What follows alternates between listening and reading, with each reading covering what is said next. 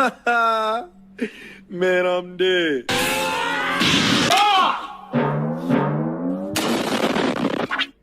Right now, of One Piece.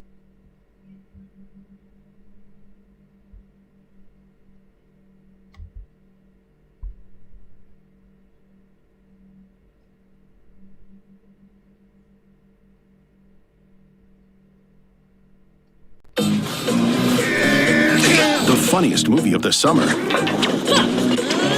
How to make $1,000 over the summer as a 3D artist. School's over, everybody's fucking around, smoking weed, all right? But you want to do something productive this summer. You don't want to just waste the entire summer on bullshit playing video games and sweating in your room in the dark. You want to make $1,000. Well, here's how you do it, because it ain't rocket science. Now, let me explain something to you first. You got all summer to do this. $1,000 may be a lot of money to you, but it's not a lot of money for a business owner. So you can definitely make $1,000 if you play your cards right. You got all summer. If you can't find 10 pieces of paper like this, during the entire summer, it's on you. If you fuck this up, it's on you. It ain't nobody else's fault. It ain't Aryan's a scammer. Aryan's just clickbaiting. It's on you, okay? So $1,000 is a whole lot of money to you, but it's not a lot of money to the guy who's selling products online. Business owners who are doing e-commerce, selling whatever the fuck. I'm just giving you a hypothetical example. There's a lot of business owners who are very much willing to spend $1,000 on their business, okay? On improving their branding, improving their website, improving their product images, whatever. I can tell you this from the perspective of a business owner because I'm a business owner myself. So I understand that $1,000 is not a lot of money to invest into your business. I'd be more than willing to spend $1,000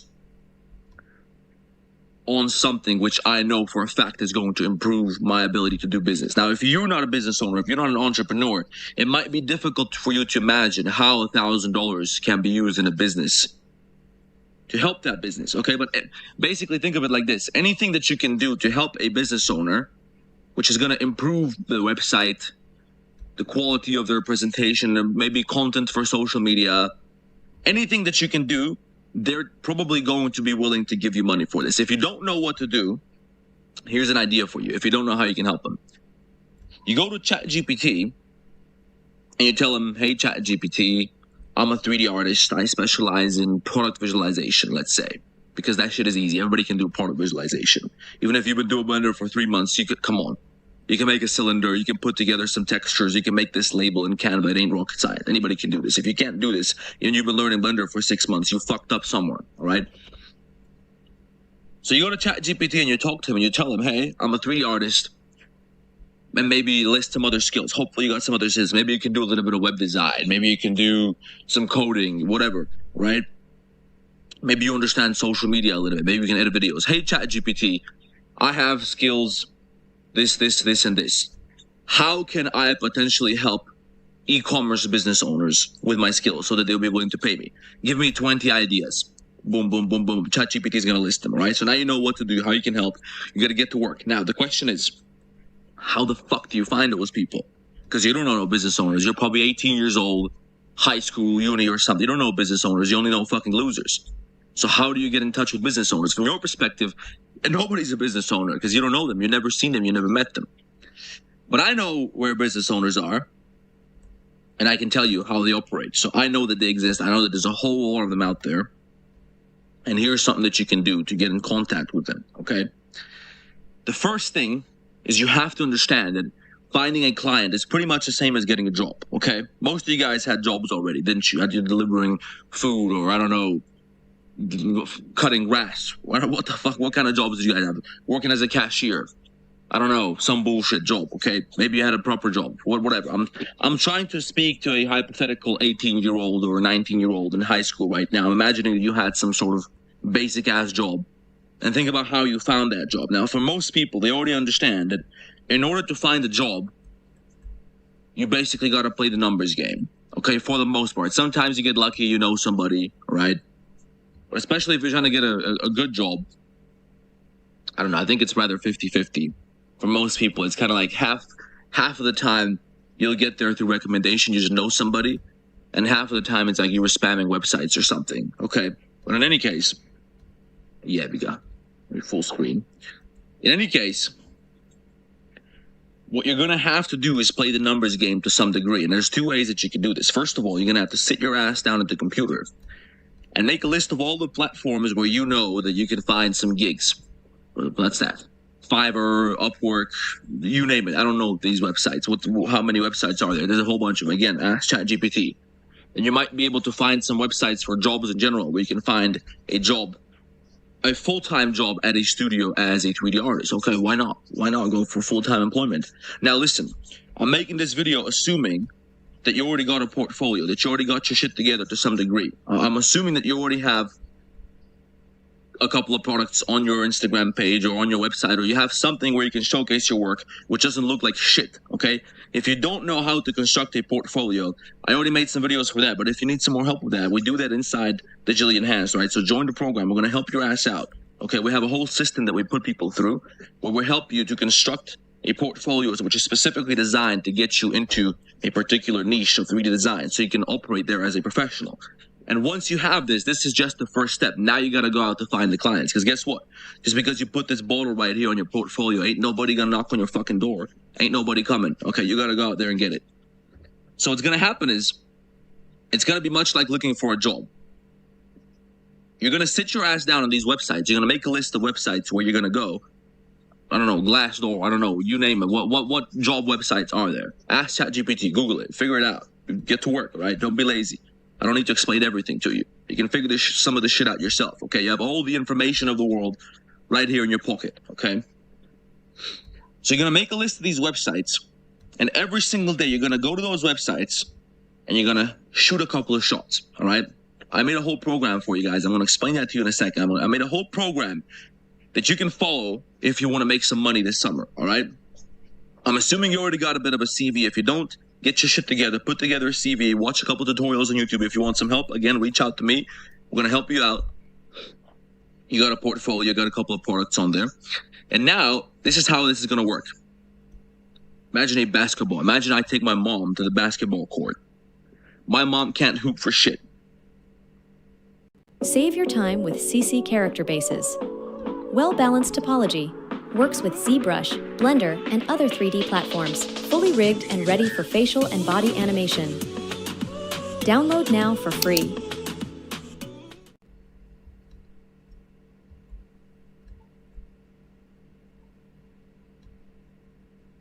One of summer's greatest hits is Macy's July 4th sale, where everyone gets our lowest prices of the...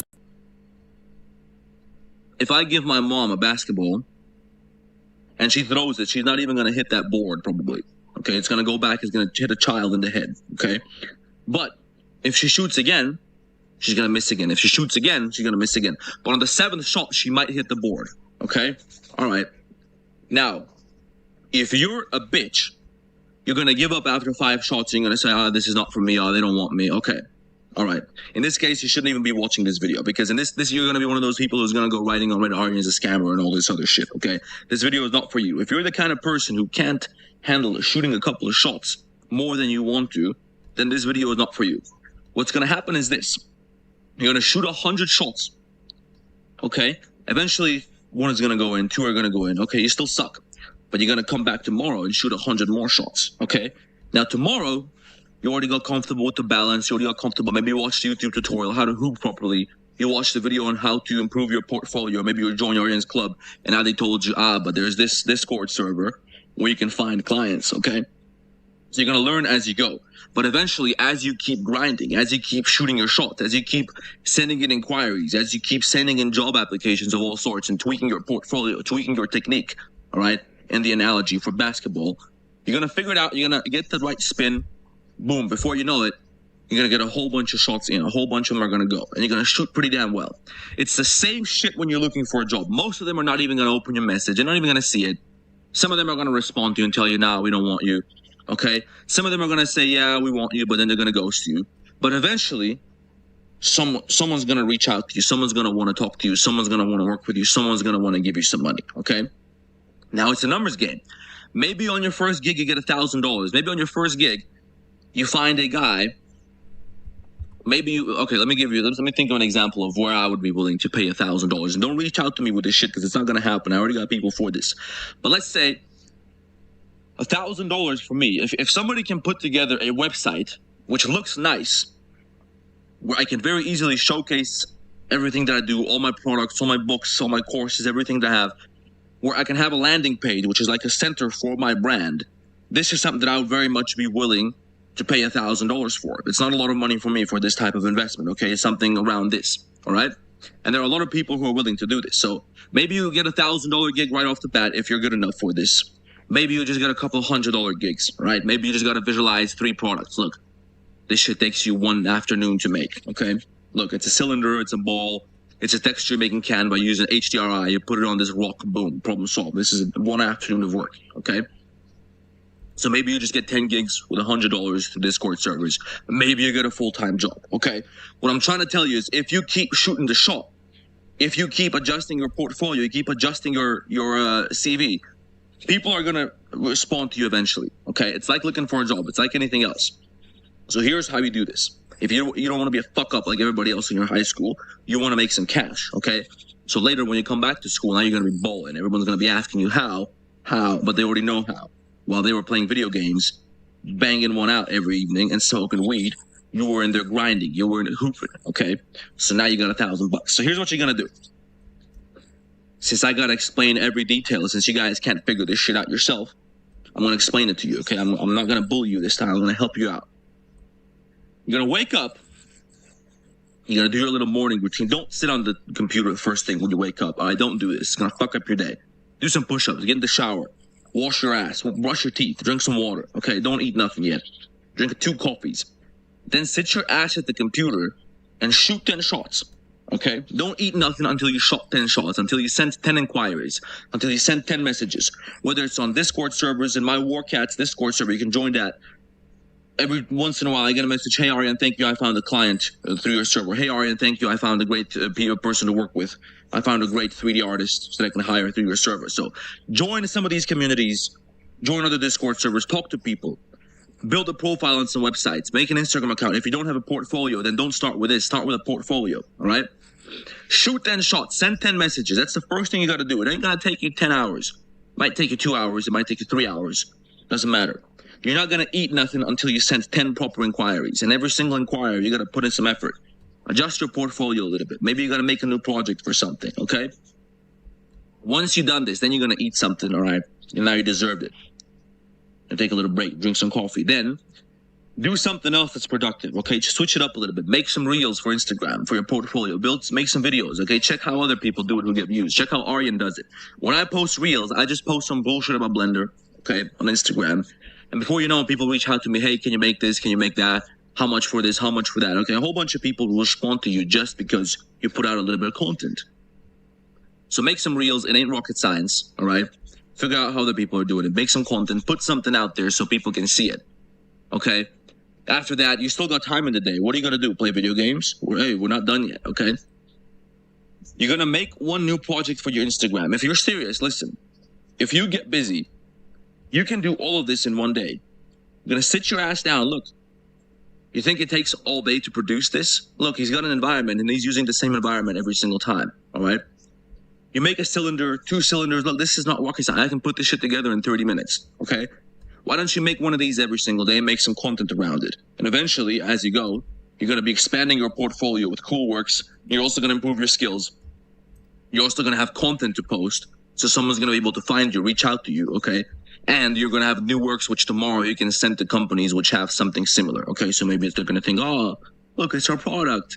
He already made it for us. You told him I use it for free, okay? Don't worry about it. Now they're going to like you. Now they're going to hire you for the next one. Once you've done this now, go do your workout, okay? Don't fuck around. And here's something that you have to understand, guys. At the end of the day, when you do this type of shit, some people are going to think you're weird. You're not gonna have an easy time hanging out with people, okay? You're gonna have to change how you interact with people because most people won't understand. Why are you doing this? Well, what the fuck? What's the matter with you? No one likes your 3D modeling skills. Some people are just scumbags. Most people don't get it. But you have to make sure that you're not this kid right here. You don't want to be the outcast, because if you're an outcast, you're not going to get very far in life. I'm going to explain something to you. If you're this guy over here who's talking, he's hanging out with friends, okay? In the evenings, you got to socialize, stay social. He's hanging out with his friends, talking to people, going to parties. Okay, he takes the time out of his day. It's summer. Come on, don't be a complete fucking loser, all right? Do something. If you're going to enjoy yourself, at least try to do it in a productive way. So you're around people, and you never know. You go out, you bump into somebody who likes you because they're also into street workouts like you've been doing for the past couple of months, okay? Now you can talk to this guy, and turns out he knows somebody has an e-commerce business. So you meet somebody through somebody else just because you're socializing, you're getting out the house. You're not a fucking weirdo like this guy right here. Nobody wants to talk to you, all right? At Fiverr, we offer 3D rendering services. But you probably already know. So this is what your summer is going to look like if you want to make $1,000. And if you do this, if you can keep your head together long enough and stay in the game long enough to do this, if you can stay in the grind and not give up after the first day because nobody responded to you like a bitch, if you can do this, you're going to find some success. You're going to find some money. 3 months from now, you're going to look back at this video. You're going to send me a message, Aryan, you're a fucking genius. How did I not think of this before? But the reality is everybody knows this shit already. And then they get mad at me when I say it. Everybody understands that if you want to find some work, you got to go through the numbers game. But everybody just likes to pretend like you can just sit there and wait and relax and someone's going to come and give you a job. Like you're entitled to a job just because you put together, you can do 3D modeling and you put that in your Instagram bio and you put 2 pictures of your dog in there. Some people think that just because you finished 3D design university, now you're entitled to a fucking job. They're going to come knocking on your door. They're going to take your door down. It's going to be lining up at your apartment. That's not going to happen. You're going to get your shit together. You got to get to work, get some grind in you, start hooping, and you're going to see very quickly that it ain't that hard at all. Once you get the hang of it, you're just going to be able to keep doing this over and over and over and over again, and you're going to be all right. Now, from the moment when this video is uploaded, and for the next 24 hours, we're going to do a special summer discount for digitally enhanced, right? You're going to have a chance to join for the next 3 months for the summer. You can get your shit together, okay? We're going to help you put together a proper portfolio. We're going to show you how to hoop properly. We're going to show you everything you have to do. You're going to be around other guys who are doing this all the time, okay? So you're going to see how other people are doing it. You're going to pick up some advice. You're going to be able to work with other guys. And we're going to guide you through the entire process of becoming a professional. You're going to get your shit together. Now is the chance to do it. You have a whole summer, okay? If you can't do this during the summer, you're never going to do it. You're fucked, okay? So I know that now a lot of you guys have more time than ever before. You have more time. You understand that you got to get to work. So I'm going to give you a chance for right now for the next 24 hours. You can sign up early. I know some of you are fucking broke, okay? So you can sign up now for a discounted price for the rest of the summer. We're going to be able to work together on this properly. You're going to see how I do this shit as well. You're going to see how others do it. I'm going to teach you how to go through the process, how to go through the grind, how to play the numbers game correctly so that you can end up making some money, okay? Whether you're making $100 at a time, maybe you'll find $1,000 gig, maybe you'll find a full-time job. You never know. You're never going to know if you don't get your ass to work, okay? So get in touch with some people who know how to do this properly. Join some Discord communities. Like the damn video and let me know in the comments what you want to see next. I'll see you in the next one. We've always valued the long run. It's why our actively managed funds can help you achieve the goal. With Duda's suite of white label tools, you can customize the entire platform to your agency's brand. Give your clients a complete solution, brand it with your logo and colors entirely under your You know, it just occurred to me a couple of seconds ago that most of you have no idea what it actually takes to get some success as a 3D artist, to get some success as anything else in this life. Most of you guys have no fucking clues. That's what we're going to talk about. Because I had a patron sent me a request. He sent me his website, his portfolio, his offer. He put together an entire system and he wanted me to tell him what I thought about it. He wanted me to give him some feedback. And I thought, no, none of you guys have ever asked me anything like this before. Some of you asked me to review your portfolio, to check out your model, to talk about your Instagram page or something. But none of you put together a system which is as advanced as what this guy put together. And I thought, I gotta tell you, I gotta lecture you guys about this shit. You guys don't even understand what you're in for. You guys don't understand how far you have to go if you want to get some success in life. In anything, this shit applies to anything. Whether you're going to school, whether you're going to uni, whether you're, I don't know, trying to get good at anything in life, whether you're trying to learn to play guitar, whether you're trying to learn to fight, all that shit, gaining the skill is just the first part of the entire process. You guys don't even understand that there's a whole nother world once you cross this fence. And that's what I want to talk to you guys about today. So here's what usually happens. Here's the situation that most of you guys are in right now, okay? You're watching 3D videos, you're watching all my tutorials, you got all these courses, and you got my ebook, and you got all this. You learned how to use Blender.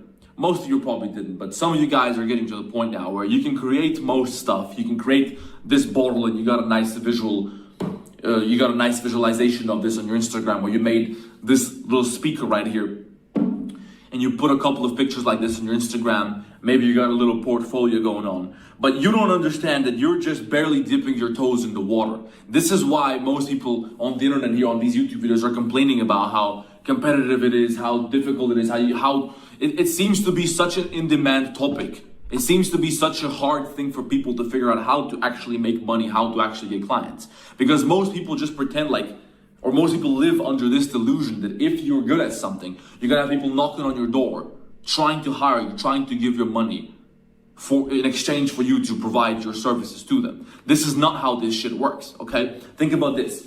How many people do you know who went to school for whatever? They wanted to become an economist or a psychologist, or what the fuck do people go to school for nowadays anyway? You go to school to become a computer scientist, okay? Let's talk about a skill which is actually useful. You learn to become a software engineer, or maybe you learn to become an architect or something like this, a construction manager. I like that. I like that career. I think that's very useful. I have a personal passion for shit which is actually productive in society, which is why I'm getting tired of this 3D shit, to be honest with you. Most of you guys just want to do this so you can have fun, so you can make video game models. What the fuck is the matter with you? We got a world to build. There's people getting bombed right now. We got problems to solve. But anyway, let's say you study to become an architect, or let's say you study to become a computer scientist. And just because you got a diploma in your hands doesn't mean that you're going to get hired, doesn't mean that you're going to get a job. Now, most people go through this because they want to get a job, they want to get better money. Most people don't do this because they want to necessarily be an architect as opposed to a mathematician or an astronaut. Most dudes don't really care about this that much. Most dudes just want to travel the world and have adventures and experience some crazy shit. Most guys just want the money, they just want the career, they just want the stability, they just want to, be able to live a good life. They don't actually care that much about the career itself. The career itself is just a means to an end, okay? So what you don't understand is that once you get the skill, that don't mean that you're going to get hired. It doesn't mean that you're going to get a job. That doesn't mean that you're going to make any money out of this. There's a whole other procedure. There's a whole other workflow that you have to commit to if you want to start making some money. This applies to anything. This applies to getting 3D clients. This applies to getting a job as a software engineer. This applies to pretty much everything in life, okay? So now you're going to have to sit there and figure out a way to make some money with your skills, okay? And this isn't just obvious. This is not something that anyone's really gonna guide you through. When you go to university, no one's gonna sit there and tell you, okay, once you get a diploma, you have to go to talk to this person, meet that person. It's an entire system that you have to employ if you want to make it, okay? And maybe they're gonna give you a little bit of lectures here and there about who you can talk to if you want to get a job, but it's really not that simple. There's a whole different set of skills which you have to apply. You have to build an entire system which is going to allow you to use your skills. Did you know that your WordPress website is being attacked every 23 minutes on average? But if you have to firstly deliver value, you have to find a way that you can deliver value, and then you have to find a person which is going to be down for that, which is going to want to accept that. You have to find the right person who's going to be like, you know what, this thing that you're creating with your skills, I can use that. They don't care if you're a good 3D artist. They don't give a fuck if you can make a photorealistic 383 bottle. Why the fuck do people buy this? It's just water.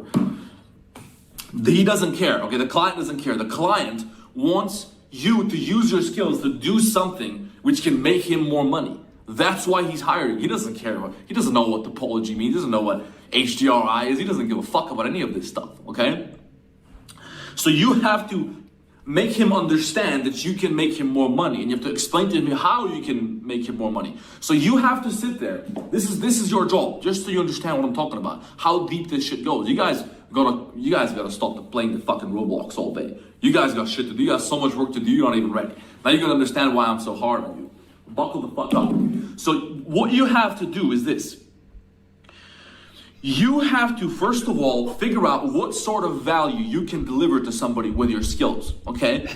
So, for example, if Aryan is selling water, I should sell you guys something. I should think of a product to sell on here. Not some bullshit like energy drinks. I should think of something smart to sell you guys on this channel as merchandise, right? I don't want to do t-shirts. T-shirts are boring. Maybe I'll do it. Fuck knows. Anyway, let's say Aryan starts a water company. That would be genius. Now, Aryan's not going to need you because Aryan can do 3D himself. But you can find somebody who's making speakers or somebody who's making knives. And you realize that this guy in your granddad's village is making knives. And they're very fucking cool. And he can make a lot of money if he committed to this as a business. So you come up to him and you tell him, look, you got these knives right here. I can help you sell these knives. Okay?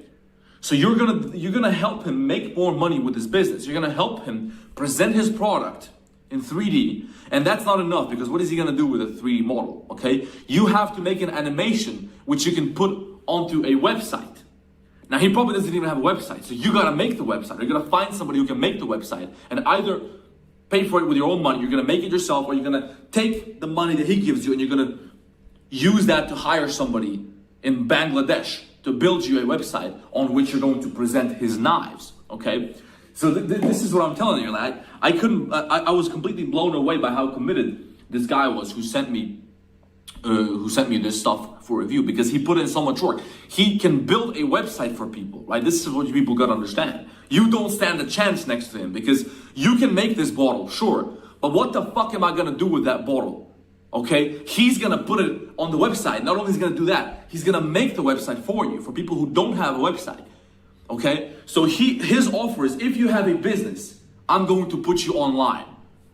Needless to say, that's one of the most important things for a business. There's a lot of businesses which aren't even online. The business doesn't give a fuck about it. You can make a 3D model for them. They don't give a shit about this, okay? So you have to put together a package which you can deliver to them, okay? This is where the money's at. Maybe you're gonna find some dude like Aryan, okay? Maybe not even me. This is what I used to do.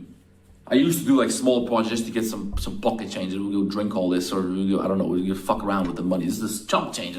You get somebody who's making a video game and they need somebody to make them a model of a knife in the video game. You get $100 or some bullshit, right? It's a very simple thing.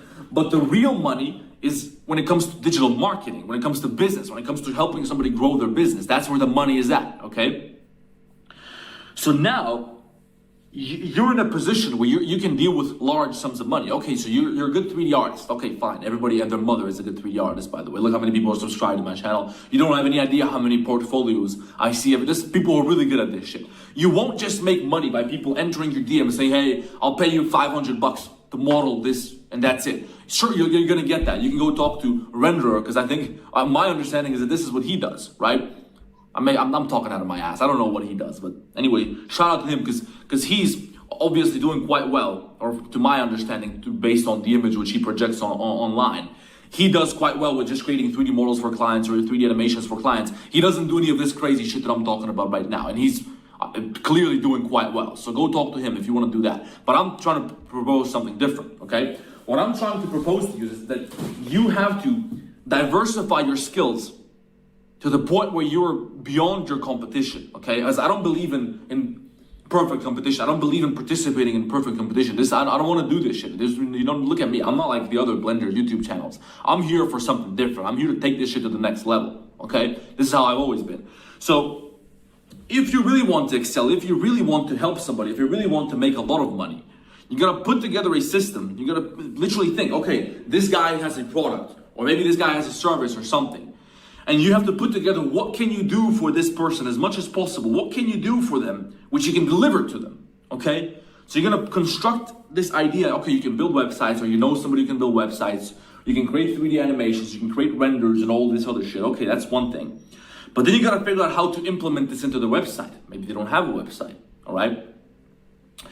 And then, on top of that, you can figure out other things which you can include in this package. So you're gonna build a whole, anyway, now I'm pushing it, because you don't need to know this many different things. But let's say you have a skill which you want to deliver. Okay, 3D design, you can create animations, maybe you can create some kind of cool animation out of this bottle, okay? Well, now you gotta learn how to use Premiere Pro. You gotta learn how to use After Effects. You gotta get all these websites and subscriptions online where you can download elements to put into this commercial which you're going to create for this person. You need to get some music, right? You need to get some references. You gotta learn how to do this properly. You gotta learn how to edit videos, right? So that's a whole different thing that you have to learn, right?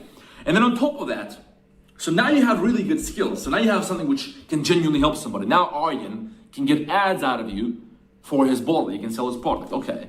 Well, how the fuck is Aryan gonna find out about you? Okay? Maybe you're gonna send him a message. He's probably gonna ghost you. Have any idea how many messages I get? I'm probably not even gonna respond. I'm not even gonna see your message. Everybody's trying to sell me some crazy shit. I don't even open messages for the most part. So you have to find a way to reach the people who might potentially want your offer, okay? So you have to construct a second system. You have to construct a second thing in your career. You have to take the second step, which is going to be finding the people. Get online in minutes. Web.com's AI Builder makes it easy. Simply tell us some info about your brand, and in a minute, the AI Builder designs an eye-catching website To which you could potentially deliver your service or your product or whatever the fuck it is that you're selling, right?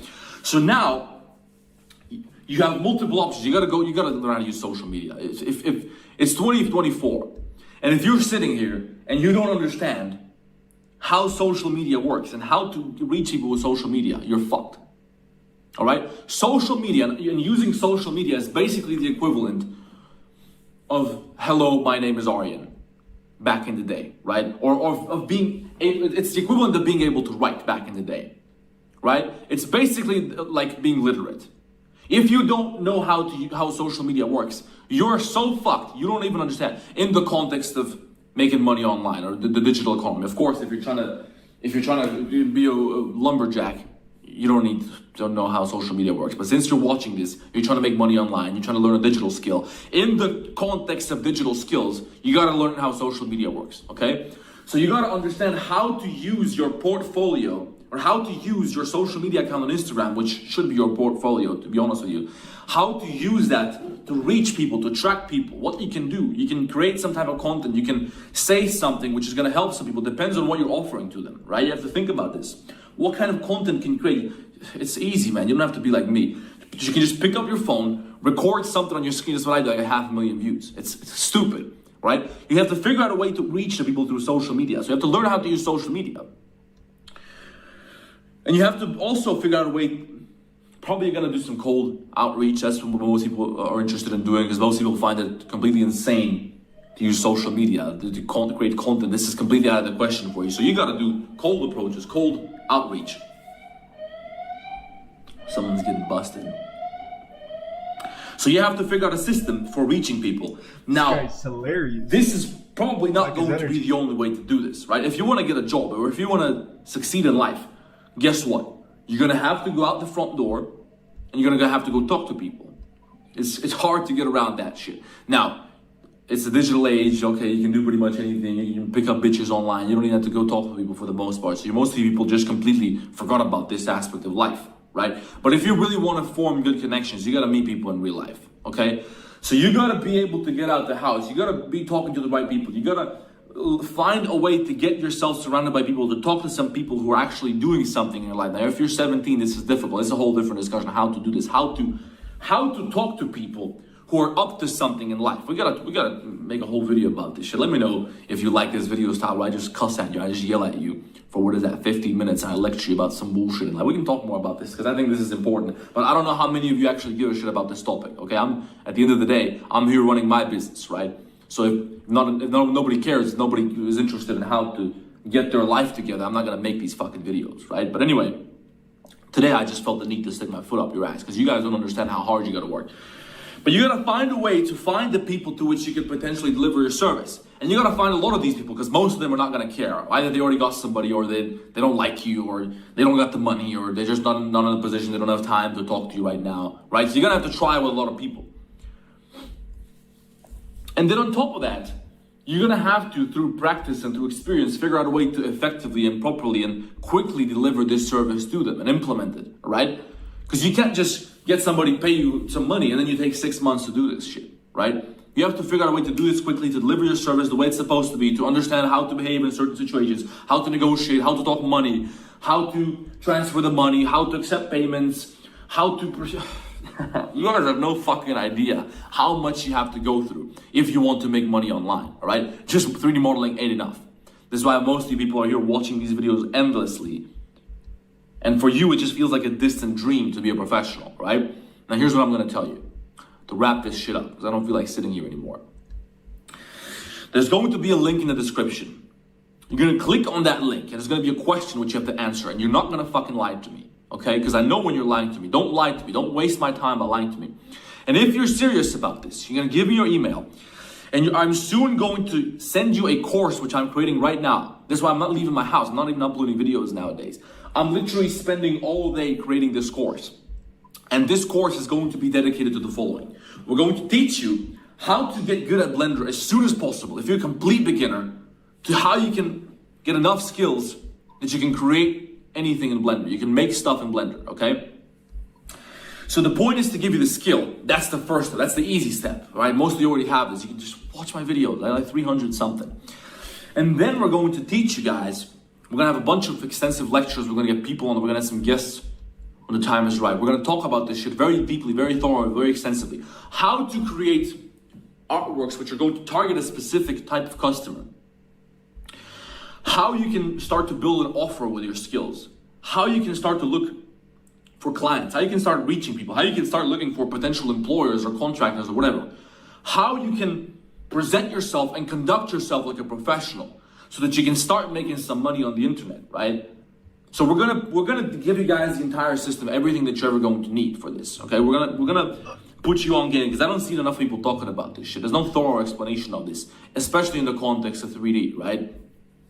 So I'm gonna give you guys everything that you're gonna need for this. So put your email below. I'm gonna reach out to you with this shit if you're really interested in learning about this type of stuff. Because I know most people here just want to see 3D modeling. They just want to see me make a car. They just want to see me use the word topology and use the word new Blender update and Blender add-on and all this shit, whatever, right?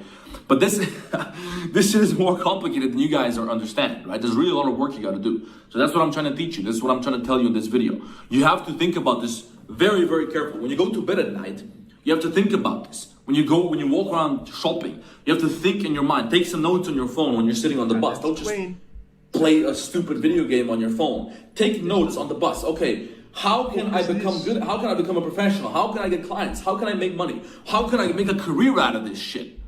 Okay? You have to think about what you're going to do with your life. You have to make a plan for this shit. It's not easy.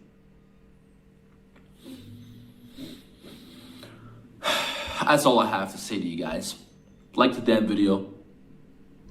Tell me in the comments if you think what I'm saying is kind of true, or maybe I'm just a fucking asshole yelling at you. Whatever. Don't even bother saying that. I don't give a shit what you think. Okay? Because I know what I'm telling you is the truth. So like the video, subscribe to the channel, and I'll see you in the next one.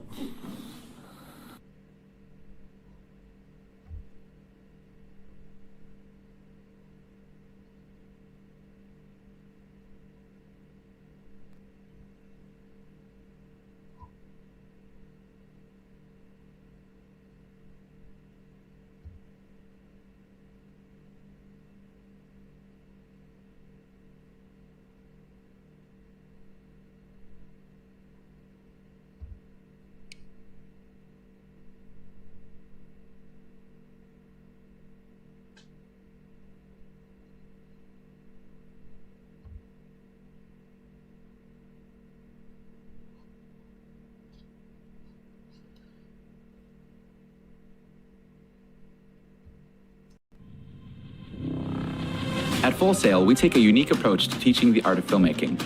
Our students work on projects designed around the industry. They're planning and executing a production and handling post-production aspects like editing and sound design. We offer campus and online programs so students can create stunning films anywhere in the world. Our instructors are working professionals who bring years of industry experience into the classroom. We're helping emerging filmmakers find their focus.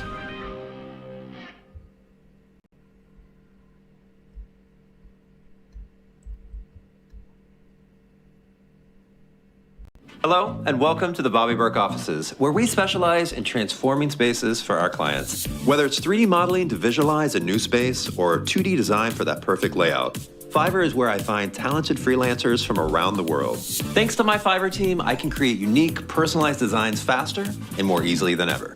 Bring your vision to life with freelancers.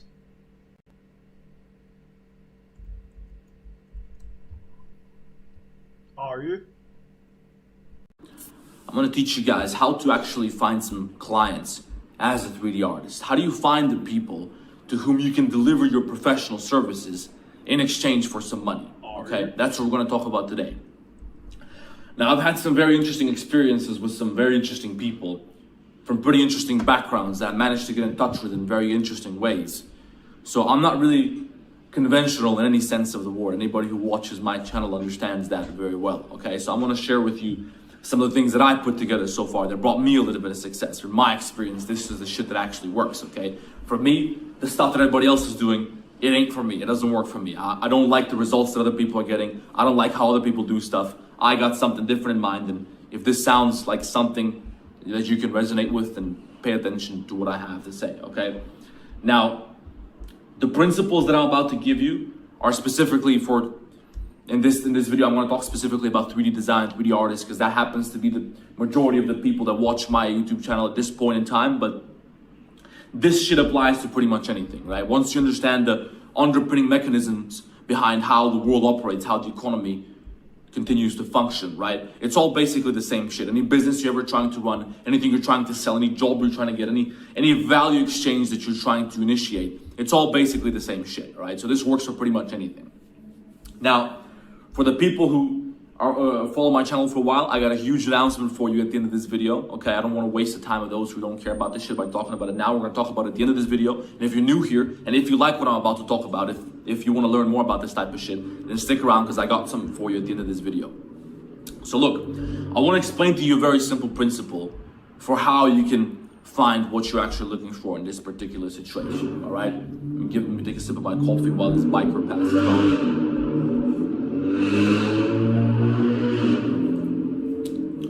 So the way most of you people operate right now, and this is probably something that you learned from the other 3D artists on YouTube, the other guys. I don't really watch them, but I understand that this is primarily the way that most people do this.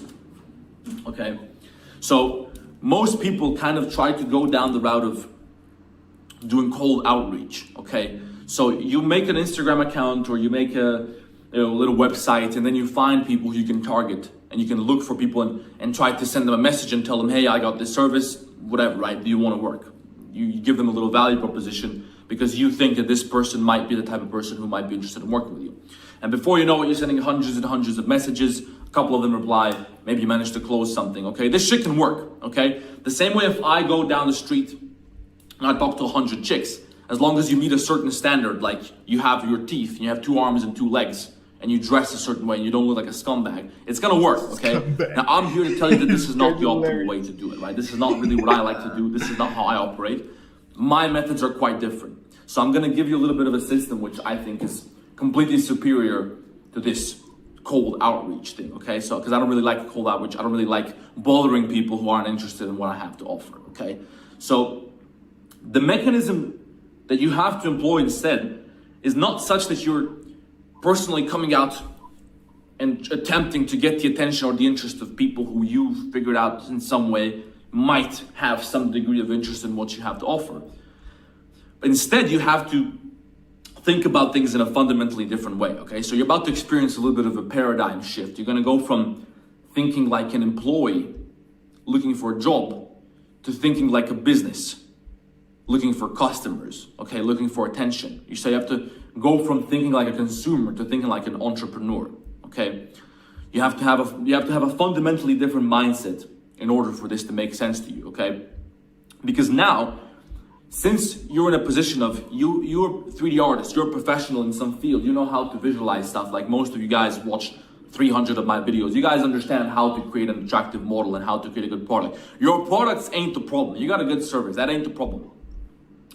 Now, you guys have to understand that you're not really in a position where you should be functioning like a person looking for a job. Unless that's what you're into, unless you're trying to look for a studio to hire you full time, then that's a different story. But that's not really what we talk about on this channel. On this channel, we talk about how to make money in other ways, how to be an entrepreneur, right? This is what I'm interested in. This is what I talk about on this channel. If you guys want to talk about jobs, we can make another video about that as well, because that's a whole different topic that we also probably should discuss. It's just that I assume that most people are kind of past that, and most people already have jobs in some way. They already understand how this stuff works.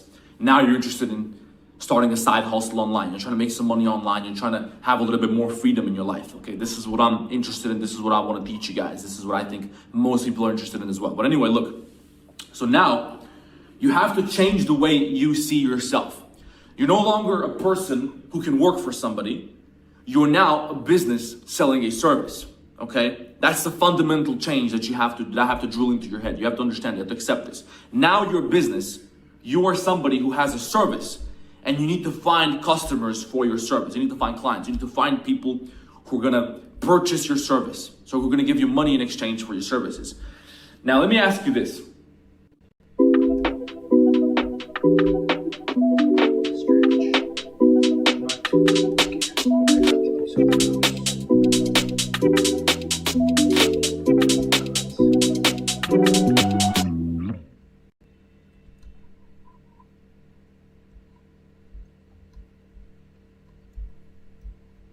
You want a career in cybersecurity. We can help you get there.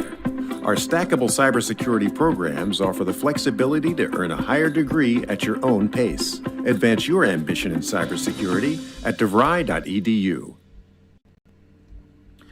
Any company that you can think of, any business you can think of. When was the last time you had IKEA knocking on your door, asking you to buy furniture? Okay? This shit doesn't happen. That's not how businesses operate. It doesn't work that way. It's a fundamentally different way of operating, right? Now, you might have some cases where a particular business is interested in having a specific client, so they reach out to them for some type of special agreement, but this is not the case for you. You're just trying to get people to buy your service, okay?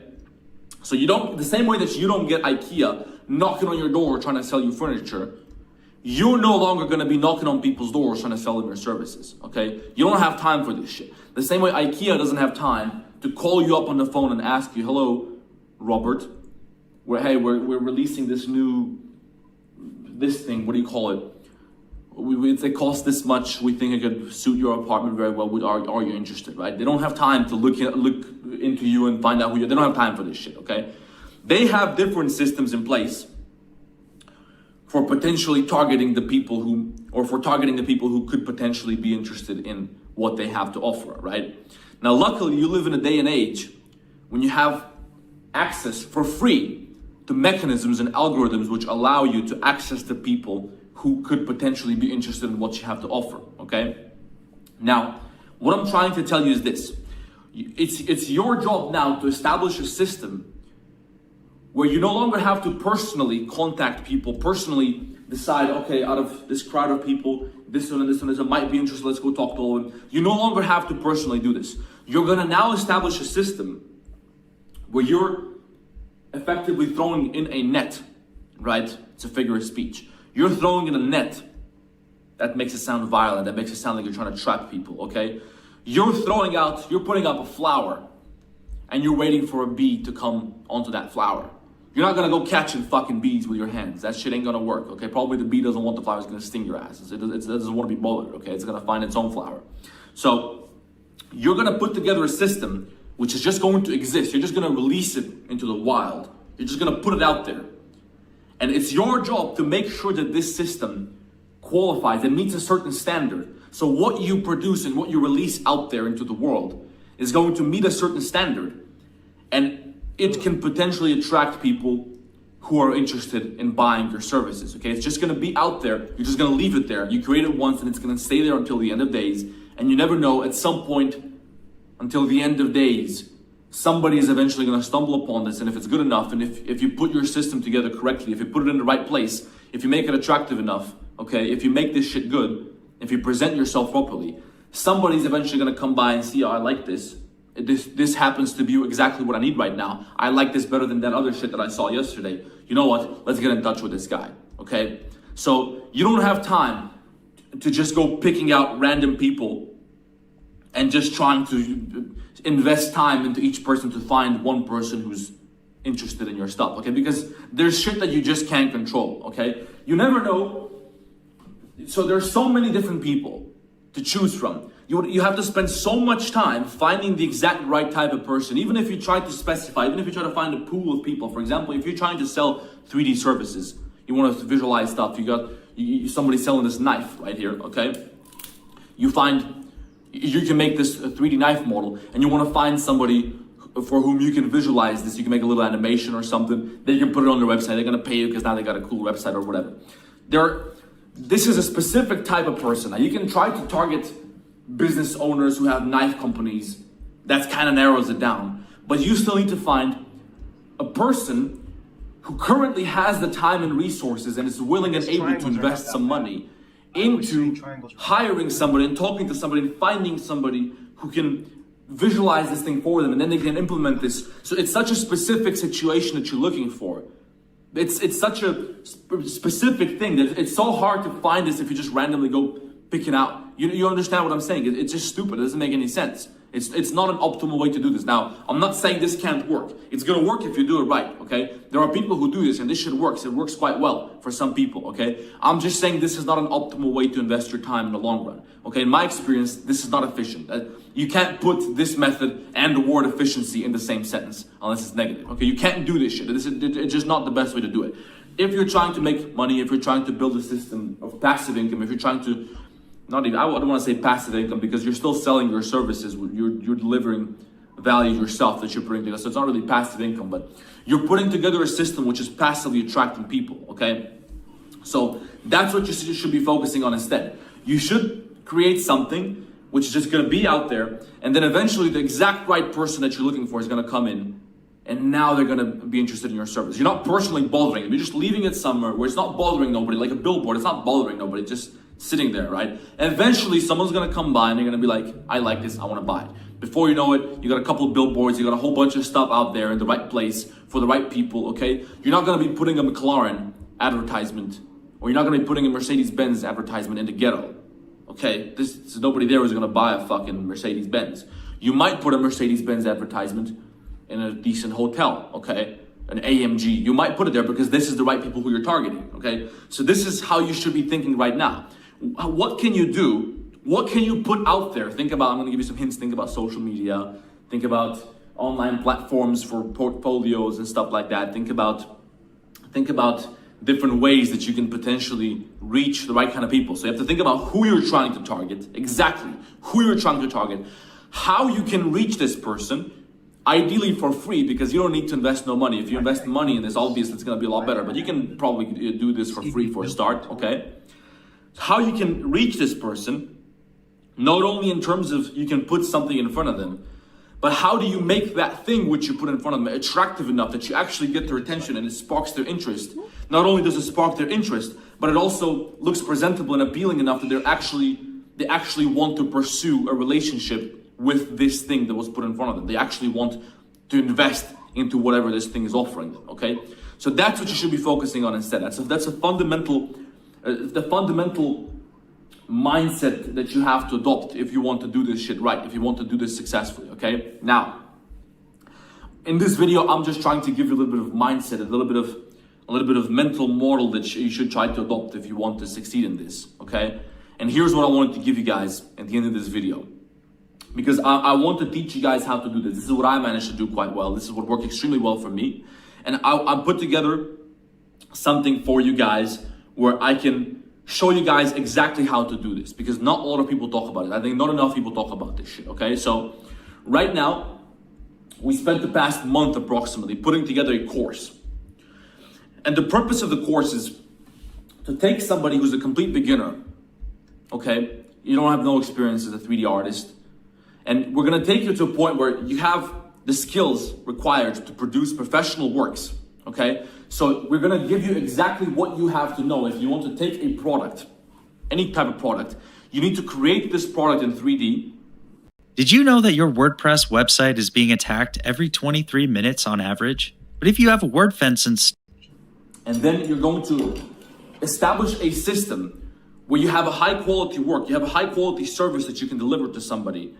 And you're going to have a system which you can use to find the right people that you can deliver this service to, okay? That's exactly what we're going to teach you. That's exactly what we're going to focus on in this course, okay? So we're not just focusing on 3D, we're focusing just as much, if not even more, on the part where you actually find a way to deliver your service to people, because learning the skill itself is not that hard. You just watch a couple of YouTube tutorials, okay?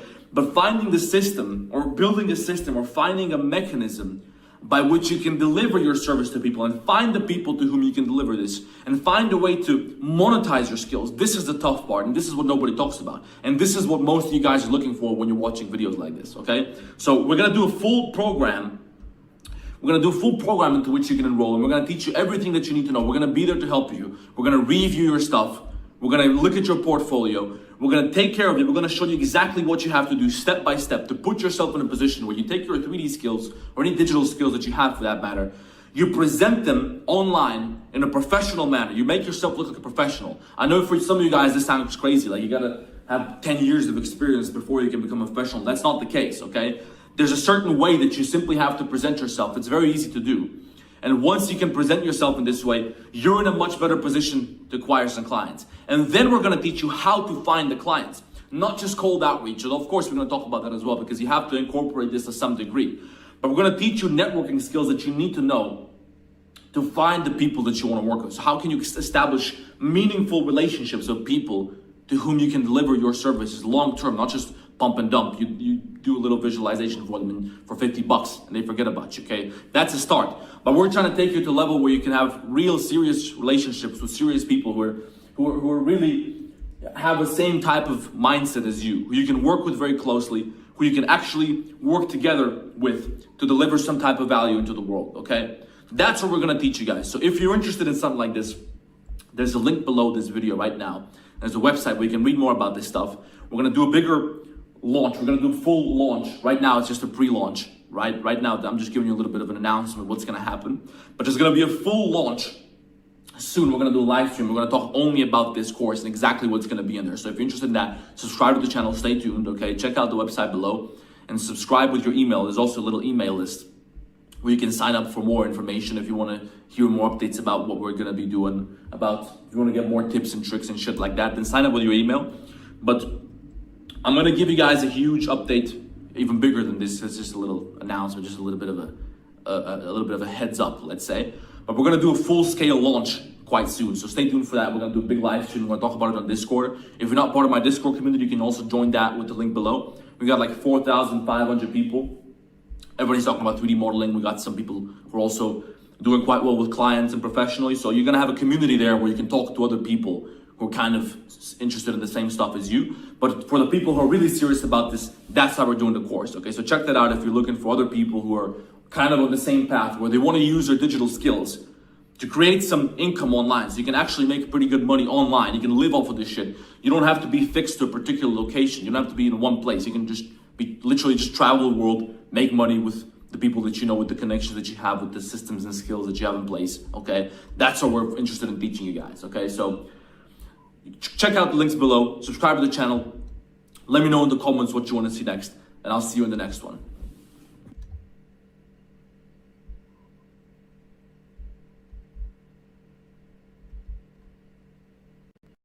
Switch to Chrome to protect yourself from malware, so you can surf without getting phished.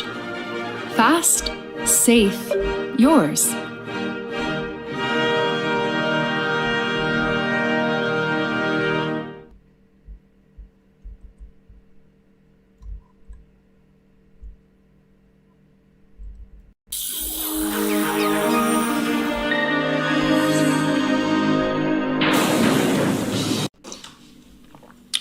There are two ways that you can get anything in life.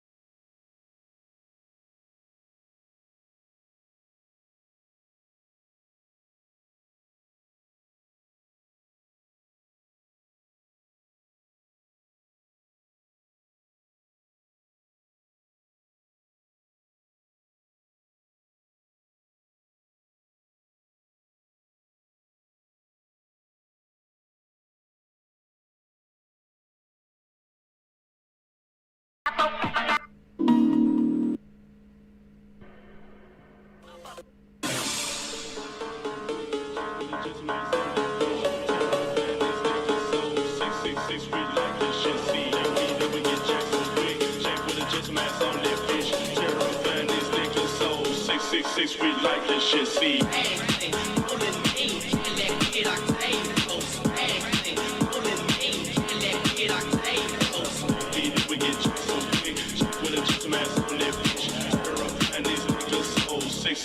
We like this shit, see.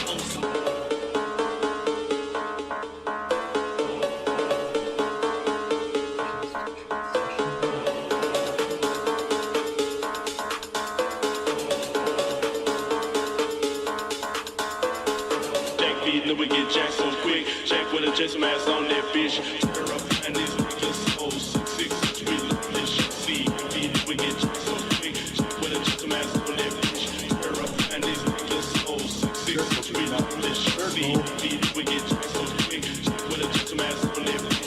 Turn her up and these niggas so 6'6". We love this shit. See, we get jacked so quick. Jack with a gentleman ass on that bitch. Turn her up and these niggas so 6'6". We love this shit. See.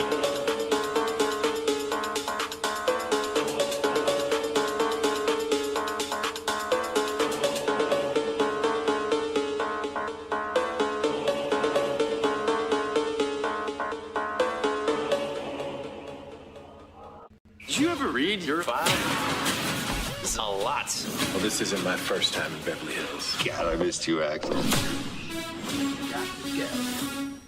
Struggling with moderate to severe Crohn's disease or ulcerative colitis? Talk to your doctor about #1 prescribed Entyvio, offering 2 maintenance options, including the Entyvio pen. Infusion and serious allergic reactions can happen during or after treatment. Entyvio may increase risk of infection, which can be serious. PML, a rare, potentially fatal brain infection, cannot be ruled out. Tell your doctor if you have an infection, flu-like symptoms, sores, or are prone to infections. Liver problems can occur. Entyvio, relief, remission for real. Entyvio.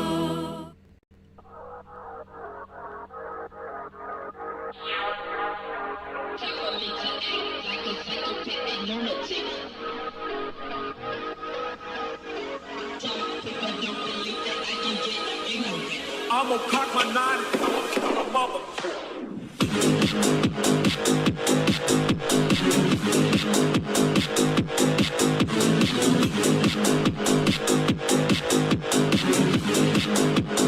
I'm gonna cock my 9.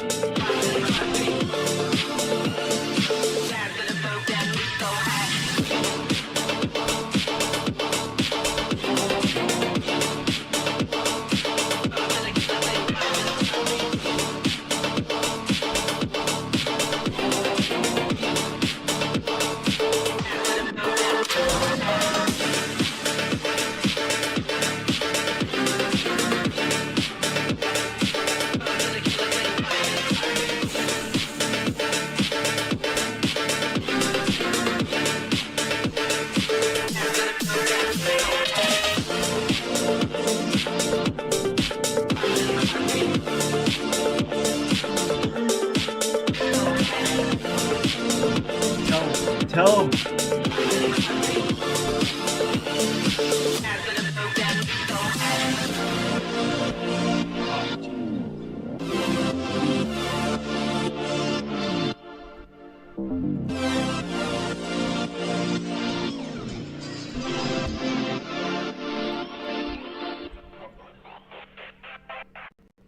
Good morning.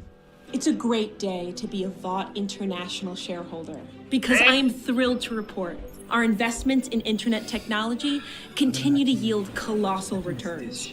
EBITDA margins are strong and our future looks brighter than ever. And today, we stand on the verge of a new frontier. Alongside our dear friends at Opera GX, we're proud to present our very own super-powered browser. Browser from Vought. With browsing speeds that could give A-Train a run for his money, a laser-tight filter on news, and, thanks to the Deep and his dedicated team in crime analytics, Browser has been injected with an encrypted connection to a private VPN with advanced cookie and ad blocking protection. It's like having the Seven protecting you online, so your personal data and identity stay safely in your hands and ours. And Homelanders. And just as you trust Vought superheroes with your lives, you can trust Vought International with every detail of what you do online. So whether you're watching a compilation video of Homelander's greatest saves or review bombing TV shows, you can browse with confidence that what you look at is private, super speed, super secure. That's the browser promise. Download.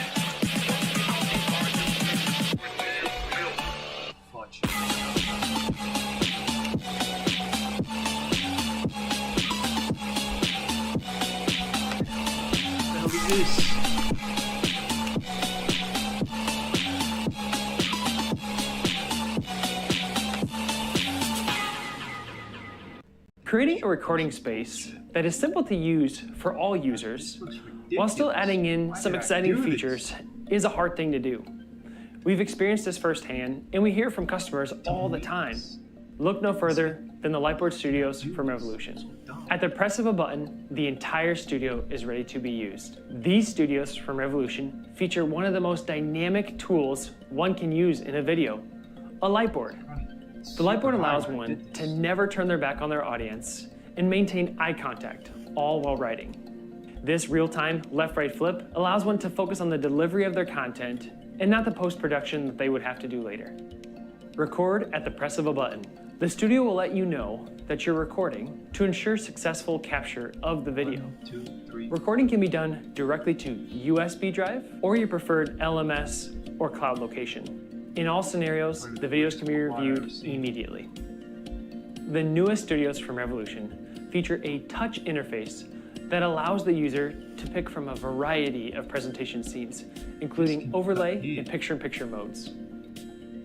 Share your content by a simple drag and drop or by going into slideshow mode. Either way, pick what works best for your awesome content. Going live with your viewers can be one of the best ways to use the studio. There's nothing more engaging than creating content at the tip of a marker while holding your audience's attention. Use whatever program works best for your organization. Zoom, Microsoft Teams, whatever your preference is. The Lightboard Studios from Revolution have been fine-tuned and battle-tested, ready to help you educate your world in one of the most engaging and exciting ways available to you right now. Reach out if you have any questions.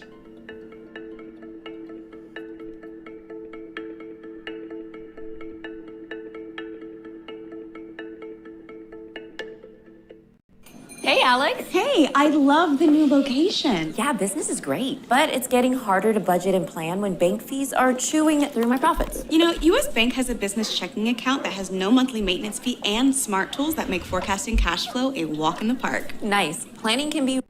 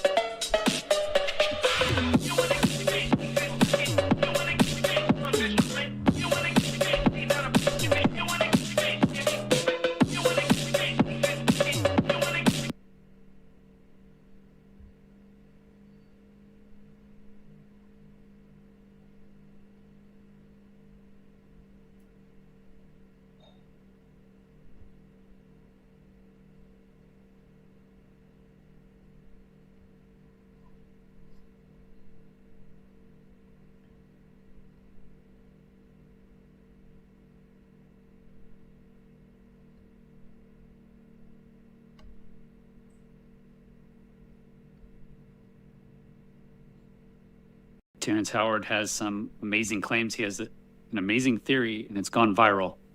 He was on Joe Rogan to explain it. I've been letting it sink in, and now Eric Weinstein went on Joe Rogan with Terrence Howard and gave him what Weinstein calls an elite review. So not a peer review, but an elite review.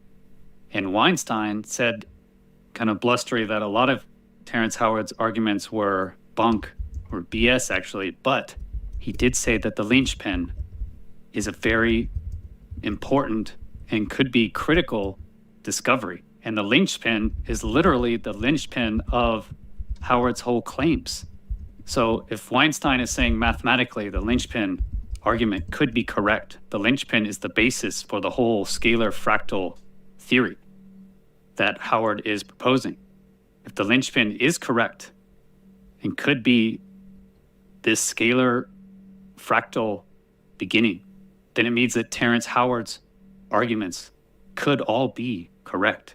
So this could be the literal linchpin of Howard's arguments. That's why he called it the linchpin. He said his wife would say that's the thing he'll be remembered for. A lot of people have been asking for a reaction video to Terrence Howard's claims. I've been looking into them, trying to understand them.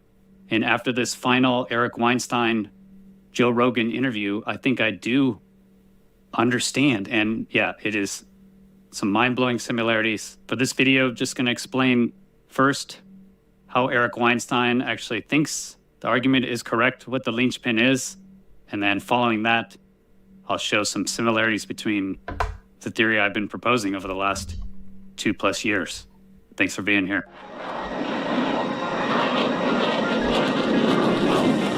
Chris Lado, welcome to Lado Files. Question: would you build a website for a major brand with more than 200 million? And another Can you bring us a linchpin? and another Bing, bing, bing, bing, and bing. then you Okay. fuck my mom. Okay. Okay, Howard's linchpin. Howard's extraordinary claims for the linchpin appear to mirror Green's extraordinary claims for the string. So let's look at Terrence.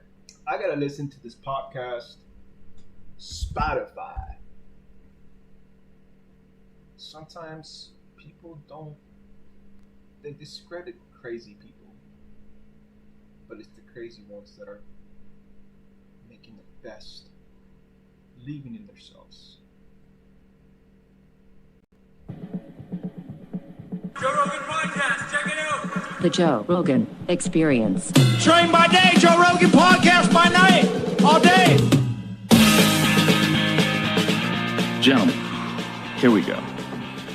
Terrence, thank you for coming back. It was a lot of fun having you on the first time. Obviously, a lot of people wanted to talk to you after they heard all these ideas of yours. And then my friend Eric reached out and he said he would love to do it. Eric, one of my most brilliant friends. Tell everybody your background, like your academic background, so people understand what you... Sure. So I'm a PhD in mathematics, specifically in mathematical physics.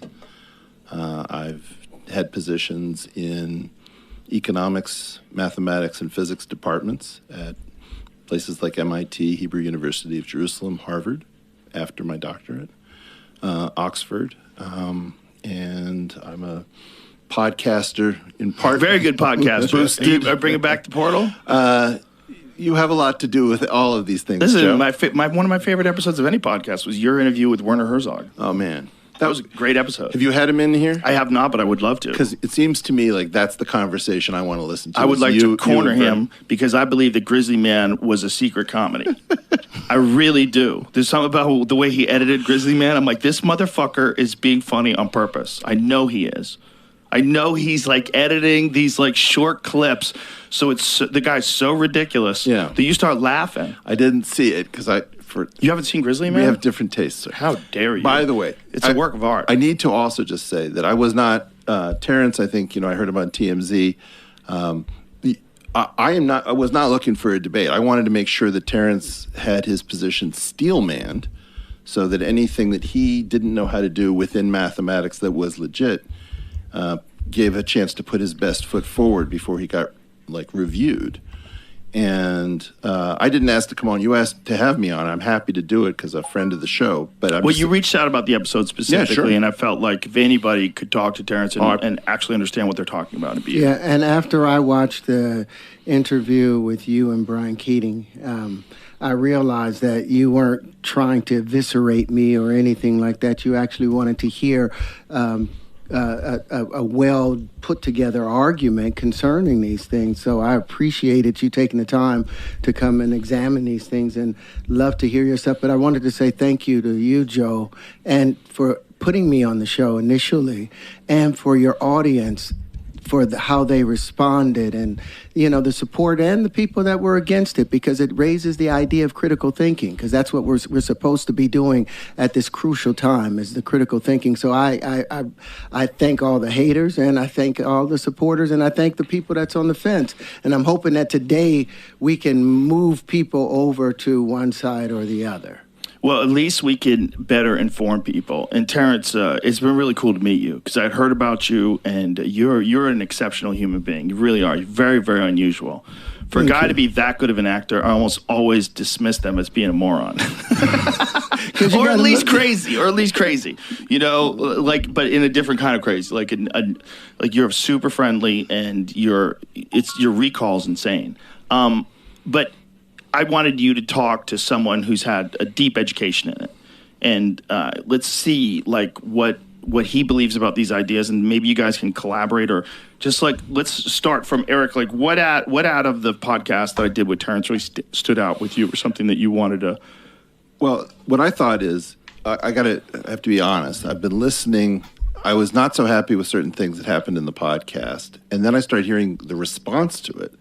And I was much more infuriated by the response than anything I heard in the podcast, because I thought that a lot of people just used their position of greater formal education in some of these areas to be jerks and to be really dismissive and pretend that they couldn't understand things that you were saying. And I didn't. No, I'm not kidding. I know, I heard it. Because I think this thing goes out to millions of people, and whatever. Let me just say something else positive about Terrence. What he just did was very big. He said, "Thank you to the haters." I haven't gotten to that plane of existence You gotta stay yet. offline. I keep telling you. Some people just shouldn't be reading the comments. It's not the online stuff. It's the academic stuff. The academic stuff is really it's vicious stuff. Yes. And it's always with like a pretend smile on the face, so it's the worst. Mhm. And what I thought I would do is I can't critique a man if I haven't built a model of what he's actually saying in my own mind that he agrees with. Like, in other words, if I start coming after Terrence and saying, I think this stuff here is bullshit, and he's like, I didn't say that, that's what you inferred from what I wrote, then I've just basically insulted a person incorrectly. And if I praise something, I don't know whether I built that in my mind or he built it. So the first thing I thought we would do is I would try to recapitulate what I understand of Terrence's sort of grand arc and see whether or not I can steelman it. And then Terrence can say yes, and then I can evaluate it. But until we do that, I don't know whether I'm actually reacting to the real man. I think that's really important. And what you said about the viciousness of academics, I think that's just a human thing that exists at the highest levels where people are doing something very difficult, and there's a lot of stress and anxiety involved. Sure. And you attack even your peers because your biggest fear is your peers attacking you. And usually, generally, it happens with people that are getting more recognition than someone who thinks they should be getting more, deserve. Like, someone thinks they should be getting more recognition, they see someone getting recognition, especially for something that perhaps could be controversial, and then they start attacking them viciously. But it's generally people that wish they got more attention. It's part of the thing. Sure. If you think about it, though, if you think about the number of people in podcasting who sort of have tried to lift each other up, it's pretty good, right? Like, yes. Like you, Lex, Sam Harris, all sorts of people have been good to each other. And one of the reasons that is that there's enough money in it. What happened in academics is that it went into a contractive state in which you killed or you died, right? And so basically, the ethics of academics plummeted after the early 70s. It was always very competitive. But really what it is it's the Hunger Games. And in acting, for example, if there's money among the elite set, people have trouble with each other. Same thing in tech. Mm-hmm. They kind of fight each other, but they all get rich together, and then they bury hatchets and things like that. You don't see that as much in academics because it's kill or be killed. And so we've had an implosion ethically. And so one of the things that I wanted to do was to try to just begin by steelmanning, because I've been really disappointed in a lot of the critique that Terrence has experienced. The funny thing is the scientists that attacked, most of them was upset that I got into their lane and climbed into their lane talking about science. But here, they're not inside a lab somewhere. They're not in Cambridge or Oxford somewhere. They're on social media. They're on the entertainment world. And I've never sat up and said, oh, you're full of S because you have no business doing this. But they got upset that I'm talking about the foundational problems associated with mathematics that's held us back. But I think if people really care about these ideas, though, what they should do is talk about the ideas. It's the personal attacks that are attached to the ideas by people that want to be taken seriously. It fucks the whole thing up. Because, like, either you're correct or you're incorrect. Tell me what you think is right, and then you tell me what you think is right. Let's work this out. But this personal attack shit, if you're talking about something as complex as the things that you discussed on this podcast, there's no room for bullshit. There's no room for bullshit. You're dealing with such highly complex ideas. Terrence says that, and to his credit, I found that interview you were doing with that woman where you seem to be wearing a wig. I was doing the movie. I was in the middle of doing fight night, and they had a shooting. I had to do the interview in between shots. It's amazing. It's an amazing interview with the wig on. It's amazing. Well, I remember that line from High Heels. Put that wig head on. But bro, you can pull that wig off. You can just start speaking at Oxford with that wig on. Fuck it. But anyway, so Terrence was there, wigged out, and he was saying this thing. Wigged out, literally. Literally wigged out. And he was saying this thing. He said, look, all I care about is the truth. And that freed me up to come on, right? Because the spectrum of Terrence, from the best to the worst, is a broad spectrum. And he seriously wants to improve what he's doing. He cares about it. And if I can play a part in that, I think I want to offer to you. I want to be able to show you the things that I tried to show Neil deGrasse Tyson that he would not even really take a look at and to see. But no, he did take a look at it, right? He responded in a long video recently. Yeah, but his response was disingenuous. Guys, may I make a recommendation? Let's start with the ideas, because I think we all care about those. Yes, for sure. But hold, please, because this is an important thing that just came out. He was so disingenuous because I sent him a long email after he sent me back the red line thing, thanking him for reviewing it and saying, look forward to when we can discuss these things, because I sent the treatise to him so we could discuss that on the show. His whole point was, I'm going to bring you on my show and we're going to talk. So here's the stuff that we're going to talk about that I would like to talk about. He never followed up from that point forward, just sent one-line emails. Any other thing you got to go to somebody else. So he's pretended like, oh, I was trying to be, very helpful, but that's not what the email trails show. So he did make this one very large response, though. Right? He did. He did go over the treatise, all the red line stuff. He only has so much time. He might be in a position to defend him, that he might be in a position where he's like, look, I just said what I said about all this stuff. Good luck. I don't have the time to sit here and discuss these things in depth. And Maybe that's great. That's great. But it's like you invited me to come and do your show. I put this stuff together to come and talk to you on your show, and then there's no follow-up with the show. Got it. Where's the beer? I understand it. I mean, I understand your perspective for sure. It's like, come on, man. If you're he might have got to a point where it's like a thing where he thinks it's ridiculous, and he doesn't want to engage it on his show. Ridiculous. Amen. And I believe that, but if you got 97, 98 patents and 4 supersymmetrical systems that you're claiming you have, and all you need is someone to review. I'm going to have to jump in. I don't want to do it this That'd way. be great. Listen, we're just having a conversation. This isn't about Tyson. What's the problem? This is a colleague of mine. Yeah, this isn't about Tyson, and I love him. I love him. I grew up watching him, and I appreciated him. But what is the problem? We're defending him. I certainly am.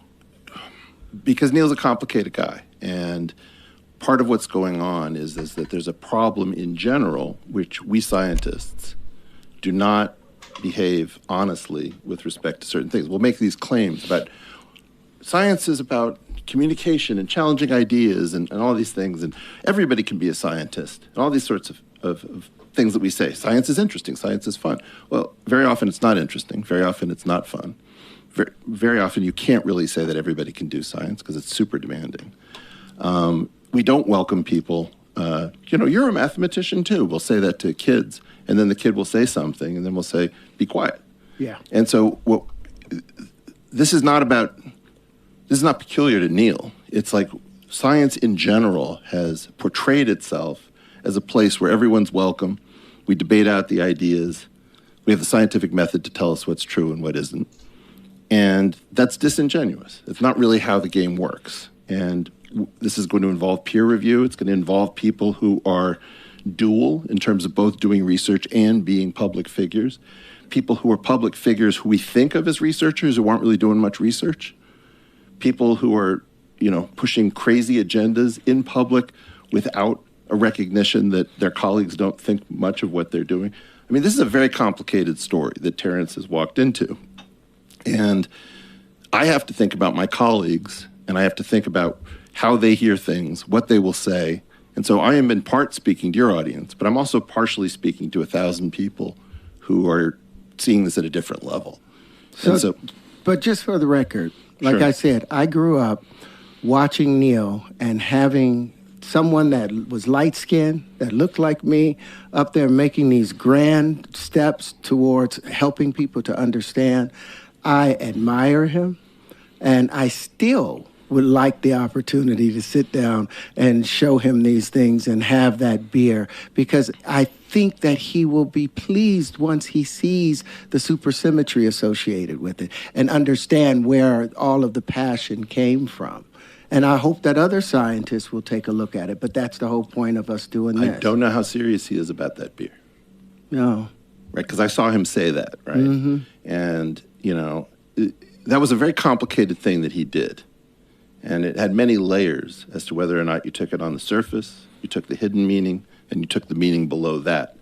And so plunging right into that from the beginning, in my opinion, is not served very well by having the three of us here. Because the first thing is, what is the nature of Terrence's ideas? I don't think Neil actually understood some of your ideas, to be entirely honest. No, and what he forgot is when I say 1 × 1 = 2, that's a metaphor for challenging the status quo. Despite the fact that the square root of 2 has all of its issues when you cube it or you multiply it by 2, which creates a contradiction, despite the fact that the square root of 2 has a problem with the prime numbers, the fact that they call number 2 a prime number, when it's clearly a composite number. Any other prime number, and I'll jump into this, any prime number that you subtract from another prime number, you always get a composite number, except with the situation of the number 2. And there's so many people and that's why the prime numbers are unpredictable, because of that problem associated. So there's been a problem with 2 for so long. 2 is different. I mean, you will find that mathematicians will often talk about proving something for characteristic not equal to 2. So they'll single out 2 as being just very, very different. So look that up when we're done. Yeah, but why? But why would they do because that? in part of what you're saying, the prime 2, it does belong as a prime, but it is also special. And in other words, I have the opportunity to strawman you if I want to, because what you just said sounded crazy. And I also have the possibility to steelman you. So all the algebraic topologists who just heard, for characteristic not equals to 2, they're like saying, yeah, that's fair. And so in part, by just jumping into the middle of this, we don't have the benefit of putting your best foot forward, because, if you say 1 × 1 = 2, everybody knows that that's crazy. But what you actually may mean, and the fact that you don't use certain terms, or the fact that you use certain pronunciations that communicate to me something very positive, which is that you taught yourself. You learned this stuff from reading about it, because nobody taught you, or you wouldn't pronounce certain words the way you pronounce them. True. Yeah, True, so, in part, you always have the ability to make fun of somebody who pronounces a word the way it's read on the page, and then you also have the opportunity to say, holy cow, that guy actually taught himself. That's more impressive. And Right. so in part, what I want to do is I want to start by giving you your best foot forward and see if I even understood what you said when you went into this whole flower of life riff that becomes your larger theory. And the only way I know how to do this is to see whether or not I actually grasped it. Because I also had to spend some time. I didn't spend a ton of time, but my time is valuable, your time is valuable. Mm-hmm. So let's do this thing. Yeah, so I will follow your lead. All right. What's going on with the number 2? The CIA is in charge of the number. What's up with 2? 2 is different. Because of what he said, the fact that the even-odd distinction. Isn't that odd, though, that 2 is different? What a strange thing. The problem that's associated with the number 2 is because of the identity principle, which I call the Jim Crow laws of mathematics. That A times 1 = I know you don't want to go into it yet. No. Let's get into it. Just as a base. You're going right into his neighborhood. Just as a You're base. in the mathematical hood right now, trying to keep the black man down. No, you have Marie von Franz, who argued about the problems associated with the identity principle. You got Kurt Gödel, who talked about it. You got Wells. All of them said it made everything incommensurable just because they gave that identity principle to the number 1. And that has been the stumbling block for mathematicians, because it's what's held everybody behind. Because they keep trying to make that work. Am I wrong? Yeah, you're wrong if we do it that way. I mean, in other words, I can take. What is anything that he's saying correct? Terrence has several influences, which again, I don't think it's clear to me. I have to ask him questions to find out whether I'm even right. Look, one of the problems is I may be wrong about my model of Terrence. This is the first time I'm meeting him. I didn't know who he was before the podcast. And I need to know whether or not I'm even building the right model of Terrence, because otherwise it's just silly to have me here and I'm going to critique what I built in my own mind from Terrence's words. Right. What I would love, what I was hoping is that you would be able to explain your geometric unity model. That's a different day. This is about you. Okay, then all right, then. But you guys could definitely get it. That could be a whole nother podcast. But what about what he was saying is incorrect just now? He's saying things that are often at a level that are allegorical, and you could make them. So Terrence sometimes mentions something called category theory, right? And there's a weird way in which category theory can take something that seems to be an analogy and make it precise and powerful, right?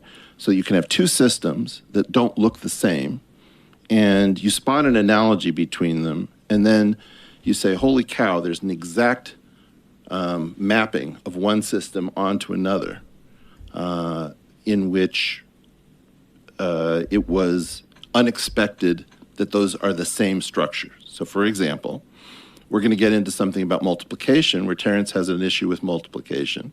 But to the best of my knowledge, you don't have an issue with addition. I don't have an issue. I don't have an issue with multiplication either. Well, then 1 times 1 is what? 1 times 1 should equal 2. And action times an action. If you can show me one place in the universe. But you just shifted frames. No. Show me one place in the universe. One natural observable phenomenon where 1 times 1 equals 1, where an action times an action doesn't have a reaction. So then you just went into there's a concept called logomachy, which is arguing over words. And what you want is not to be caught. If I can beat you in a word game, or you can beat me in a word game. You can beat me in a word game. I didn't go to MIT. You can beat me in a word game.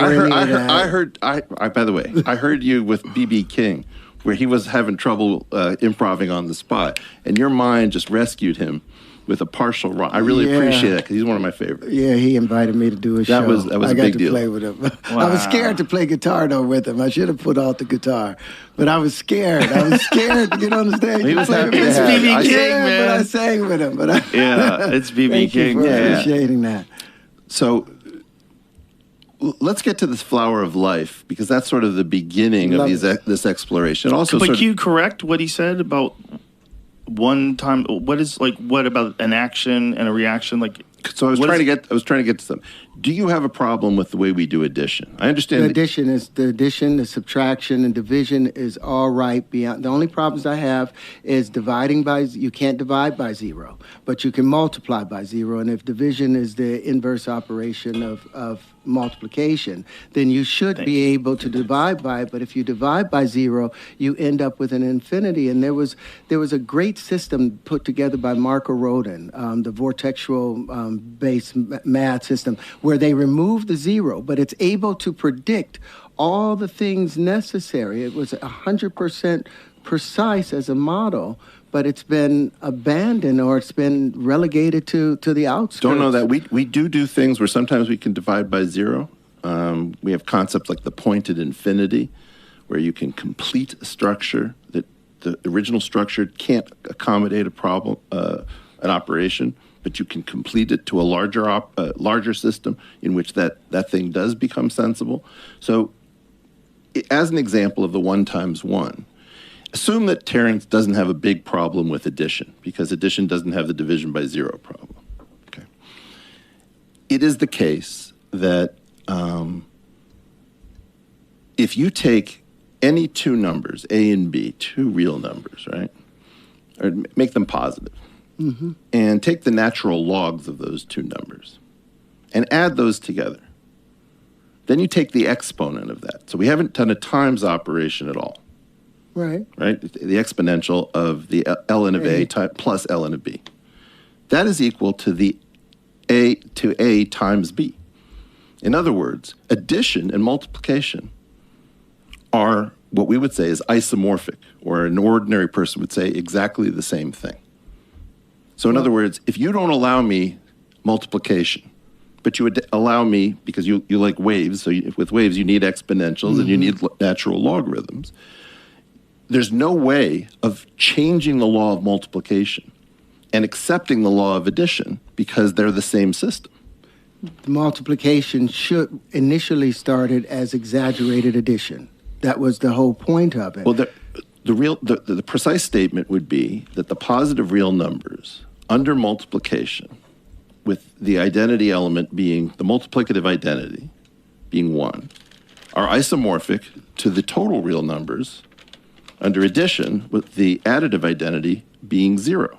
And the natural logarithm and exponential are group homomorphisms that connect the two, with one being the other's inverse.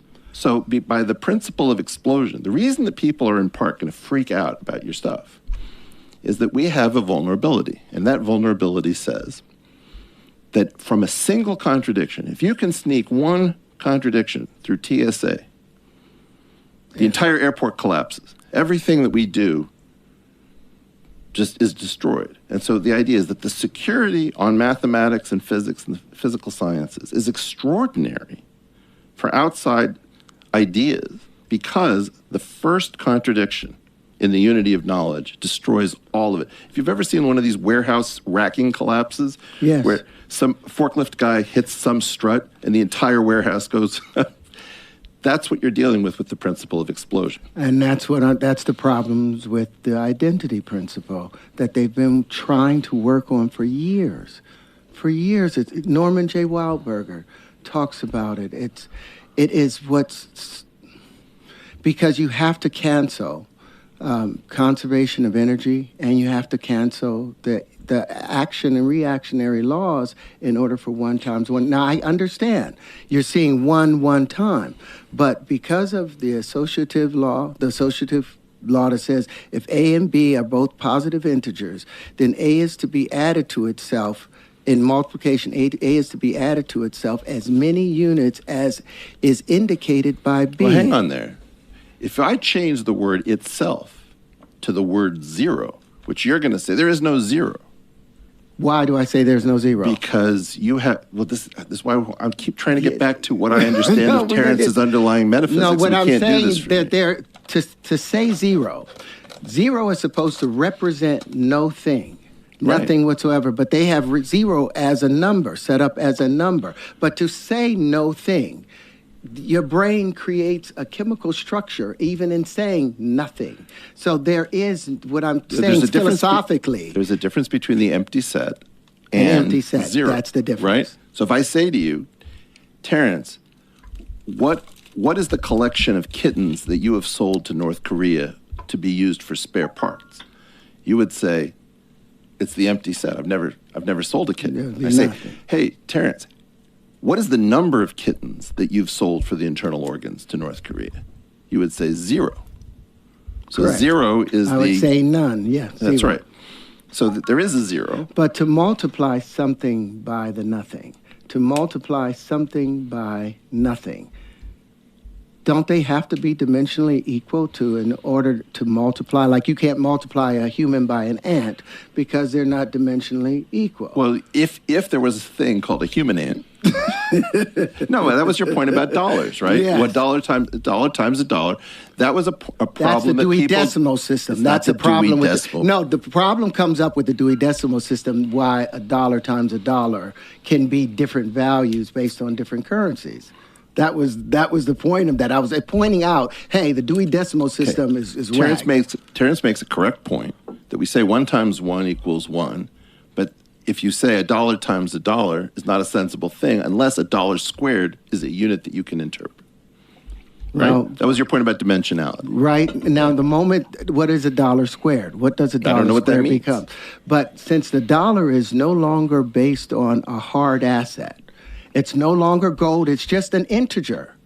It's just an integer in a computer being multiplied. It's a unit of account. It's a unit of account, but it's an integer that's still now you're able to multiply it under different currencies. States are not allowed to print dollars, but states are allowed to print as much change. So who's to say that the state isn't saying, okay, we're going to print. We can get into seigniorage, which is the concept of theft that it occurs when either the Fed or a counterfeiter creates more script, thereby devaluing, increasing the unit. The number of units that are in circulation decreases the value per unit. Right. But my claim is you're going to do a series of things. Like I've watched how you deal with people in interaction. And you've created an incredible effect. Rick Rubin, the hip hop producer. Yeah, he did my album. Okay, well that makes some sense because the first thing that happens is I'm awakened by a message from Rick Rubin. He's like, "How come you can't explain physics the way Terrence Howard explained? That's not a way to get on my good side at 8 o'clock in the morning." Yeah, but he's probably baiting you. What? He's always baiting. He's the best. He's the best. I'm trying to explain physics the way you explain it. Well, okay. I'm looking for a partnership at the end of this. That's what I'm hoping to win you over as a proselyte. You can try. I'm hoping that the information does that. There's at least one area that you have won me over in, which I'm very excited about. But I'd like to get back to... What is that area? Don't leave us hanging. The linchpin. We'll get to it. Yeah, but you can't leave us hanging. Well, I'm trying to get back... Look, I'm trying to do a service to this. Go ahead, let me let you talk. You're just going to talk. Stop trying to control everything, you freak. He's got a plan. I know. He's got a very rigid plan. Can I have a good time? Can I get an ayahuasca chino? Actually, is there a way to bring the temperature? Yeah, we can lower the temperature in here. Yeah, because I'm schwitzing. He got him. But you are wearing a jacket, sir. Well, because I'm trying to be professional. That's hilarious. Isn't that adorable? I like how you dress, Matt. I do pictures that cold coffee. Beautiful geometric pattern on your hoodie. Looks much more comfortable. This thing you're doing, everybody does that. Smart as you are, you can wear a fucking dirty Nirvana t-shirt.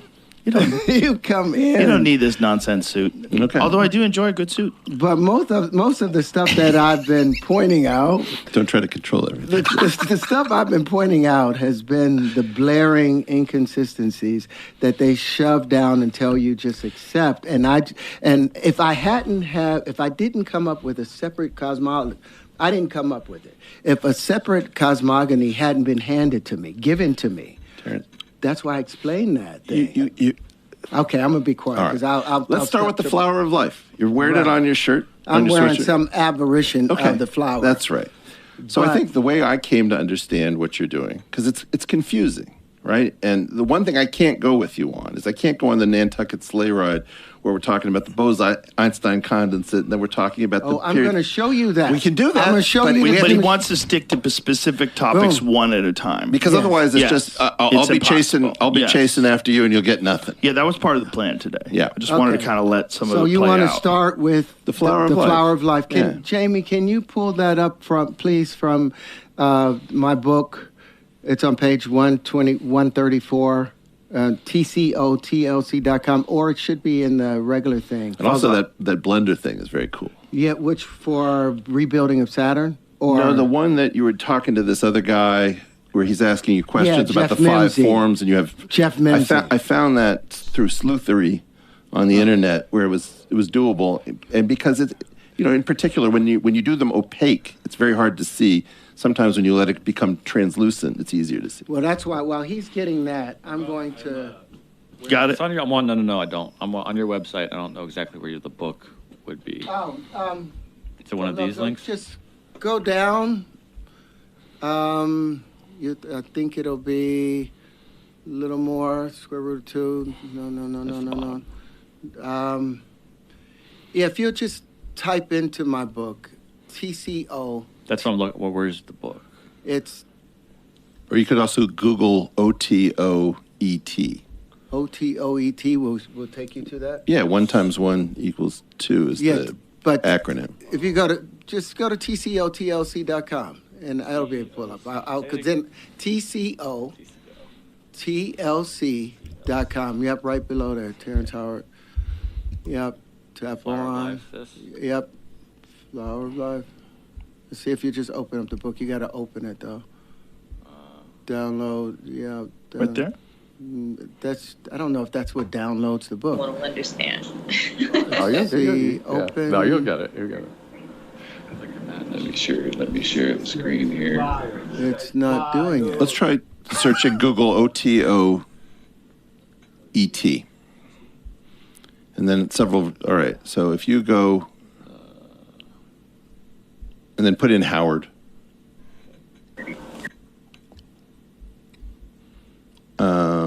No. Or put in PDF.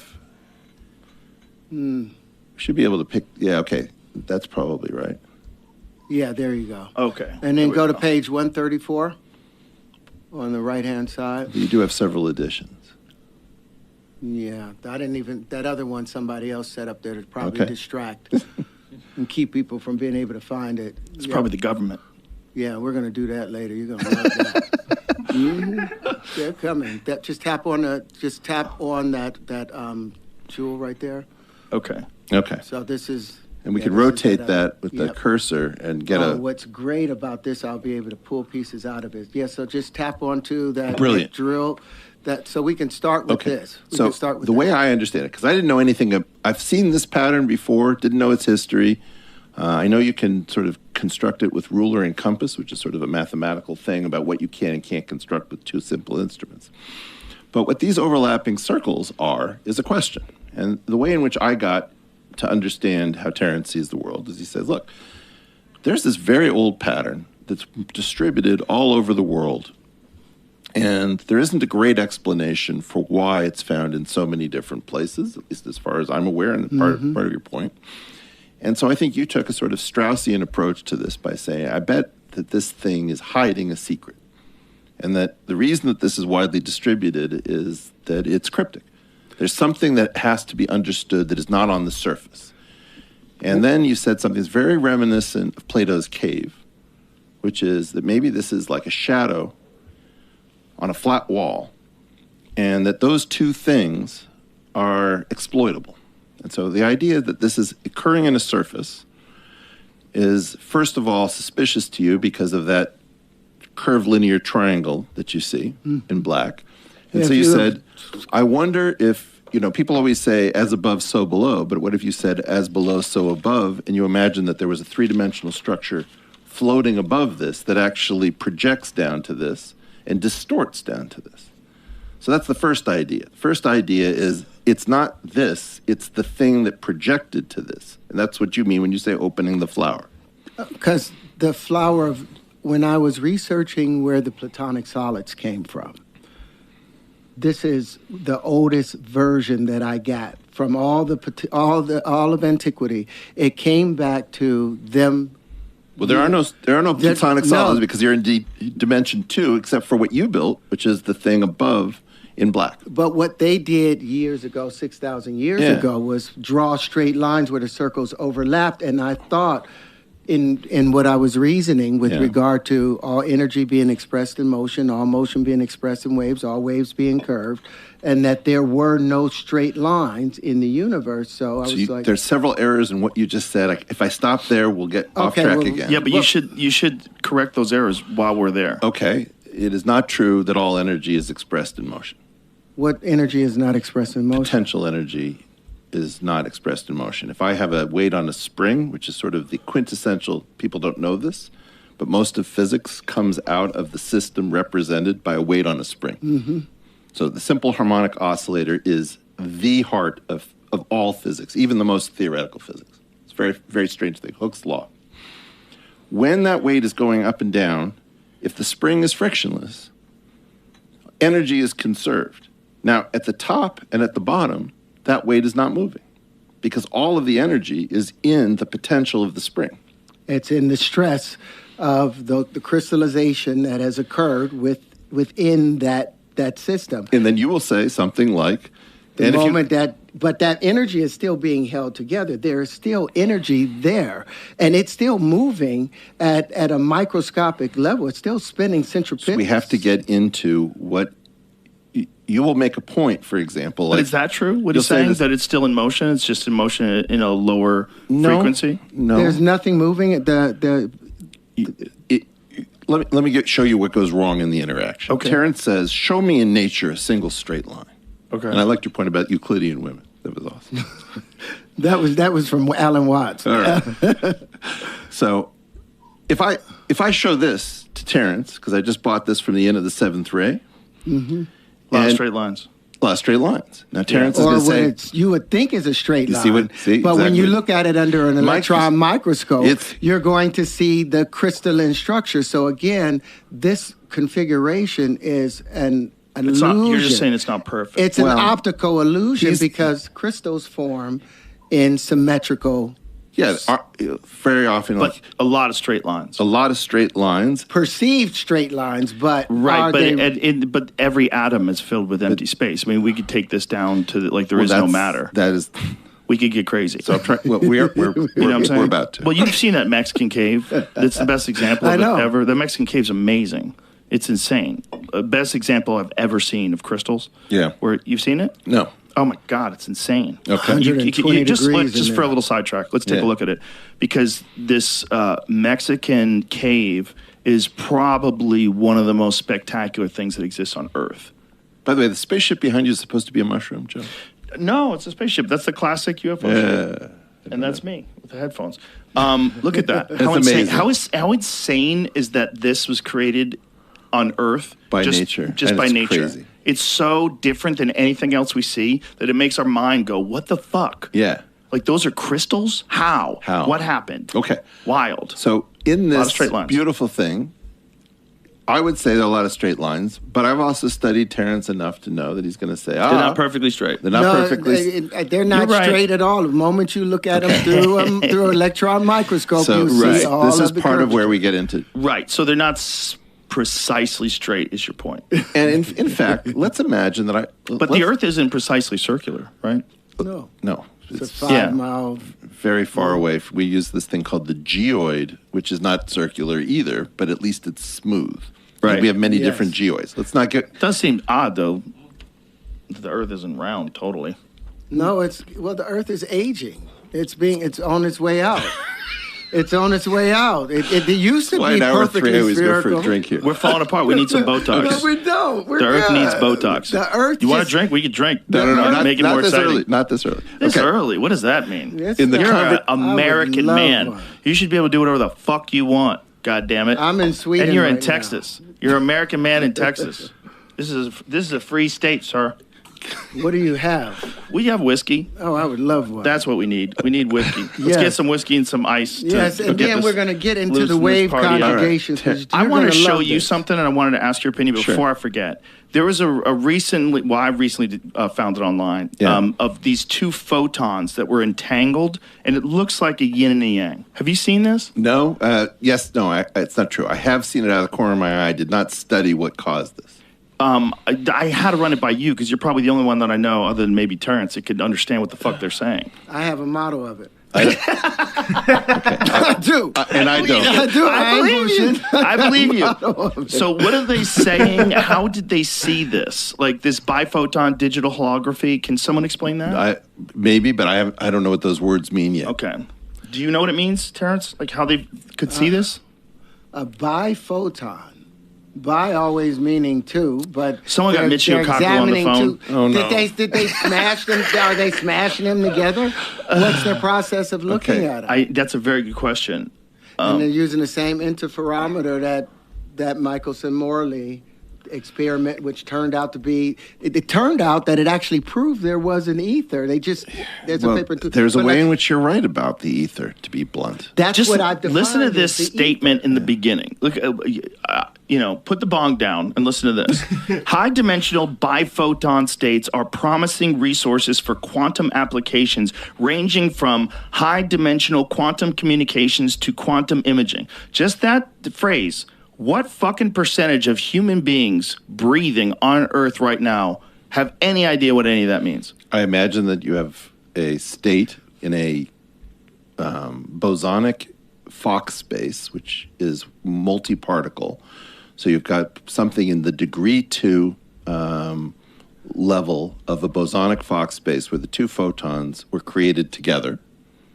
And that's going to be where the entanglement comes from. High dimensional, I don't know what it means because I know too many different I assume it's a term of art in this area. And what they're saying is if I can create something that is geographically distributed, but also linked at the point of creation, like if a photon decays into an electron-positron pair, those two are going to be entangled. And if you make a measurement in a quantum sense of one, you seal the fate of the entire system. And so what they're trying to say is, if you want to get jiggy, people always want to talk about faster than light communications by taking an entangled pair and saying that if I do something in one place, I know what happens outside of my light cone. So we can give meaning to these things, and then you have to say, well, it doesn't allow you to create information transfer faster than the speed of light, and you have to be very careful and precise about it. But if you just start getting jiggy, then you start thinking... You introduce the ether. Thanks, sir. So the ether, in part, when I've been here on previous versions of JRE, I talked about vector bundles. And in a certain sense, how do you have a wave without a medium? The medium was supposed to be this ether. But the medium is actually something called a vector bundle. It's a little bit weird that you're a wave. No, it's perfect because the vector bundle... Go ahead. I'm not going to... You're a wave in a medium, and you as a wave don't know that you're a wave, and you don't know what medium you live in. And it's funny that you go through life not understanding what you are. No, but that medium, that luminiferous medium, ether, that Maxwell wrote all of his equations off of, Newton believed that light was propagated on that same medium. The only reason that special relativity came along was because they had misread the results from the Michelson-Morley experiment because it did show a slight change or some drag, but from that point onward, because Einstein's theory of relativity was so easy and it predicted all of the movements of things, they abandoned. They had a bad idea of what the ether was going to be, and special relativity they thought it was said, still. Yeah, in a certain sense.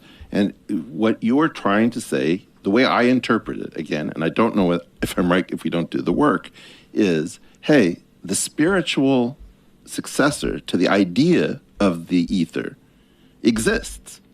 And that thing has properties. And if you say, if I put a vector bundle on top of a Lorentzian manifold, then you don't have a contradiction. And if you call that the ether, that's more or less what we work with. And then we do this weird thing where we say, well, they used to think the ether existed and it didn't, ha, ha, ha. And that's not really... No, because that's when they said that space was a vacuum. And they realized that space is not... ain't a vacuum. It's not a vacuum. Yeah. It's not a vacuum. Do you know how much is going on in that vacuum? It's all going on. Yes, all of this stuff. I understand. So this is the thing, which is if you step on this thing the wrong way, everybody laughs and says, ha, ha, ha, he doesn't understand the Michelson-Morley experiment. He doesn't understand why there's no ether. And then we secretly sneak it back in this... Thank you. Thank you, Joe. Cheers. Cheers, Joe. Yeah, cheers. Man, look at these professional spherical cubes. Yeah, they're cool, right? Round ice cubes. Now I can have a conversation. Oh, yeah, now. So, freedom. Mental freedom in a glass. So or in prison. If you're careful about it, it makes sense. If you're not careful about it, the whole thing blows up in your face. And the reason that I speak about the ether, all of the wave conjugations, all of my patents have been defining different aspects of the ether. I believe that I've defined the electric side, the plasmoid side, and I believe that I've defined the magnetic side and the constitution between them. I mean, that's what I want to show. I want to get to that. Let's go back to the flower. Oh, but before you go from that other spot, if you look at that picture again of those two photons interacting, it looks like it's at the center of what would typically be a whirlpool. This is like the very center of a whirlpool. So they've got them moving right by each other or in creating that vortice, that natural vortice. That's what they took the picture of. They looked directly down at something being, at two lights moving a fluid. And they described how they take the picture. It's so complicated. Jamie, go back to where it was, where they were explaining the what they use. Here it is. Here we introduce biphoton digital holography in analogy to off-axis digital holography, where we coincidence, imaging of the superposition of an unknown state with a reference state is used to perform quantum state tomography. What the fuck? See, but that's because of the uncertainty and Schrodinger, all of that. But if you were able, because they started off trying to predict an electron cloud, and find a little particle inside of it and couldn't predict it, so all these uncertainties and probabilities came out, but they were doing things on a two-dimensional basis. That's what I believe that I've figured out with the wave conjugations, because they talk about they show the pieces of hyperbolic space to where you don't have to go through all these unnecessary steps to reach it. I am just so happy that someone's doing something like this. I'm so happy that we can talk about it. I don't think most people have any understanding of what's going on at the highest levels of this kind of science, because it's so damn fascinating. These people are finding the very building blocks of the universe and studying them. It's fascinating. But this is a bit up from that. I mean, the tomography is like how we assemble a picture of you when we do an MR or a CAT scan. We have this thing called the radon transform, where we send waves through your body, and then we assemble a picture of what's inside your body, reconstructing it based on sending probes in and measuring how the system responds. We could get through this, but I can tell you that I can't read this instantly. It's going to, that would take me 15 minutes with looking things up. See, and the things that I want to... I was just going to say, it's just an unbelievably fascinating time that we can actually look at these quantum entangled photons like that and just see it. But we need to do a better job. Look, right now we're in a crisis where no one knows what's true. Nobody knows who's full of shit. Nobody knows where they can trust, what they can trust, who they can trust. And one of the things that actually, moved me to come and to reach out to Joe is that by default, I think, I've addressed the National Academy of Sciences 4 times, I think, because they were lying and I caught them. And so they wanted to know how much I knew about their lie. It's weird to think that this little studio, in a weird way, is one of the rivals of universities when we don't know what's going on at Harvard. As you have recently seen, we don't kick out plagiarists. We don't check what's going on at the National Institute of Health.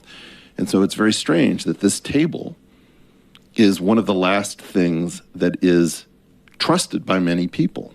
And that's one of the reasons I'm here, which is people have a chance to see people in conversation about things. And, you screw up, but the conversation's recorded and we all go on and people have a chance to see what's coming out. If we can go back to the flower of life, I can try to... I would love that.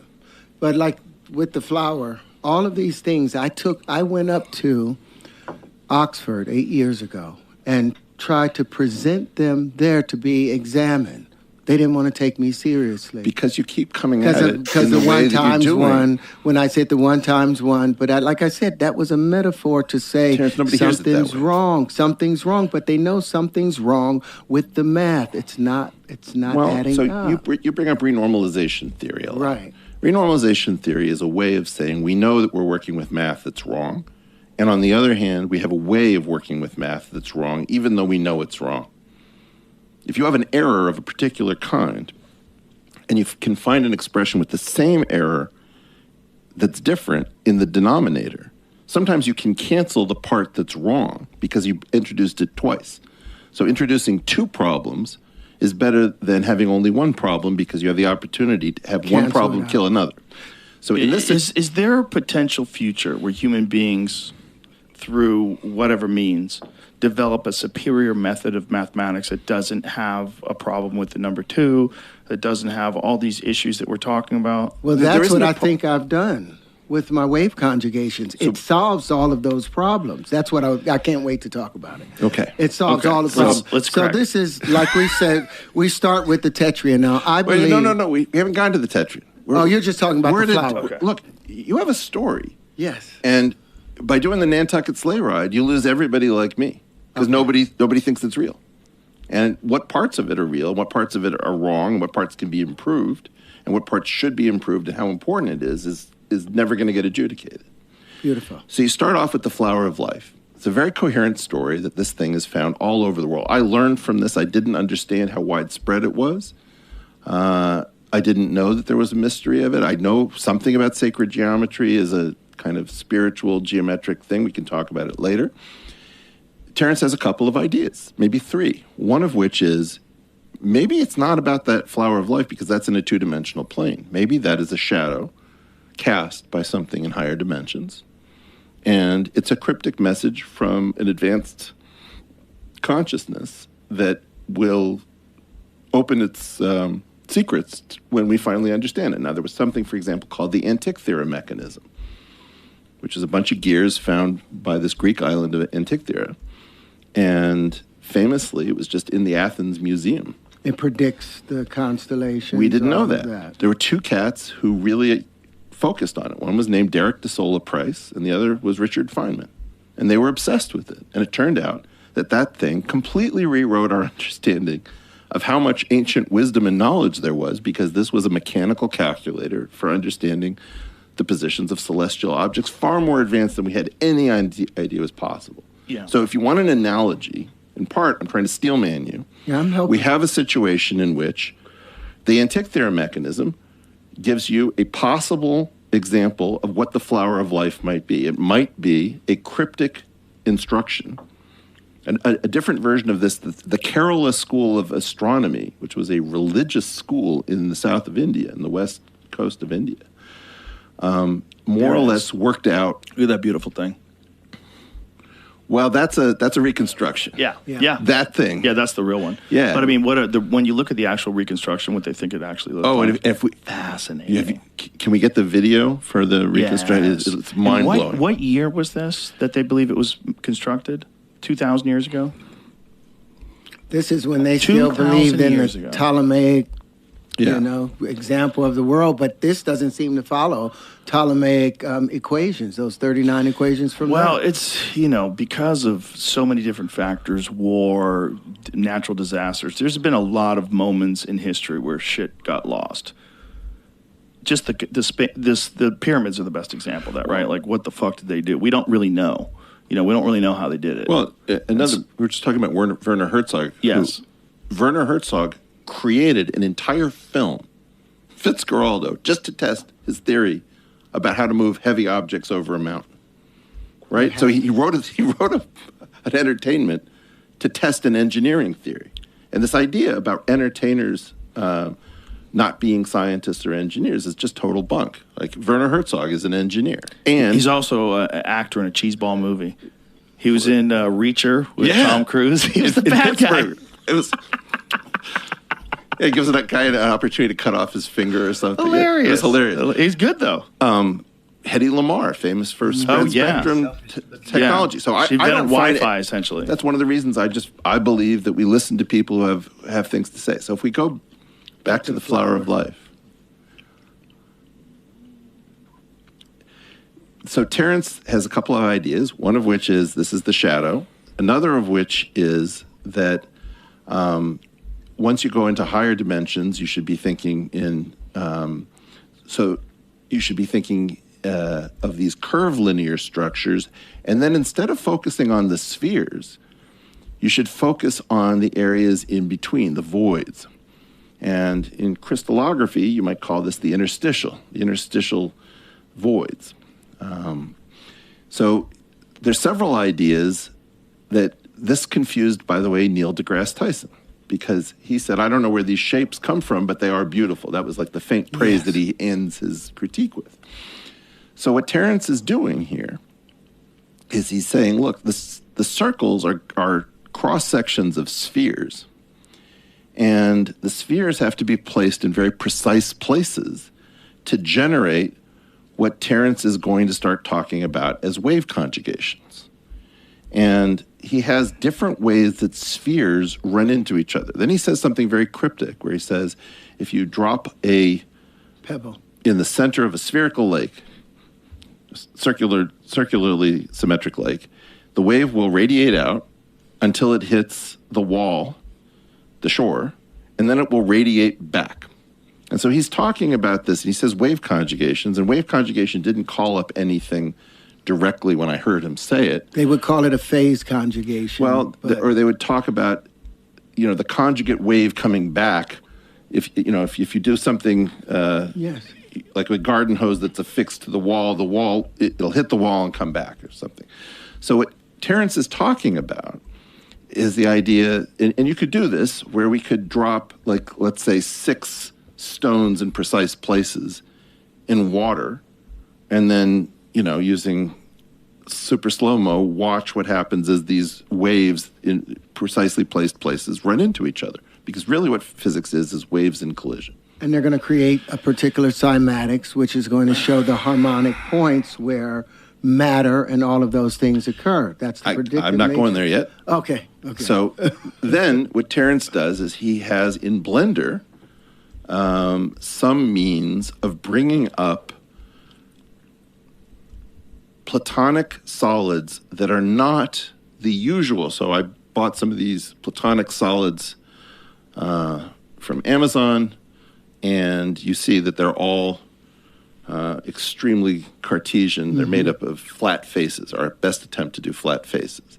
Terrence says, I don't think that has to be the case. If you generate these things from this pattern, and he focuses on the tetrahedron and an octahedral structure. Can you go up, Jamie, please, so we can see it as from that side perspective of it? Yeah, go around. Okay, so what that is a curvilinear tetrahedron with spherical, and it's not actually hyperbolic. Those are going to be positive curvature, not negative curvature. No, that's going to be positive curvature. Compressing in. Yeah, I think it's positive curvature because those are going to be parts of spheres. The spheres are interacting, yes, pushing but inside negative curvature of this. would be more like a Pringles chip, where the principal axis of curvature went in different directions. So I think it's not negative curvature. So this isn't the negative space between 4 bubbles? No, what you mean by negative space, negative curvature and negative space are different concepts. So the word negative is appearing twice, and that's why we're confused. Again, there are a million of these gotchas where you're not. Can you describe the difference between the two? Sure. If I take the tip of my nose, that's going to be positive curvature because I've got one extending out. One curve going in one direction, the other is going in. They're curved in the same direction. On the other hand, if you look at like the crease of my nose, that's going to be negative curvature because I've got one that's going like this and another that's going like that. Jamie, is it possible to take a look at a monkey saddle?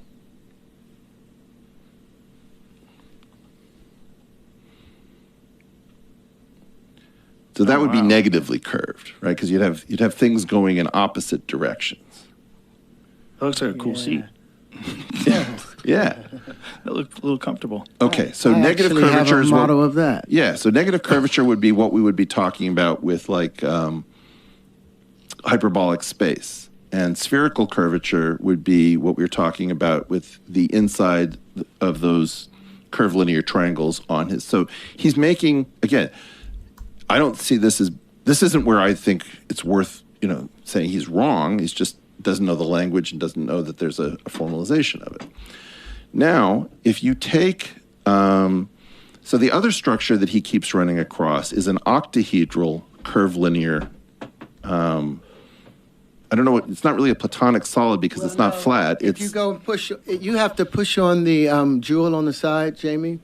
If you go to the side of the thing, press on that jewel, and then go to the to that blue on that right. That blue, yep. And then you get where 8 bubbles will be.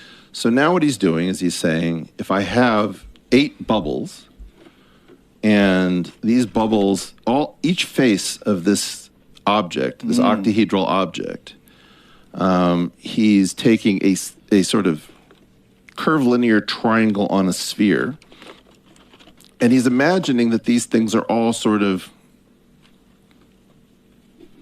racing towards each other.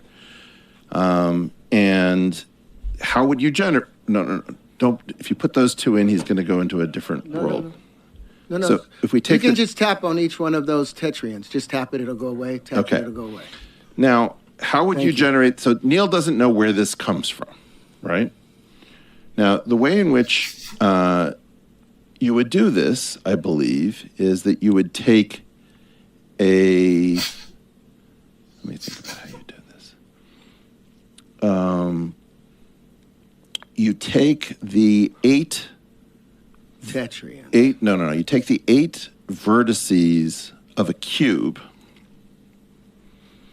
and you'd put a sphere at each one, a small sphere. So imagine that you had a vertex at 1, 1, 1 in 3-dimensional space, and then you had another vertex where all of the vertices are going to have either ones or negative ones. So you have 8 possibilities. So you could have -1, 1, 1, or 1, -1, -1, etc. You allow those spheres to increase to a size of square root of 2 radius, and that will close off all of the means of escape, leaving a cavity in the center of your cube. And that cube will have an octahedral cavity that looks like this. That's how I think you generated this sucker. I actually generated this by putting 8 of the pieces together. I took 8 of those triangular pieces together, and I put them together. They basically became the basis of 2 tetrians. Yeah. You know, which this would be seen as a neutron. And the interesting thing about this piece right here is nature always makes things in pairs, and they're always balanced. This doesn't exist. This exists only as a result of a pressure condition, a higher pressure condition.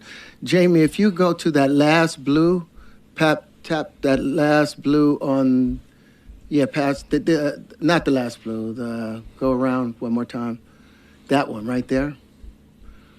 That Huntian only exists as a result of the 8 pressure conditions created. Hold on, you'll appreciate this. Tap on that the Huntian in the middle. No, not that one. Damn it, you got to start it again. You can, just hit that one again, and then tap on tap that. Make that go away. That right there is the pressure condition created from 8 tetrians interacting, and they create that other greater pressure condition. That's the negative space that they generate, but it's a massless area, because the moment that the tetrians disappear, that space goes away and the energy generated disappears. But it's a part of everything in my model. You're putting a lot of words. Like, first of all, let's just admit that this looks gorgeous. Pretty cool. Incredibly cool. Turn it around, Jamie, so they can see it, please. So, the problem, Terrence, is that you have a desire to go immediately towards what this means, right? And before you get to what it means, people don't even know what it is. True. Right? So what I'm going to claim is I've got these 8 rambutans here. What's a rambutan?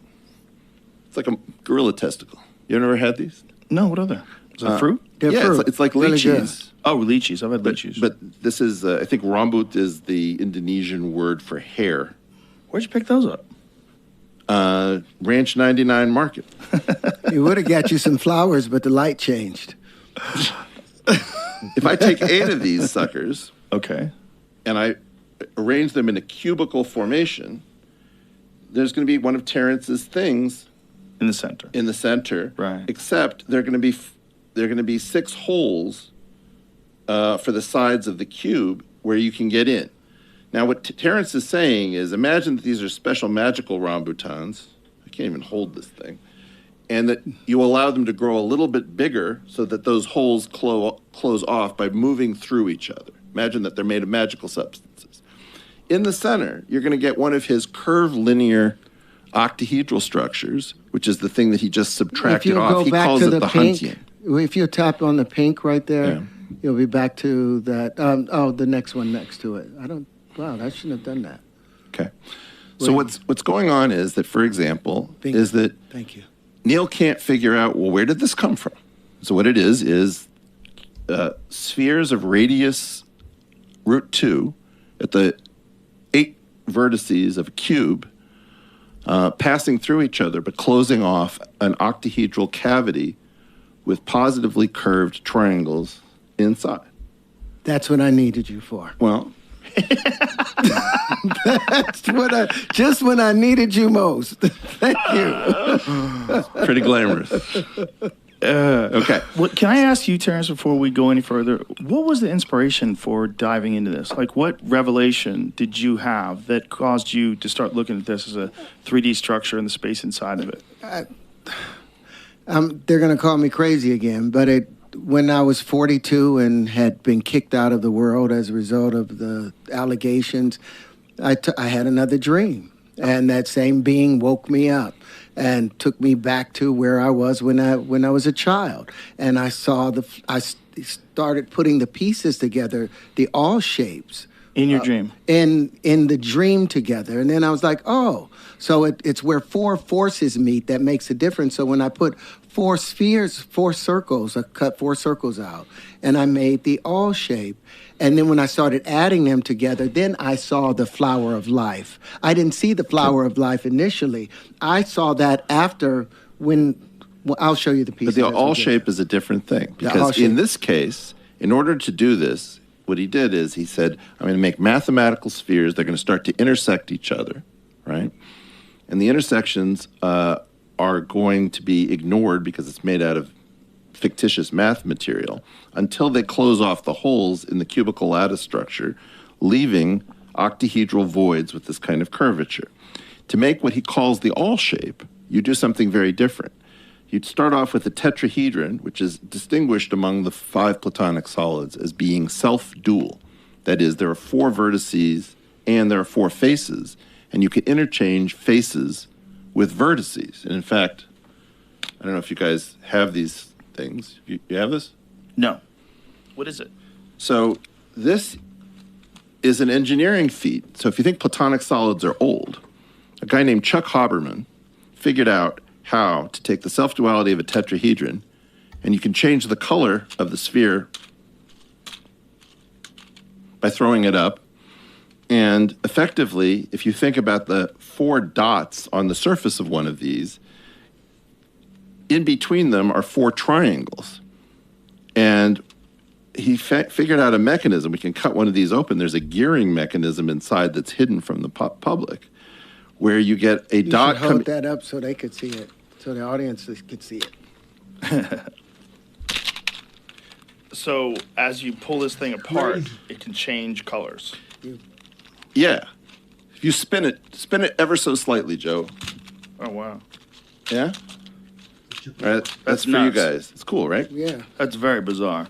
All right, now my point is that one of the things that Terrence has going against him is people are saying, oh, he's just playing with stuff people have played with since antiquity. There's nothing new. And then I would say, well, and then why did Charles Haberman create a mechanism realizing the self-duality of the tetrahedron? Nobody even talks about it that way. And by the way, here's something that people, play Dungeons and Dragons, they don't really even have any idea of, is if you take the 5 Platonic solids here, and you put the tetrahedron in the middle, and you put the triangular structures of the octahedron and the icosahedron off to the sides, there's a duality that interchanges the pairs with the center being self-dual. In other words, the cube has 6 faces and 8 vertices. The octahedron has 8 faces and 6 vertices. The dodecahedron, 12 faces, 20 vertices. The icosahedron, 20 faces, 12 vertices. They all these pairs have the same number of sides because the number of vertices plus the number of faces minus the number of edges has to equal 2 for anything that is spherical in nature. Now, if all of my things, when they come together, if they create a natural dodecahedron and they create a natural icosahedron, what does that say? They do and they don't. They do. No, I'm going to show you. No, I'm saying you haven't seen yet. I haven't shown you yet. But they will when you see it. So, Terry, why don't you show it to him right now? We're on it right now. Show it to him right now.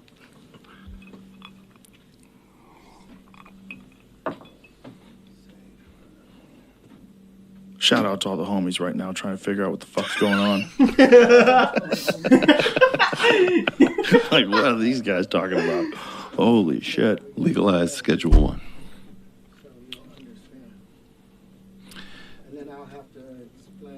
So we can't hear you, Terrence. You're not on camera right now, unfortunately. myself right now. Right. I'm speaking to myself right now, but The problem is it's in the middle of a podcast. properly. How's the family? Everything's great, man. How you doing? Good. Saw your dog. I've met Marshall for the first time. Oh, that's right. You'd never met him before. Yeah, he's the best. He's a lovable guy. Him and Carl, they were getting after it. Is Carl worn out? Oh, yeah. Oh, he's done. Yeah, I wore Carl out. Everybody wore Carl out. So here we are. I'm going to first. Terrence, no one can hear you. I know you. I know, but we have a podcast going on right yes, now. we're about to put the headphones back on. Okay, here we go. Right here next to it. The problem is you were talking off in the distance. No, I can't even hear you, and I'm right here. So this is where, if you'll go to where the 12 bubbles meet. Yeah. On the thing. So these. Joe. Okay. May I finish my riff on those toys before we get to these toys? Sure.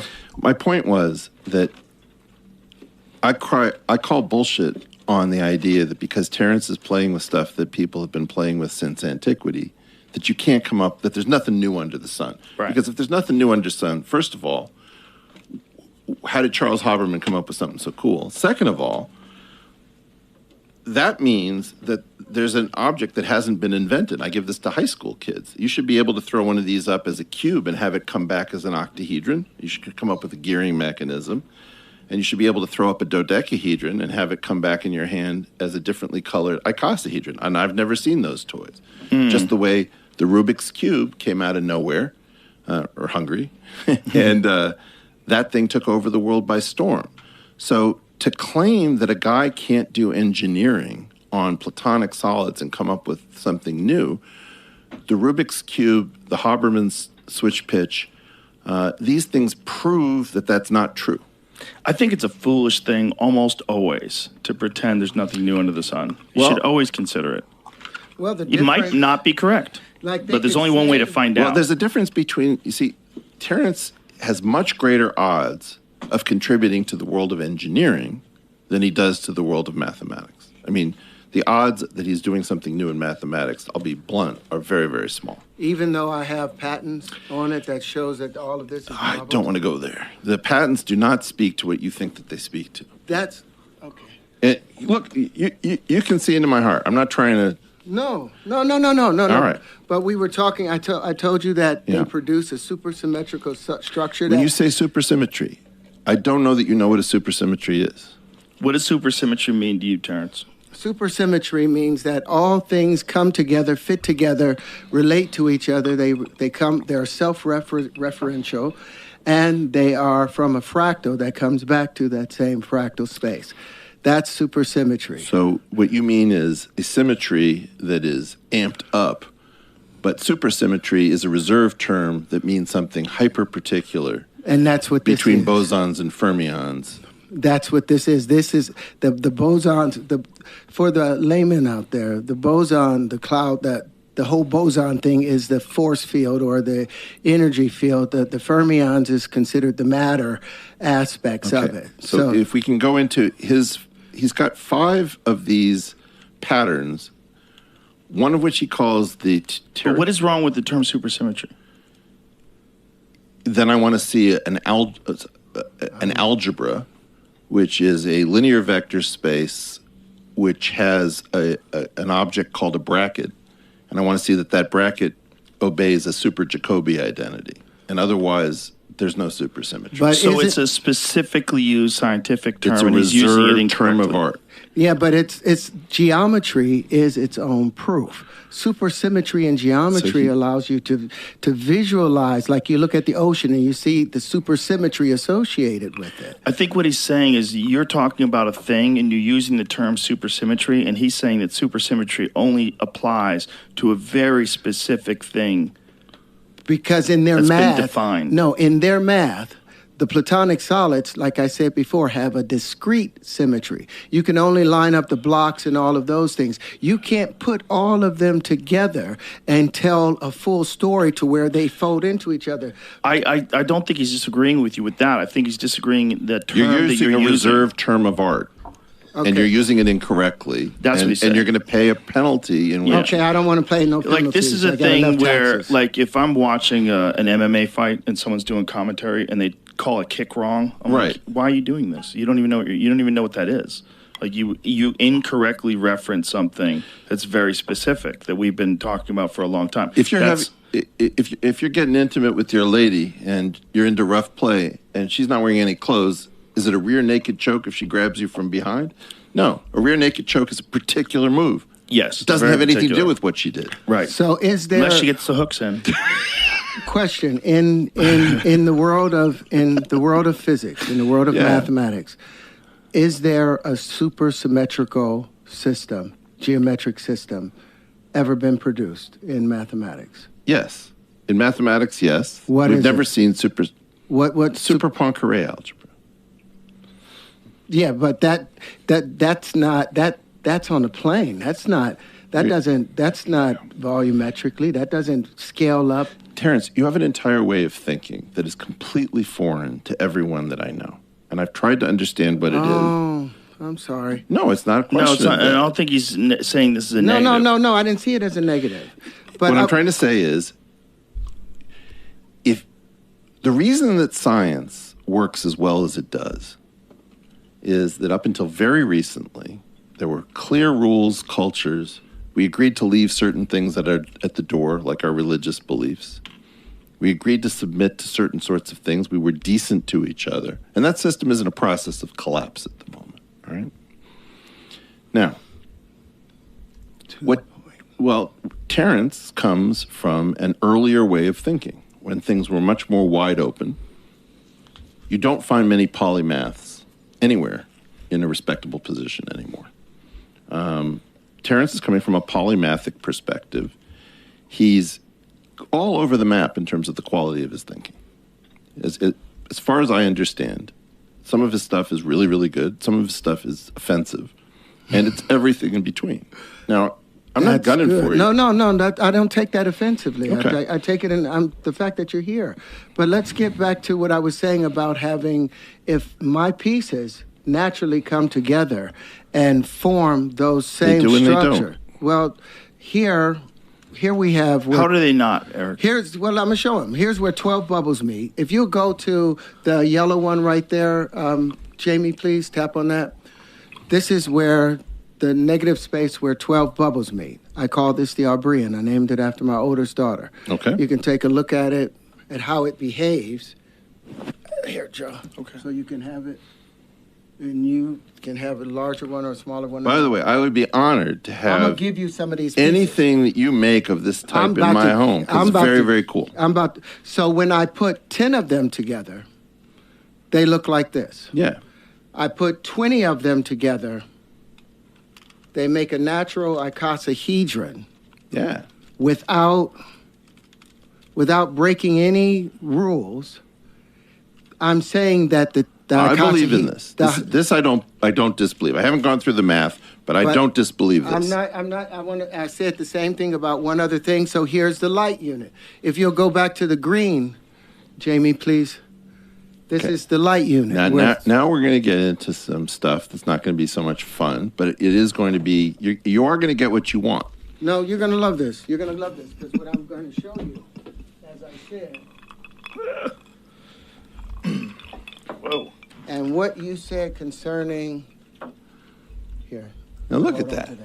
That's pretty dope. Put that down, and it'll show you, this is where I've put 20 of them together. The same way I put 20 of these together, and it makes a natural dodecahedron. But what it's showing you is where electricity is being pushed into the center, and you'll see these magnetic waves coming out. It's showing you the magnetic field. So these predict and create a natural dodecahedron, whereas these come together and create a natural icosahedron. That's not something that just happens by accident. No, this isn't an accident. I'll put it on. What's going on, Terrence, for me? Can you connect all these together in one big ball of fury? Yes, they just keep getting, because it's supersymmetry. Yeah. They all fit together. I want to see That's these what and I'm these saying. together. It ain't supersymmetry, but it's freaking cool. Right. I know what you're saying. The problem is that term, right? Well, It keeps using that again, term. but my point is that you can run into all kinds of terms of art in a field that you don't know well. Right. And Terrence is, like, I come on your show and I do this thing, which I've never really discussed why I do it. I have this feeling that somehow Sean Carroll 15 years ago started talking about a suite of ideas like entanglement, the multiverse, these Boltzmann brains, whatever. And people have been talking about them ever since because it was a very successful tour. Much of the coolest stuff in mathematics and physics that's completely established, that's non-speculative, is not discussed. And I don't know why. And one of the things that I tried to do is I tried to show you the hop vibration. I tried to do the thing about the Dirac string trick. Terrence is bringing cool stuff from the world of geometry. It's a proof, effectively, that people don't know where it's coming from. A lot of this is real as geometry. If you look at the thing that he calls the Tarrenton, right? The tetrian. The tetrian is the tetrian. The tetrian is just so the tetrian that is the thing that is closest to us, the black thing that is closest to us. That one. So he then starts to make noises about it, and he says things that I don't love, which are that those faces he associates with the electric field, and the vertices, which sometimes he calls vortices, and sometimes I'm not quite sure, he associates with the magnetic field. Yes. Now, I don't have a clue why he says the next thing, which is, and because the number of magnetic and the number of electric things are balanced, they cancel out, and therefore it's the weak force. And to me, it's just like super cool stuff, and then suddenly turns into horseshit. But listen, why? Here we have those two tetrians on the end. They both have equal poles, 4 electric poles and 4 magnetic poles, according to how I see it. Where magnetism is spinning off of the tips, the vortices, because it's no longer able to maintain that center space of spinning centripetally. I don't know what the hell you're talking about. What brought you to that conclusion? With what? The way you're describing the energy involved in this. Well, anytime you look at electricity, that was one of the things that Victor Schauberger was talking about. Electricity it's when water starts to spin to the right, it cools down. That's the natural nature of electricity. Electricity is colder. It flows better in the coldest environment. So as it's cooling down, as it's spinning down to a higher point, trying to get to that higher point, that's the highest point there. It's looking for the highest density. That's the north. North is always the highest density. South, no matter where you are, south is always away from the higher point when you're talking about universally, not talking about geographically on the earth. North is always seeking a higher position. South is always seeking a lower position. That's based upon stuff that Walter Russell talked about, based upon the stuff that Victor Schauberger talked about. But it's a problem with the definition of the words, the terms. Right, but your description of electromagnetic force and magnetism, like what is happening that it's bringing you to this conclusion that you're so specifically saying that something that you literally can't even see with the human eye is happening very clearly. I'm saying 4 magnetic fields are pushing in on that area. I don't see magnetic fields. I see those spheres. Would be magnetism. What does magnetism do? It expands out. But what brings you to the conclusion that electric... Well, let's say radiative field. Let me use the term radiative field. Do you know what we think electricity and magnetism are? You think it's the same thing. No. Part of the same force. They have them coupled together. Jamie, could I ask you to find a Faraday tensor? Yeah, what I was trying to get to the conclusion, like magnetism and electricity, like what brings you to this definitive conclusion that you can so clearly state that this is what's happening there? Well, based upon any time there's an electric force acting on something, it causes a cavity. Electricity is always pulling in from the inside. It's always trying to tighten the density. And you assume this energy exists in the flower of life. Why? Because that's where all those circles, the overlapping circles, they represent the magnetic field. They represent the radiative field that's coming out and coming back. Well, why does a bubble take the shape of a ball?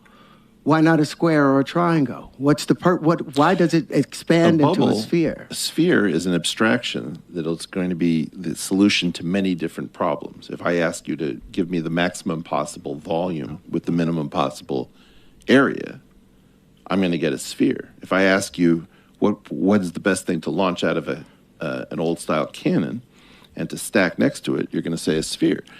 Then you have a question about, is that the same concept of a sphere? Makes sense. You know, if I take the three-dimensional sphere of unit quaternions, is that the same concept of a sphere?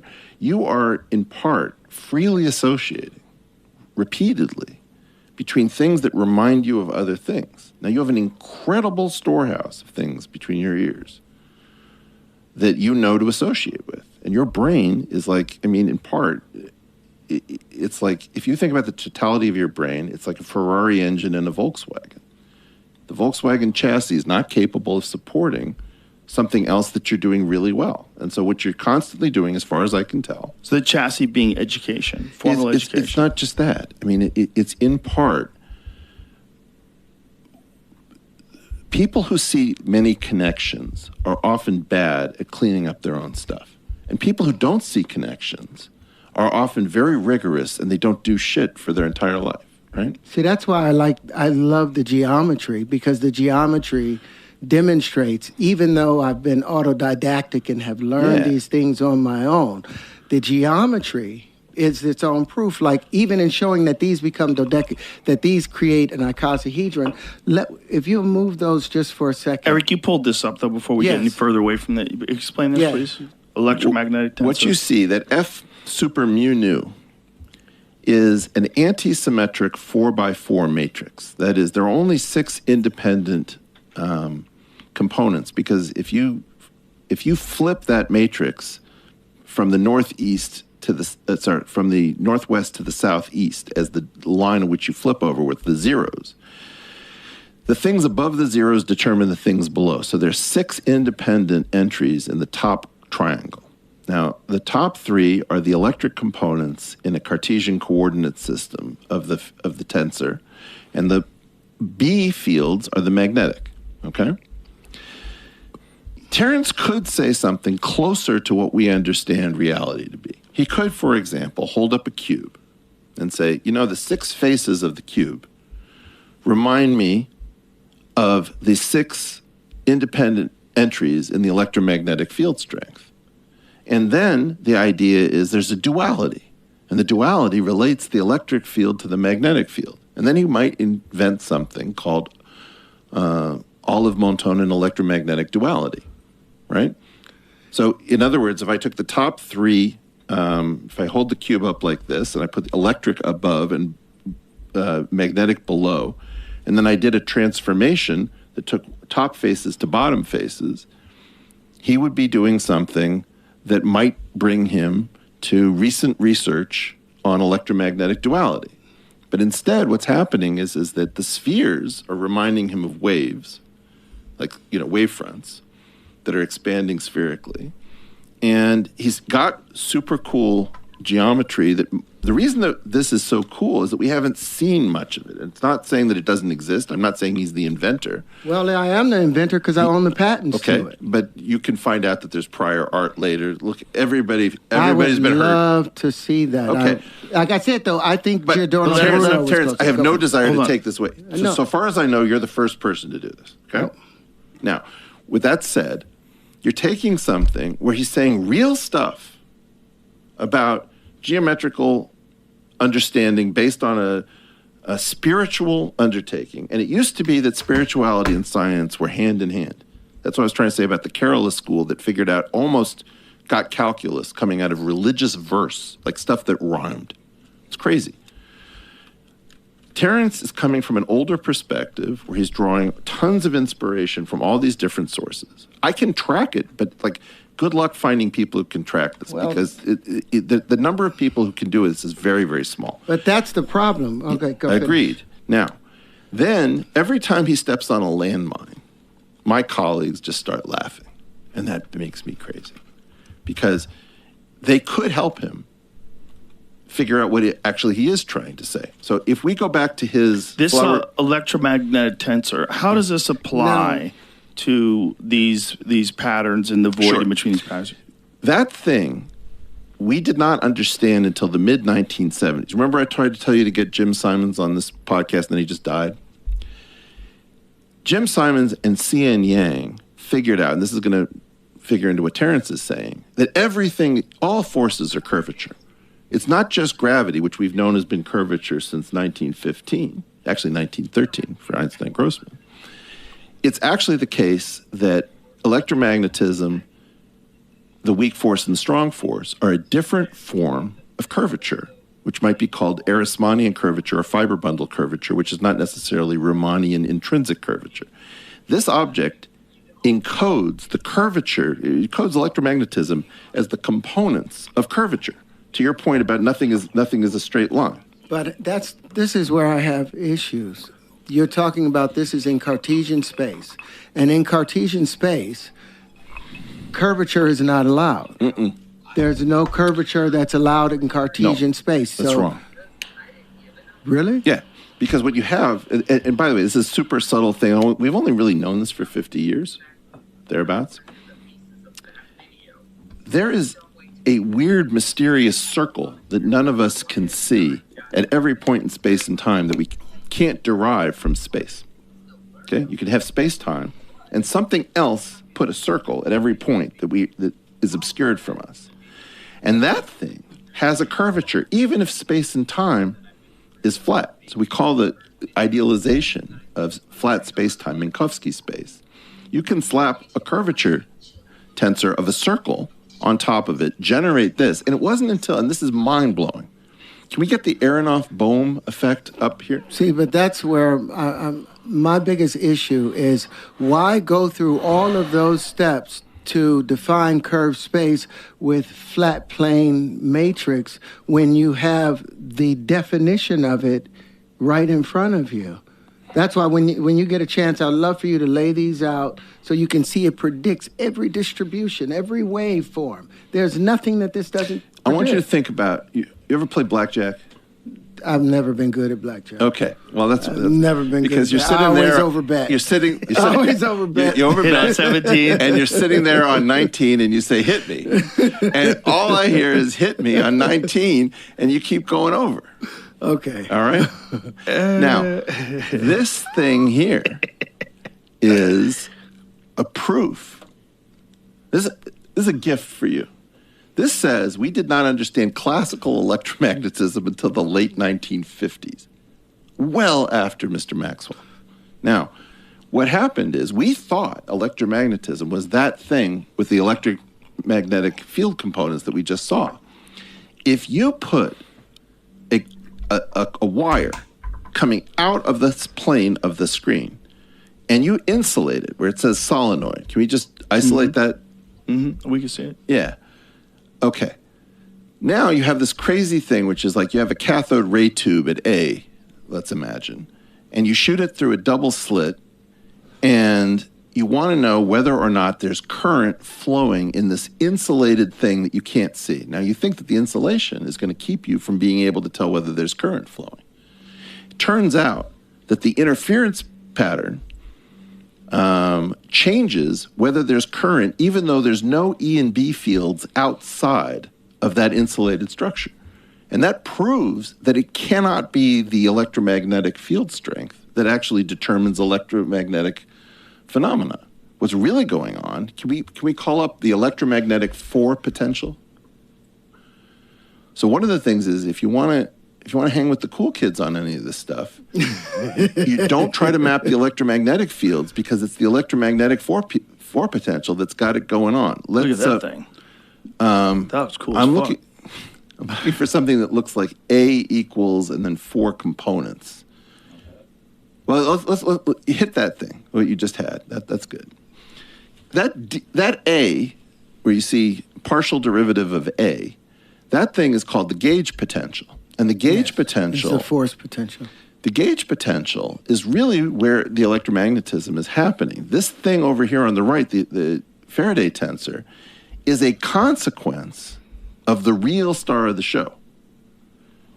A is the thing that matters. And we thought that A was a convenience product that constructed the electromagnetic field strength until the late 1950s. I think one of these guys who developed this, his name is Yakir Aronoff, who's at Chapman University. I think he's still alive. So in other words, we fooled ourselves into thinking we understood electromagnetism until the late 1950s, which is one of the reasons that you listen to your heterodox colleagues as opposed to making fun of them mercilessly, because you're not nearly as smart as you think you are. Now, most of the time, what Neil says is, oh yes, 1 in 10,000 heterodox people have a point. And Neil bets on the 9,999 who don't. And so he doesn't listen. This thing here is a proof that you can find elementary omissions very late in the game that change everything. And everybody who pretends that peer review works and that we've known this since antiquity, all this stuff, they need to understand the exceptions we've already found. If Terence wants to do good, he would take that A with the new at the beginning, and he would say, okay, electromagnetism isn't about the electric and magnetic fields. It's about 4 of these suckers rather than 6 of those.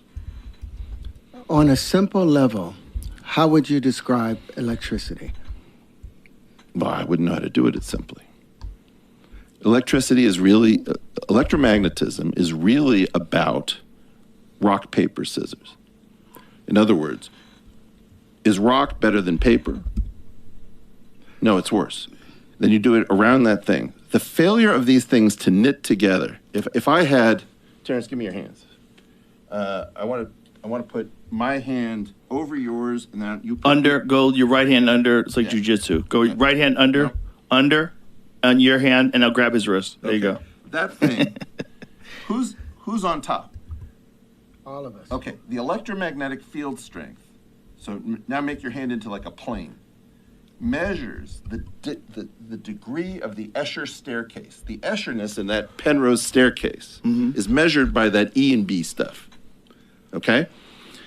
That A basically is the collection of hands that we had, the planes. Right. Jamie, show the Penrose staircase just so people know what the fuck we're talking about, because it's a very bizarre optical illusion. There All right. So the key point is the Penrose staircase is not just an optical illusion. It's actually an effect called holonomy. And those things are called horizontal subspaces. And the electromagnetic potential, which gives rise to the photon, actually is a series of stairs that appears to be in some kind of a contradiction. The curvature that he keeps talking about is the thing that actually resolves that contradiction. And in a weird way, the photon is a function, the photon is a derivative, and the electron is its function, and you use that derivative to differentiate the function. That's a crazy way of saying it, but at its deepest level, that's really what we are. We're in a geometry in which those flat planes say derivative equals 0, and you're trying to take the derivative of an electron based on this stuff, and geometrically this only got worked out in Stony Brook, Massachusetts, in the mid-1970s, except for a guy named Robert Herman, who nobody listened to in Boston, who was off self-publishing. Well, let's consider one of the things that this is talking about. Again, this is where I have issues, because we're talking about 2-dimensional or 3-dimensional space that does not exist. We're still talking about imaginary things instead of talking about real things, like math's departure from where numbers started representing actual things. Math departed from that to where now math doesn't represent actual things. The numbers don't represent any true things. And so anything can happen inside the mathematics that they build from. But when you have the actual stuff, like what I wanted you to do, if you could lay these out just for... I'm so worried I'm going to break these. No, you're things. not. I made these over the last few days. Just lay them out. If you have to move those other things so you could see. And what I'm talking about, the interesting thing... Bro, I want to see a YouTube video of you in your lab putting these things together. If you shine a light on these, they end up creating all of the cymatics. No, don't even stack them up. I don't even want you to stack them. All right. I just want you to align them. Here, put a light to it. Like I'm saying. If you move this one out of the way. All right. And some of those. This will continually predict every harmonic node, every wave function. It will continue on. They overlap on each other to where any size, any crystalline configuration that somebody could hope for occurs. This is the supersymmetry that I'm talking about that defines the entire wave field. This is one part of, this is the crystalline electric wave field. That's not even, that's just one of the crystalline. How cool is this? Pretty cool. The problem that you're in right now is everything that you touch in this space made of spheres and platonic solids and whatever. You could spend your entire life, and I've seen people do it, staring into this and just finding cool thing after cool thing, thinking that you're seeing Jesus. I promise you, okay? I want you to hold this in your hand. This is made by a woman named Bathsheba Grossman. Pleasure to shout her out. She is a mathematical artist par excellence. Shout out to Beth. That is an 8-dimensional lattice called E8 projected into 3 dimensions, which is one of the craziest sort of sphere packing gadgets. This is ultimately maybe the weirdest object in the universe. It comes from a 248-dimensional group. Let me show you this in real life. No. Wait. You're gonna bob and riff and all this stuff. Hold on, let him keep going. And what I'm trying to get at is, look, I want you to think about this legitimately as a drug, okay? And if you're not very careful with the mathematics that you're playing with, you are going to get so high. You are going to see everything connect to everything. And there's a reason that this stuff takes place in Islamic art. There's a reason, you know, if I bring up, this is another version of the self-duality of the tetrahedron. And I believe in sacred geometry, they call this the Merkaba, which is like Hebrew for chariot.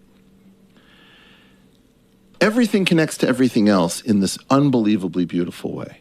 And the concern that I have, Terrence, to be entirely honest, is you have to get disciplined about this as a drug, because otherwise you're going to see everything in everything all the time, and you're going to have the same repetitive conversation where people don't take you seriously because you're going to keep hitting on 19. But if light passing through these show the same cymatics that we look at when we're looking at natural occurrences of individual frequencies, doesn't that become its own secondary proof beyond the symmetry of what it does? Okay, you say geometry is a proof, and one of the things is you are at your weakest when you have you have an equal sign. No. You're your strongest geometrically. You're at your weakest when you have an equal sign. You say the dumbest stuff about equalities, and you say the coolest stuff about geometries. And I wonder whether you mean something. Like, it took me a long time to figure out what I think you mean when you do this riff on the square root of 2. Jamie, could I trouble you for that portal group /TH? Okay. If you do the square root of 2 challenge, right? You say, Howard's unbalanced equation. You say, okay, take the square root of 2. You cube it. That's equal to 2 times the square root of 2. That is illogical. It is unbalanced. It is unnatural. Now, at first, I had no idea what the hell you were doing. So I came up with something to prove to you that I'm trying to understand you. And I said, take the number of magi at Jesus' birth. He was born on the 25th day of the 12th month. If I raise the 12th root of 3 to the 25th power, and I take the fact that Jesus died in the 9th hour according to the Bible, I see the same Trinity rooted by the number of apostles. Now that seems to be like a profound statement. But the fact is, all I really did is I created an equation based on 2 numbers, x and y, and your version of it, I put in 1 and square root of 2, and in mine, I used 12 and 3, and the reason I got 1225 was that 25 is just 2 times 12 plus 1. So in other words, the danger of this stuff right, is that when you start to see patterns and you start to see stuff that looks crazy, you don't realize what you're actually doing. What you're really saying is you're coming from a perspective that is philosophical before it's scientific or mathematical. And you have a statement which says, everything is in motion. And then you go into a riff about loops, and you say, take out your calculator, turn it to the side, take the square root of 2, cube it, take that divided by 2.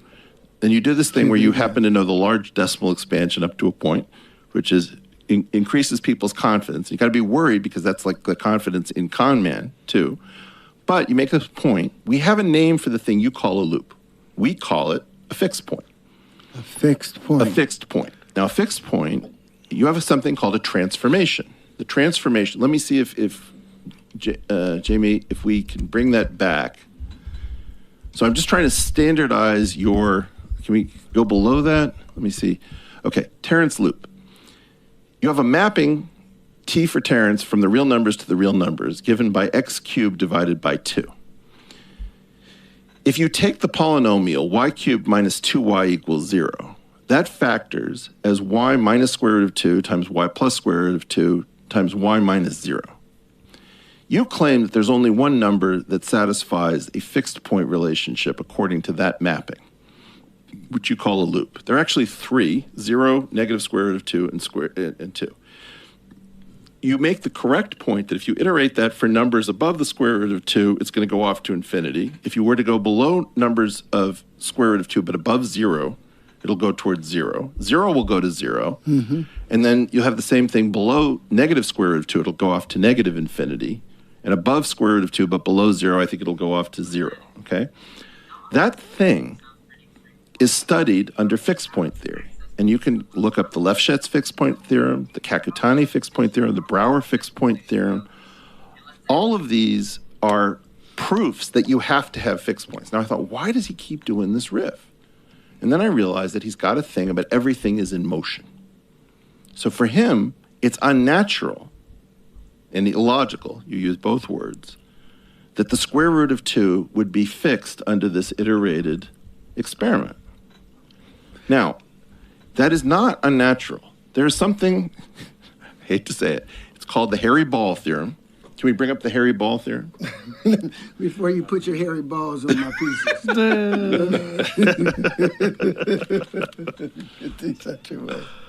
That was good. Okay, the hairy ball theorem says that you cannot comb the hair on a rambutan without creating a colic.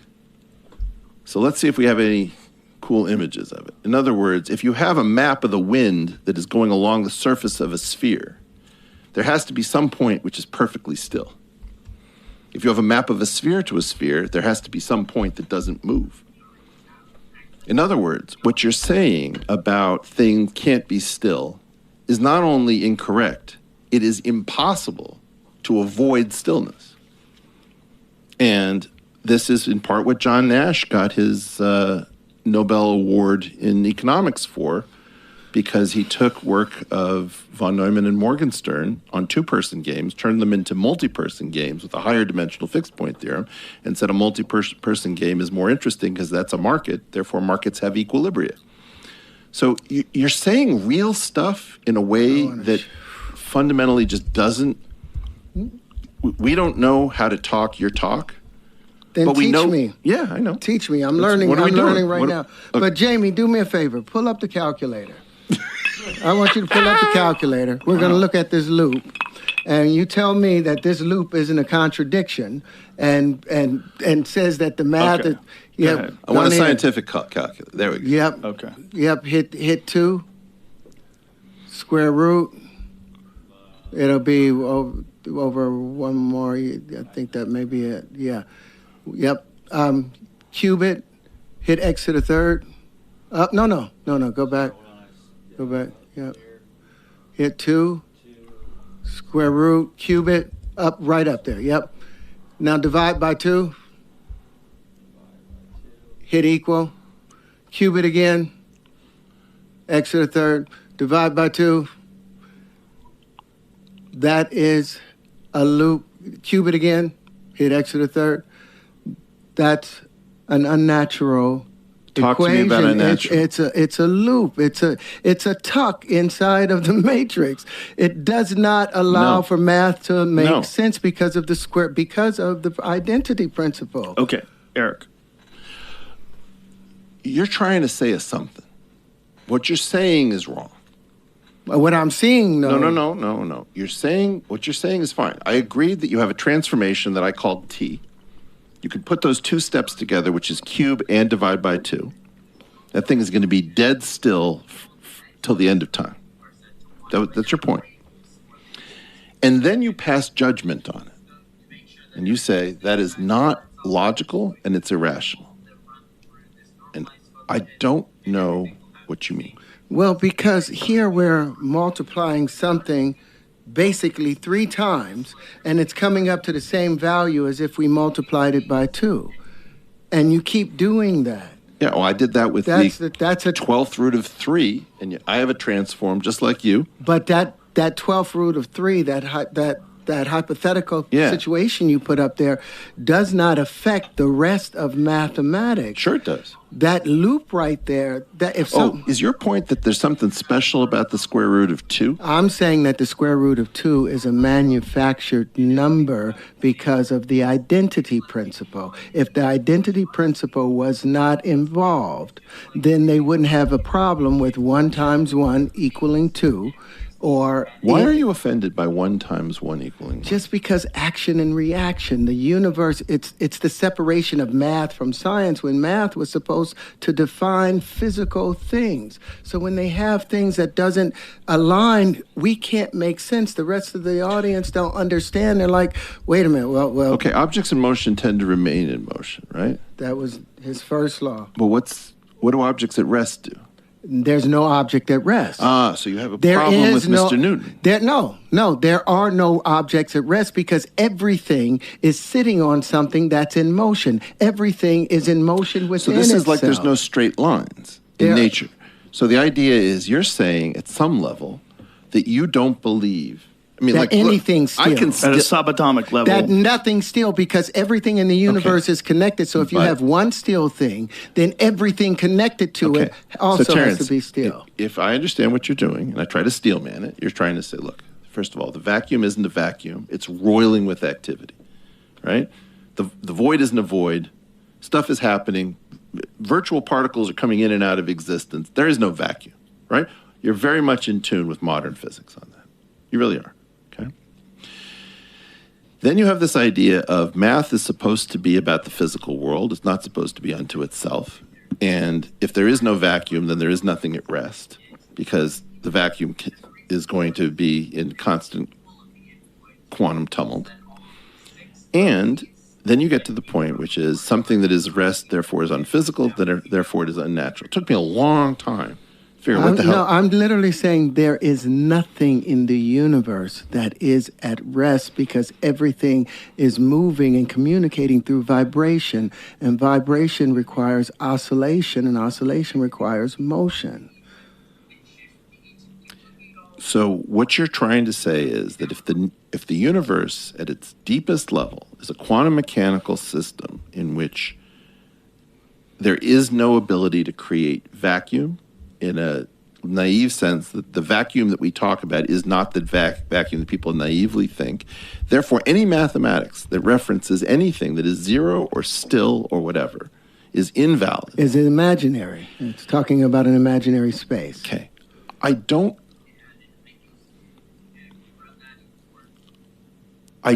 know what to tell you about this because if I say something about a sphere, you might say, hey, Eric, what is the thickness of your sphere? All the points unit distance away from the origin.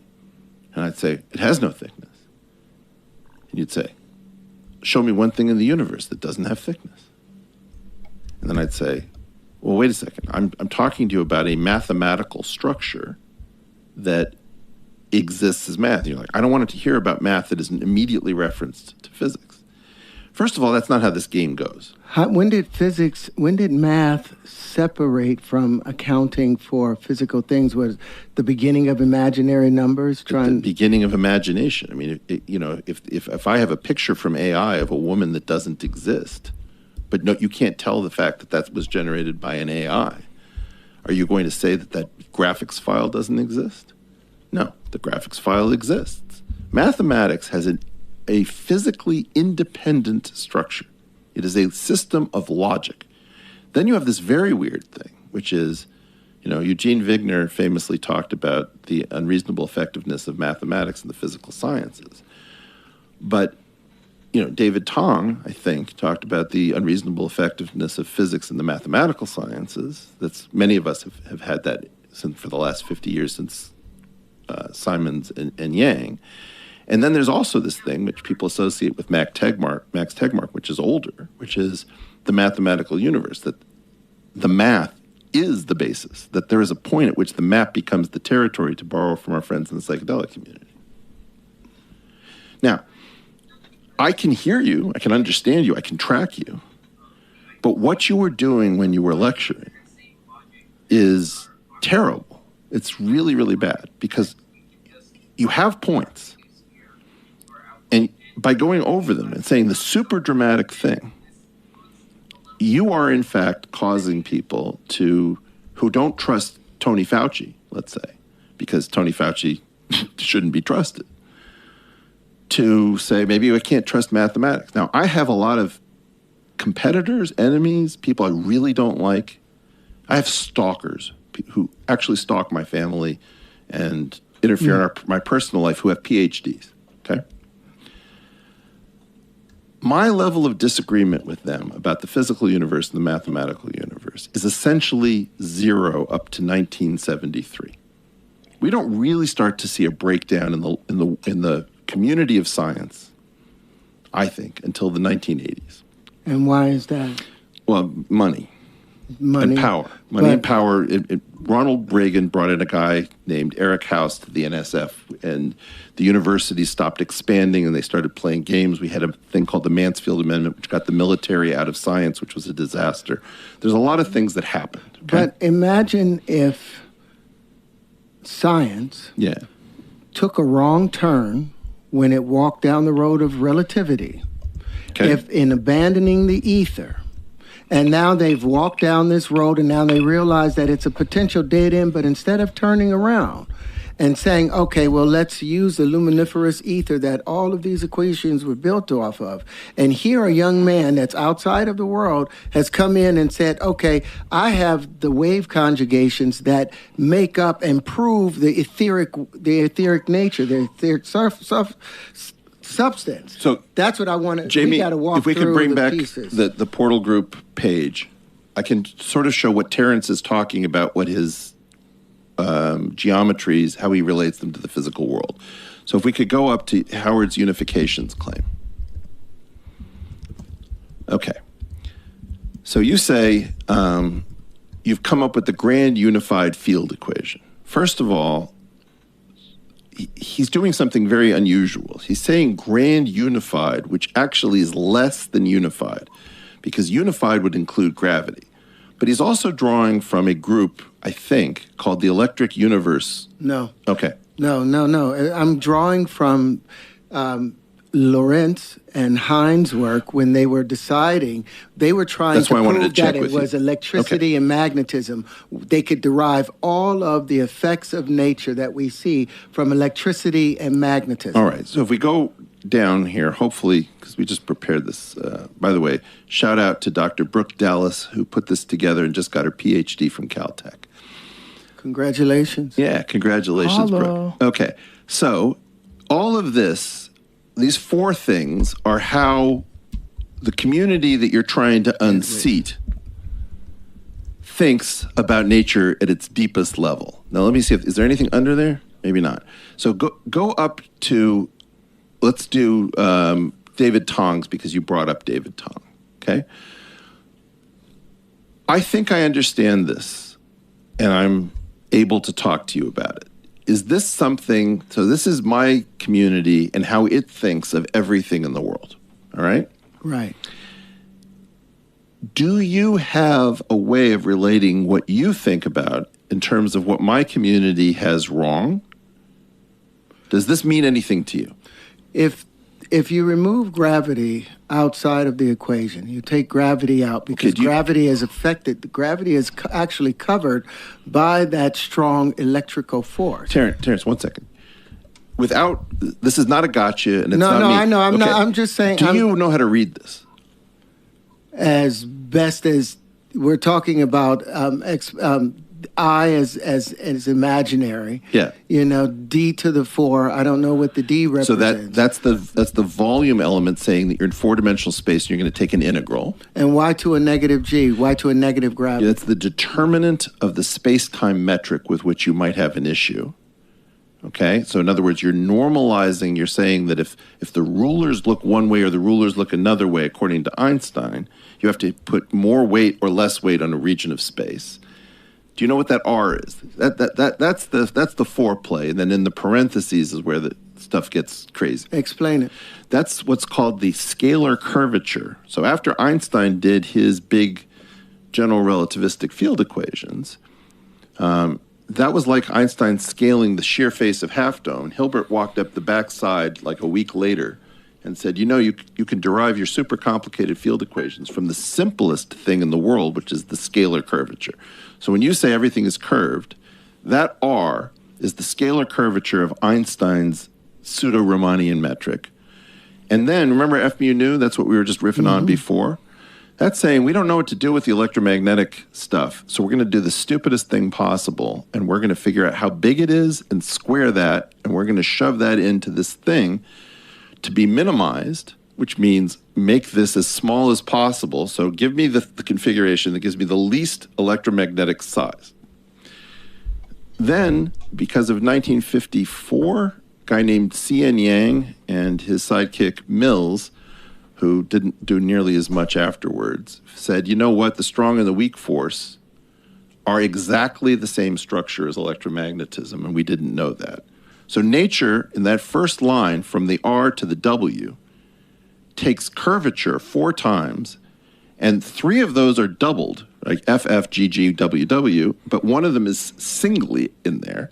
And that is really sort of the soul of the incompatibility, not what Ed Witten says about you can't quantize gravity. That's not the discrepancy. We've been lied to for a long time, in my opinion. What it is that the curvature that enters as gravitational and the curvature that enters as the internal forces, the nuclear forces and electromagnetism, occurs differently. One is Riemannian, one is Arrhenius. The line below that, Dirac, in that term psi bar d psi, is telling us the kinetics and the interaction through minimal coupling of the matter with the force that's in the line above. Right. And then the last 3 terms are the fudge factor due to Peter Higgs, because when he found out in the late 50s, a gal named Madame Wu, the Dragon Lady of Physics, told us that if you put cobalt-60 and let it beta decay in a strong magnetic field, all the particles come out spun one way. And that left-right asymmetry meant that you couldn't put in masses in a standard way for the matter, which is showing up as psi. So instead what we do is we have this thing, which is a field called the Higgs boson. Psi is the wave function. Psi is the fermionic wave function of the matter. That's the quarks, that's the electron, and that's all the neutrinos that are penetrating us all the time. That kinetic term, the DHs, tells us how this Higgs field will move.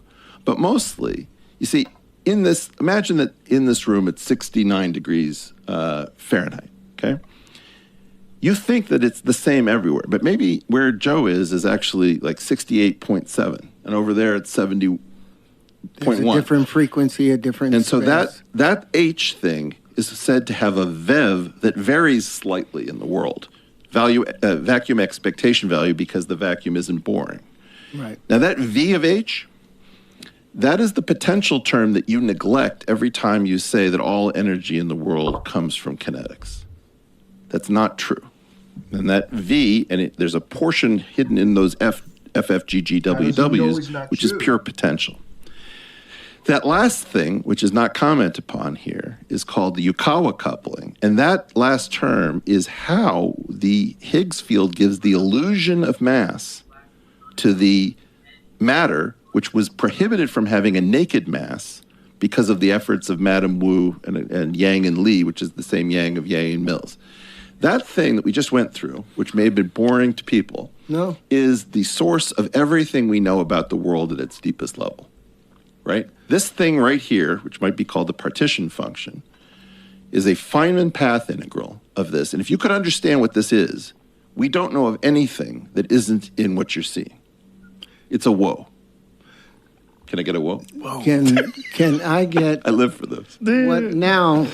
Now this is the difference between having, they've been working on this for damn near 60, 70 years, but they don't have any physical models that represent any of these things. And if my physical models describe the electric force and the magnetic force and is able to account for all of the actions that takes place or the effects that we see, then it should be a better replacement instead of having to Terrence, go through. you didn't do that. I did do that. Let me show you. Let me show you. Okay, show. Now it's time to show. Okay, here we go.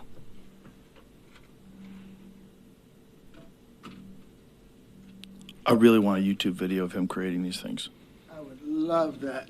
So, just you with an acetylene torch. I want them in glass. I want them in glass, brother. Yeah, somebody needs to make these. yeah, well, I tried to do that before. Well, It seems like someone could we have a 3D community print of these. mathematical artists. I want to hook you up. I would love that. So this tetrian, as I say, begins the entire dance. It's I would call that would be Planck to me. That would be the proton. That would be the beginning of everything. You map 4 different things to this. You say, 1, it's dark matter. I say because it's interstitial. Wait, 1 second. Okay. You say, 1, it's dark matter because it's interstitial. 2, you say it's hydrogen. It becomes it takes 3, you say, well, look, it's got 4 electric and 4 magnetic because you associate the faces with electric and you associate with the vertices with the magnetic. You say, you go back to Walter Russell, who has this whole thing about exhaling and inhaling, expanding and contraction. It's a lot like Ecclesiastes. There's a time and purpose to everything under heaven. And then you say, because it's balanced as 4 and 4, it must be the weak force because there's no net voodoo on it. Okay? Then when you get to if you can bring up what you call the Huntian. Hold on. Let's stay on this one. All right. Okay. I say that this right here, like nothing in the universe does nothing for a single motive. Everything has multiple purposes and accomplishes multiple things. This becoming the geometry of hydrogen, or the very first visible element, is as a result of all of those forces pushing on it. But the first, I can use another hit. Yeah. It's called explainer juice. Yes. All right. Yeah.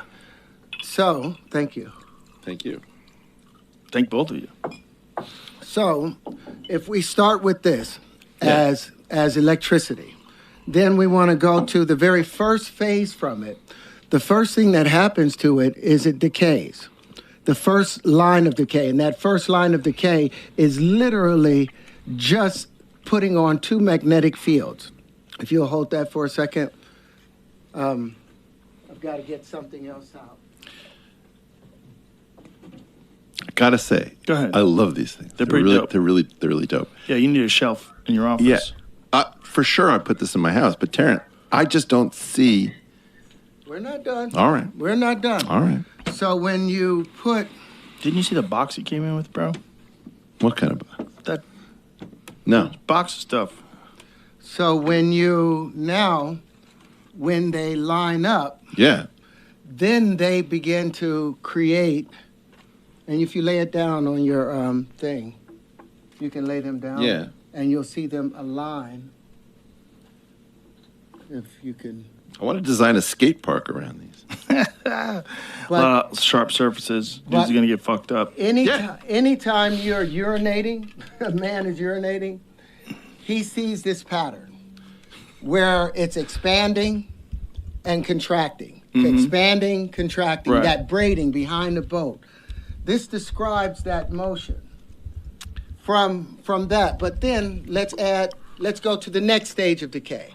The next stage of decay would be 4 sides. Now what these are responsible for Boom, boom.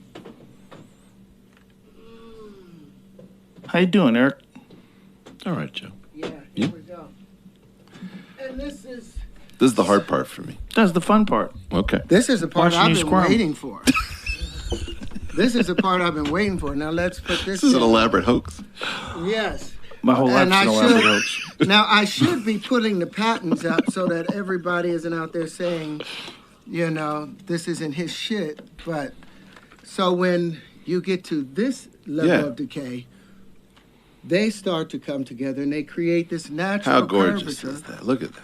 But do me a favor, they also create these spaces, and if you lay them out, one on top of, Well, I'm still riffing on this one. well, you're about to see that interact with the other side.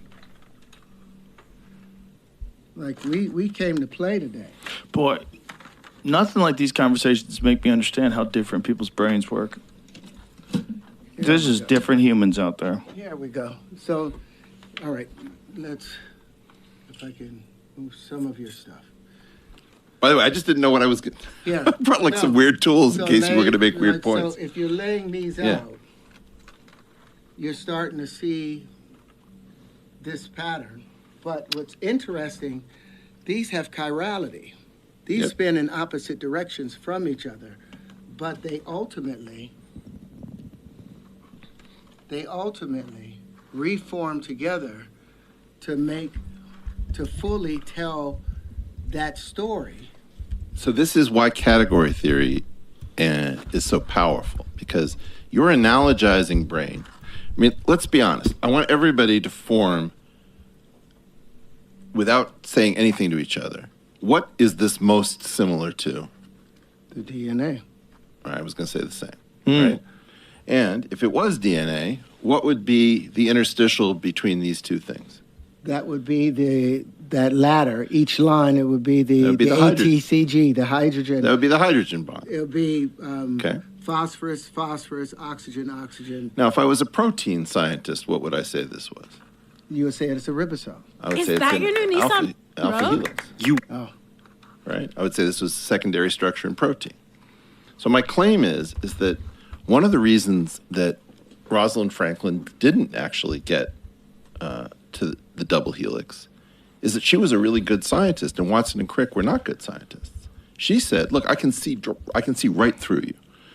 You just found out that Linus Pauling figured out the alpha helix in protein, and you wannabes who don't know jack shit about biochemistry want an alpha helix. And you want to do nucleic acid as an alpha helix and look based on the X-ray crystallography of the Maltese cross. You're going to try to shove DNA into something so you get to be Linus Pauling all over again. And I don't want any part of it. And the problem for her was, helices are ubiquitous at all different levels, right? So in other words, Watson and Crick didn't own the double helix. What happened is that a very common structure that's going to come up over and over again, it's going to come up in viruses, where you have helical viruses. You have it in protein. You have it in nucleic acid. That structure is because there's a platonic form, which you're finding here. You're going to find helices over and over and over again because you can't really have nature stop finding this structure. It doesn't belong to any instantiation of the system. And so everything is going to rhyme. Now, your big problem is that everything rhymes to you because you know a lot of stuff and you know a lot of similarities. Your brain's very good at that. And what your brain is not very good at is pruning the amount of rhymes that it sees. Well, what I'm saying is this is defining all motion. We just define the motion behind a boat. We just define that other aspect. And remember, I was saying about the Huntian being a massless particle. It only exists as a result of these 4 to 8 tetraons pushing down because of pressure. The moment that these 8 tetraons disappear, that interior space, it's no longer there. Okay. The moment that disappears. So I don't know how to stop you from doing this. Because I hate doing that. Well, I no. hate you stopping me from doing what I'm not supposed to be doing. No, I don't. Terrence, I'm so far out over my skis. I promise you what the internet is going to say the next day about me is, Eric Weinstein sees blah, blah, blah. Don't read the internet. Stop reading the damn internet. Okay, what I'm trying to tell you You're taking all the good stuff that you're doing, and you get into 19, and you're saying, hit me. And each time you do that, I want to slap you and say, don't do that. Because even if what you're saying is true, let's imagine that we find some structures like the ones you're talking about in wave fronts, right? I think what you're doing is totally canonical, and it's very, very natural. And I think you're building models, and you don't know how to do the algebra, probably, and you probably don't know how to do the differential equations, all that. Fine, I can point you to books, I can try to help you. I'm a geometer. I like doing geometry. I would love to work with a mathematician that can define and redefine these spaces and write new axioms if there's real axioms to be made from it or postulates to be made from it. That's what I wanted to do with with Dr. Tyson. Okay, but part of what you're doing is you're coming into another community. Like what you said about David Tong is so unfair to David Tong. What did I say? David Tong. Okay, first of all, do you know who David Tong is? I know him on the internet. But I've watched a few of his things. I was very impressed with it. That's why I reached out to him. He's amazing. And I have my difference. He's an acquaintance of mine. I haven't seen him since 2011, okay? He's an amazing treasure because that guy has a gift for explanation in our community. And in a world where a lot of people in string theory have lost complete touch with reality, right? This guy knows every aspect of physics so well that he can explain it with razor-sharp clarity. So he's he's a national treasure of the UK. And I reached out and I said to him, look, dude, you're talking about these 16 fields. I said, I have the models for your 16 fields, which was you're teaching. Yeah. That's, okay. If you want to say, I don't understand this, you get a positive reaction from us. If you say, I have something and I'm not quite sure what it is, can I get an evaluation because I think I might have something? You should be able to get something from a guy like me. And that's what I did. I went to Oxford. I know. Didn't get that. But I'm trying to say something. Okay, go. Okay. Then you do this other thing, which is you teach. And your teaching is not good. You tell us stuff that's not true, that we can tell is not true.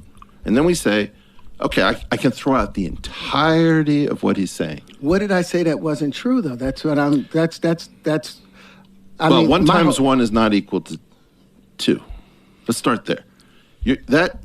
In fact, I'm angry at Joe because Joe should have pushed back on that. Joe was in awe. The calculator says 1 times 1 doesn't equal 1 because of that square root of 2 Can we pull the portal group back up? There's a lot of wild shit I don't push back on if I'm not sure what the fuck that person's saying. I understand. That's why. But also because I know that people are going to eventually respond to it. Right now we've got a crisis where nobody knows what to believe. And unfortunately for you, you were in a bad spot because you wanted to have fun. You had a show and it got really big. That's why you're here, Big Daddy. Okay, wait. I'm saying people have... Can we go to the Terrence product? Maybe below that? I think you're in the right place. Yeah.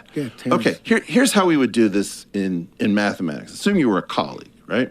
And I wasn't trying to get rid of you and get you out of my office. I'd say, okay, no, I'm not. I know you're not. I'm not kidding. I know you're interested and want to have further conversation. So go. Okay. Standard thing, what we would do is we'd say, okay, wait a second. I don't really buy your claim that 1 times 1 equals 2, but let's try to evaluate what you're saying. Then I'd create something called the Terrence times binary operation star sub t, and I'd say that provisionally, I define A star sub t times B to be equal to A times 1 plus B because your rule says that you should add A to itself B number of times. So that is the formula in standard mathematics for what you are introducing as times. Then I come up with the Terrence root of C equaling D if D Terrence producted with itself equals C. So now I have Terrence binary operation, Terrence root, and the Terrence square operation. And I say now, okay, now that's a totally legitimate object. Until you try to blow away times or multiplication in the normal sense, Now what I've got is I've got a new operation, and I want to know its properties. Is it commutative? No. A Terence times B is not B Terence times A. Those are two different numbers. Then I ask, is it associative? Yes, it's associative. So now I'm trying to make standard math out of the crazy-ass shit that you say when you go to Oxford. And this is how I would start to understand it. I would say, Terence, do we get anything new out of Terence times Terence root Terence square? And I would therefore not incur the penalty that you're incurring. The penalty that you're incurring is when the rest of us work our effing asses off. And you come in and you say, I've developed, like, imagine if I got on this program and I said, is John Jones out there? He's a huge pussy. He doesn't know how to fight. I have a one-touch technique. And if I lay a pinky on John Jones, you're going to see a quivering little pat of butter. Sean Strickland has no disciplines. Guy's a big fatty. It's not going to go well. No. Okay. So what I'm trying to get at is, that's what you're doing to us. I didn't mean to. That's not what I meant to do. But in me saying 1 times 1 equals 2, like I said, that's a metaphor that there's something very wrong with the math, because math should not be done. There's nothing wrong with the math. I'm saying the math that we are doing is still based on linear projections, even though we are in a multi-dimensional space. And if the square root of 2 didn't have that problem... Terrence, listen to me very carefully. Assume you have the most beautiful curvilinear object. My wife. Yeah. Can we do a form? Timing. I don't want to talk about. I don't want my words about. I saw what happened to Will Smith. I want to keep your wife's name out of my mouth. No. You'll meet my wife. She's very beautiful. I'm sure she's dope. Okay. If you take the most beautiful ski slope you've ever been on, and you imagine it was perfectly groomed, so that there's just all it is smooth. You cannot create nonlinear smoothness without giving rise to something called the tangent bundle. And the tangent bundle is made up of linear objects. The nonlinear includes the linear. And it actually goes with your philosophy, which is that everything is an action and a reaction. The nonlinear creates the linear, but the linear encodes the nonlinearity. So if you actually wanted to practice, if you wanted to get as high as you could on Walter Russell, you would not try to deny the linear. You would say that the nonlinear is part and parcel with the linear, and that creating the nonlinear requires creating the linear. The differential operators at a point on a nonlinear structure form a linear space. And that's how we encode the tangent bundle when something doesn't sit inside of something else, because you hear that the universe is expanding. You say, well, what's it expanding into? Well, what we do is we encode that expansion without having a structure around it, no ambient space, by saying that the differential operators at a point are linear. So we've got an entire language that you don't know about. But let's unpack that. Sure. For something to be linear, something to be straight, that deal with the equal and opposite forces that nature puts on everything. Because the greater the action, the greater the reaction, greater the reaction, greater the resistance, greater the curvature. Everything in this universe has the resistance, and that's where the curvature comes from. So when they talk about, I don't mind them trying to go in a straight line or but the curvature of the universe is that phi at 1.618, that expansion aspect of it. That's the only consistent thing that you see in everything in the universe. All right. If you take the concept of why is the cosmological constant almost zero? I have no idea. Well, nobody really knows, so you're not alone. I mean, and them saying that the cosmological constant is zero, which means... Do you know who Jim Gates is? No. Jim Gates. Can you explain what the cosmological constant means? Can we bring up the Einstein field equations with cosmological constant? Is that the dark energy? That's that dark, the quantum field that they... Not the quantum field, what do they call it? The vacuum. All right. Is that the vacuum? So let's pull that one. No. I like that one. Okay. So that arm you knew is the Ricci curvature. That is a sub packaging of the full curvature. So you throw away a piece, like filleting it and you throw away the vile curvature. Plus a bivector. Well, these are symmetric two tensors. Sometimes people call bivector. I find that terminology confusing. But yeah, you're in the right neighborhood. That lambda is what's called the cosmological constant. And there's a raging controversy as to whether that thing is a number or whether that thing is like the temperature, which might vary subtly. And this was this thing that where Einstein supposedly said his greatest blunder was to put this in. He then found that you need this because Hubble shows that the universe is expanding. And then very recently, in the end of the millennium, they said not only is it expanding, but it's expanding at an accelerating rate. And that's when this whole dark energy thing really took shape. That thing, and where was I going with this? Oh, yeah. Jim Gates, who's probably the finest African-American physicist we have, brilliant guy at the University of Maryland College Park. He's a string theorist, so he and I are naturally like Montagues and Capulets, but he's a lovely guy, very, very brilliant. He says, look, we need supersymmetry because that thing should blow up, and it's almost zero, and the only way that it's almost zero is because the bosons and the fermions, if supersymmetry is true, have to be balanced, right? So imagine that you had two gods pushing on a door, and they're of exactly equal strength. The door doesn't move practically at all, not because they're not powerful, but because they're perfectly balanced, like unnaturally balanced. And it's what happens when an irresistible force hits an immovable object. Well, but these are two irresistible forces pushing in different directions and creating the immovable object between them, to carry through the analogy. So that thing has to do with a balancing between two incredibly powerful but opposite structures. And I think that you're negating the idea very often that you can have perfectly balanced things through fine-tuning issues. Now, one of the fine-tuning issues that we don't talk about, we usually talk about them in physics, but the most famous one should be the one in biology, which is before we had DNA, there was a guy named Erwin Chargaff, and he gave Watson and Crick the worst peer review in human history. He said that these are two idiots, that they were pitchmen in search of a helix. They didn't know anything about chemistry, and he totally dismissed them. He is the guy who figured out that the amount of A was equal to the amount of C, and the amount of T was equal to the amount of G. And the only reason that that's true is because of hydrogen bonding that fixed the amount of A to be the amount of C on the other side. Cytosine. That's right. Guanine and thymine. And so the idea is that that was the fine-tuning solution. Why did you always have equal amounts of these things? Oh, because you didn't see that they'd been paired in a helix. You just saw it once it was broken. But the actual nucleotides had been paired, and so they're always, the hydrogen bond enforced that. One was a double bond, one was a triple bond.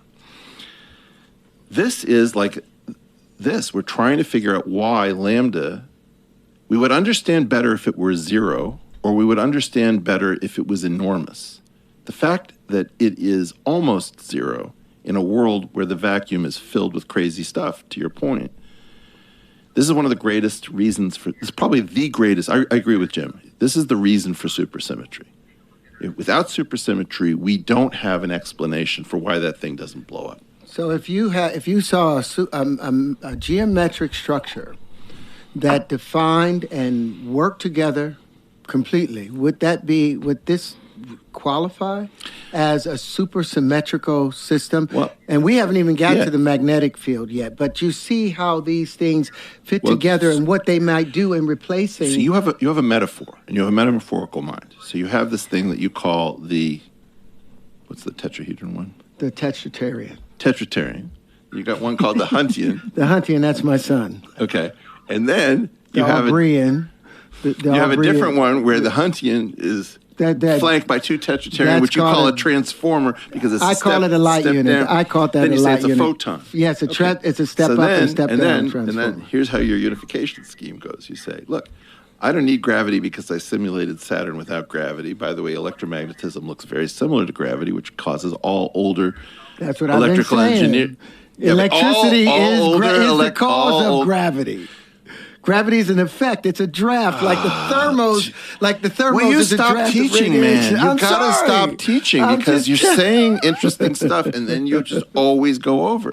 Okay. Look, you want to know what the DMT of this stuff is? I'll hand you the stuff that'll blow your mind. Right now, where this is something called the double copy. The double copy is a relation that was totally unexpected between the amplitudes associated with gravity and the amplitudes associated with the Yang-Mills stuff. And I just met with a guy, Zvi Byrne, at UCLA, who's one of the guys who brought us this double copy. And it's a great mystery. It's like looking directly into the equimolar relations before you have the double helix. So there is a relationship that is much deeper than the superficial relationship between, can we bring up the Newtonian force of gravitation? And then let's do a bathroom break. Sure. We After could do that. one right now. We could do it right now. Do a bathroom break right now. Yeah. We'll be right back. No. You don't know who he is? No, the last 3 weeks, all I've been doing is watching your shit. Bob Watching you. Lazar. I'm like, Me? I'm like, let me see what. Oh, man. Bob Lazar was a guy I who caught you on claimed. TMZ suddenly talking about me. It was like, what is my name doing in Terrence's mouth? That's hilarious. TMZ asked you a question about Yeah, him? and they said, That's do I hilarious. have anything going on? And I was like, yeah, me and Eric Weinstein.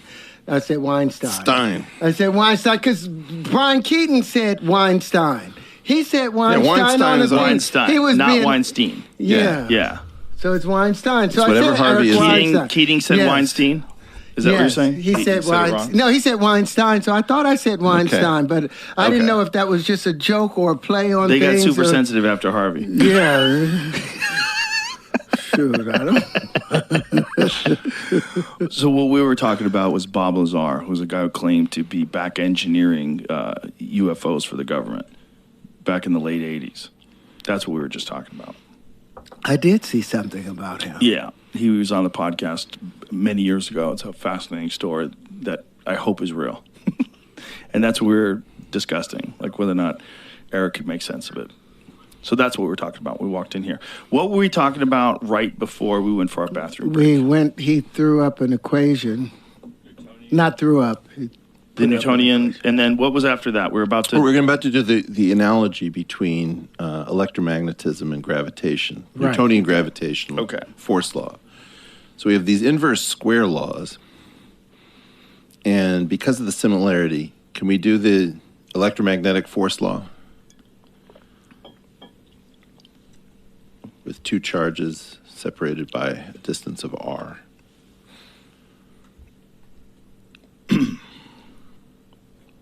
Joe, who has smoked weed in this while we're waiting for it? Okay. Nobody.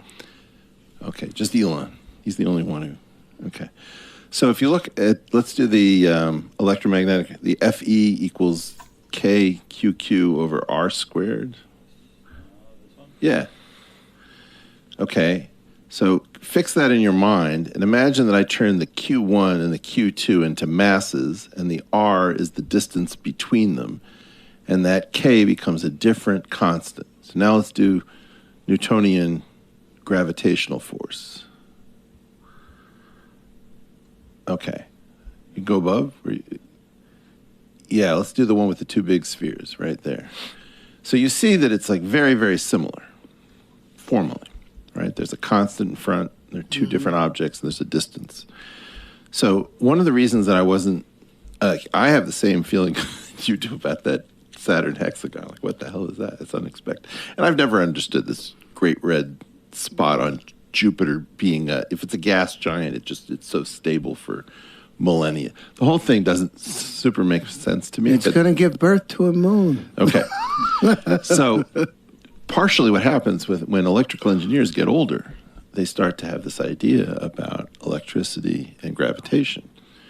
And you get this stuff about electric gravitics. Sometimes people call it gravidodynamics. And the formal similarities between these things appeal to people, and they want to see one as the other, right? And of course, the Kaluza-Klein theory tried to connect gravitation and electromagnetism super early on.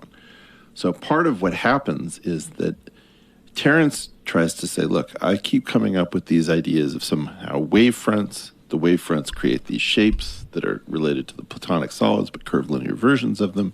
He associates the tetrahedron with the weak force. He associates the octahedron with the strong force. He associates an octahedron flanked by two tetrahedron, all curved linear on opposite faces with the photon, i.e. electromagnetism. He replaces gravitation. Then he says, weirdly, that he has a grand unified theory because he doesn't have gravity, so he doesn't need to put gravity in because of the similarity. And then he's got these shapes. And the disconnect is between the shapes and invoking forces, right? In other words, there's a moment in the story in which it's just this massive leap.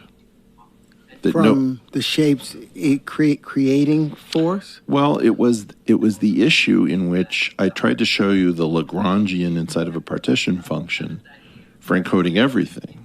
And in order to unseat, let me just give an advertisement for the establishment. The Lagrangian, most of the time when people hear Lagrangian, I'm just saying this for the Lagrangian points are those points in space where the magnetic fields meet up into where there's almost a balance. Same cat, different issue. Okay. Like when ZZ Top is singing about Lagrange. No, that's what I was saying. When most people hear Lagrangian, that's what they're thinking is Lagrangian, but I'm sure you're thinking about something else. No, I'm thinking about an objective function. I'm thinking about something to be minimized. In effect, normal human beings think about physics in equations, like Einstein's equation or the Schrodinger equation or all this kind of stuff. Physicists don't think in that way. And if you permit me an analogy, imagine you have four forces, and the four forces are analogized to the four different configurations of the Beatles. When Ringo is singing Octopus's Garden, he's in front, everybody else is supporting, right? So when it's Well, My Guitar Gently Weeps, George is out front. Penny Lane is going to be Paul, and Strawberry Fields is going to be John. Those four different configurations of the Beatles are all the Beatles, but they're different configurations, right? Yes. And the equations are like the different configurations of one person in front and everybody else supporting that person. But the Beatles is like the Lagrangian, right? Okay. So the Lagrangian is a machine for creating those four configurations. Now, in the case of physics, right, you have these different equations for the different fields. The gravitational field equation has gravity and the metric out front. The Yang-Mills equation has the photon, the gluons, the WZ particles out front. The Dirac equation has the matter out front. And the Klein-Gordon equation with potential has the Higgs field out front. And those are the basic fields of reality, so far as we understand it. But the Higgs field is responsible for like 1% of the force applied upon them, right? It's so that I understand the Higgs field. The Higgs field has to do with the fact, like, none of us are zipping off at the speed of light, yet we're all made of matter that has an asymmetry due to the weak force. If the weak force was not around, we would not need the Higgs force and the Higgs field to generate an as-if mass. But because of the asymmetry built into the weak force, which is the only thing that has this left-right asymmetry, we can't have normal mass. There's a place to put a normal mass in the equation that's forbidden if the universe is left-right asymmetric. This has to do with this thing called the tau theta puzzle from the 1950s. We were freaked out. Can we get a picture of Cindy Crawford? That's a good transition. No, it's important. Like it. So, by the way, I'm dating myself because, okay. How old are you? What? How old are you? 58. Okay, you got me by 3 years. Well, you said you were a young man. I was flattered to hear. I'm 55, Okay. so we're good. Now let's notice how beautiful this woman is and the fact that she's asymmetric, right? And the asymmetry has to do with a mole that she didn't remove from her face. So we can tell when you have an image of her, like if she wasn't holding a can of Pepsi and she wasn't next to a Pepsi machine, you wouldn't be able to tell, but for the mole, whether you were looking at her or a reversed image of her down the center line. So Marilyn Monroe, Sidney Crawford have this left-right asymmetry to them. That thing is like the weak force. It's the only thing that can detect this difference between left and right. And the weak force is the thing that prohibits a normal mass, that forces us into a Higgs mass through something called a Yukawa coupling. So that's the whole reason that it's in that thing, is it's a crazy Hail Mary to save all of physics. Because normally, if the world were left-right asymmetric due to beta decay, the thing that causes a neutron to decay into a proton and emit an electron and an anti-electron neutrino in the process, that process is the thing that denies us mass. And we would be at the speed of light, and we would all zip off in opposite directions, but for the Higgs field. And that process is the radiative process. That's the process I call magnetism that that tears apart, that rarefies that which was concentrically drawn together through electricity.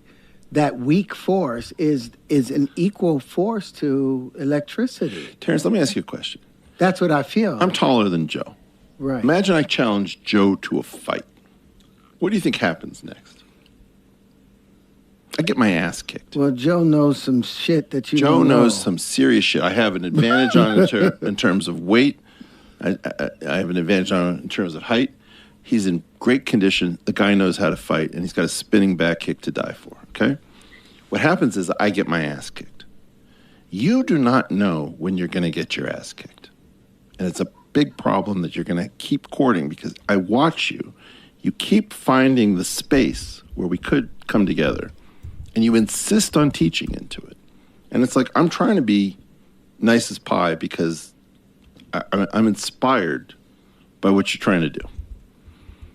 But you have no idea, like, when you're fucking with a guy with an Italian last name and a shiny suit with a funny collar that you don't recognize. You gotta stop. Yeah, and I see the metaphor in it. And Can I ask you, before we go on further, you feel that the theory of gravity is incorrect, and there's something else that accounts for all of the effects that we call gravity? Yes, I feel. And what do you think that is? I feel that's electricity. I feel that gravity is the draft left behind from the electric force. As the electricity moves through, there's a draft that's generated because it creates whirlpools. Each of those whirlpools is the gravity or the cosmic foam, or I forget, there's another term that they were using for this foam, but it's a flowing in it the same way that thermals are affected by magnetism or radiation, creates these thermals that you're able to fly on. The opposite of those thermals, I believe that gravity is the opposite of those thermals in the electric force. It's the pulling down the same way the thermals push up. What do you think about that? I don't even want to touch it. Well, because I'm going to get into the same thing. I'm trying to say to you. I know, and I'm just saying, and I could be wrong, because based upon what I am putting together is taking commonsensical geometries and taking definitions of words and putting them together in a manner by which the layman sees it. Because the whole point is for everyone to understand science. But you're teaching repeatedly. And that is going to be your downfall. No, I'm listening. Right now, I'm a student. Now, I swear to you, right now, I am a student right now. I don't know how you generate all that stuff. Like, I've tried to understand your mind. I try to do this, by the way, this isn't peculiar to you. So far as I know, I'm the only person who's tried to understand Peter Woit's theory of the universe, Garrett Lacey's theory of the universe, Stephen Wolfram's theory of the universe, your theory of the universe. My colleagues don't do this. See, I thought I was special. No. You just made me feel not special anymore. Brother, you are certainly special. That's not what I'm trying to say. What I'm trying to say is that physics and science is broken down. I will steelman you. I will try to put your best foot forward. I'm not out to get you. Where we are right now is that the Brian Greens of the universe will not look at anything that isn't string theory. They're really like that. So whether it's Ed Witten or Sean Carroll or Neil deGrasse Tyson, this generosity of spirit, the spirit of collegiality, it's dead. Yeah. Okay? And what you get is gotcha artists, right? And that's all they do. They're just trying. There's also something called gripe and swipe, where they try to find any flaw in what you do so that they can throw you aside, and then they can take every right thing that you did and put it under their own name. That's why I patented. That's why I patented everything before doing it, because I thought that might be the case. Because I went to somebody at MIT and I showed him the wave conjugations. I can't remember his name. Because it's a small community. We all know each other. I will remember his name by the time I'm done. But he said, "Oh, I've seen these before," and I was like, "No, you wouldn't. No, you haven't, because if you had seen them, I wouldn't have the patent." So this is part of the problem: is that what you need? And this is a very important digression. You need help from the community. Yes, but the community also sees you as a 17-year-old blonde girl from Minnesota getting off the bus in the Sunset Strip, having no idea where she is. Even though I've got the 97 patents Does and not all matter, of that stuff, it doesn't first of all, matter. you cannot patent science. They took away our ability to earn a living from doing science, right? You can do technology and patent it, but you cannot patent fundamental mathematics and physics. Well, see, that's what I'm hoping. I'm hoping that they ultimately take the patents from me because they become basic Terrence, general. Let me tell you something. It is more important that you get a small number of us to say he did something than you fooled some patent examiner who has no idea what the hell's going on and can't actually earn a living the way he dreamed of being an engineer. And so, at some level, the most important thing that you've done is weirdly based on an error, so far as I can tell. So, can you bring us a linchpin? Bing, bing, bing, bing, bing. Okay. And Jamie, could I trouble you for bringing up that same page over and over again? I'm sorry about that, brother.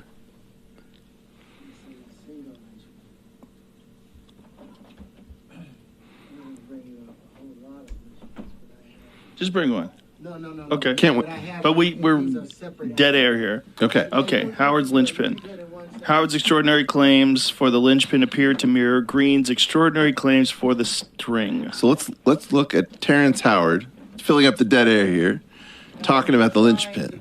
Okay. The linchpin is the lowest common denominator of all matter, either seen or unseen. The linchpin is the internal dimensions of a torus. The linchpin is the universal wave conjugator for all things matter. It is the true currency of the universal flow because it is the common factor of all things. It is the smallest. It is the measurable constitution of a quantum or quanta, the smallest reflection, ultimately in collective potential of all things, which equals the multiverse. Blah blah blah. Let's now just watch our friend Brian Greene do the same thing.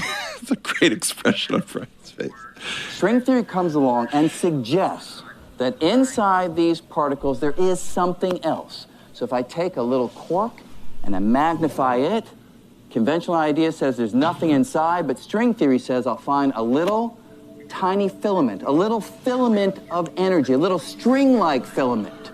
And just like the string on a violin, I pluck it and it vibrates, creates a little musical note that I can hear. The little strings in string theory, when they vibrate, they don't produce musical notes, they produce the particles themselves. So a quark is nothing but a string vibrating in one pattern. An electron is nothing but a string vibrating in a different pattern. A neutrino, nothing but a string vibrating in a different pattern still. So if I take all of this back together, I have my ordinary orange, and if these ideas are right, they are speculative, but if they are right, deep inside the orange or any other piece of matter is nothing but a dancing, vibrating cosmic symphony of strings. Okay.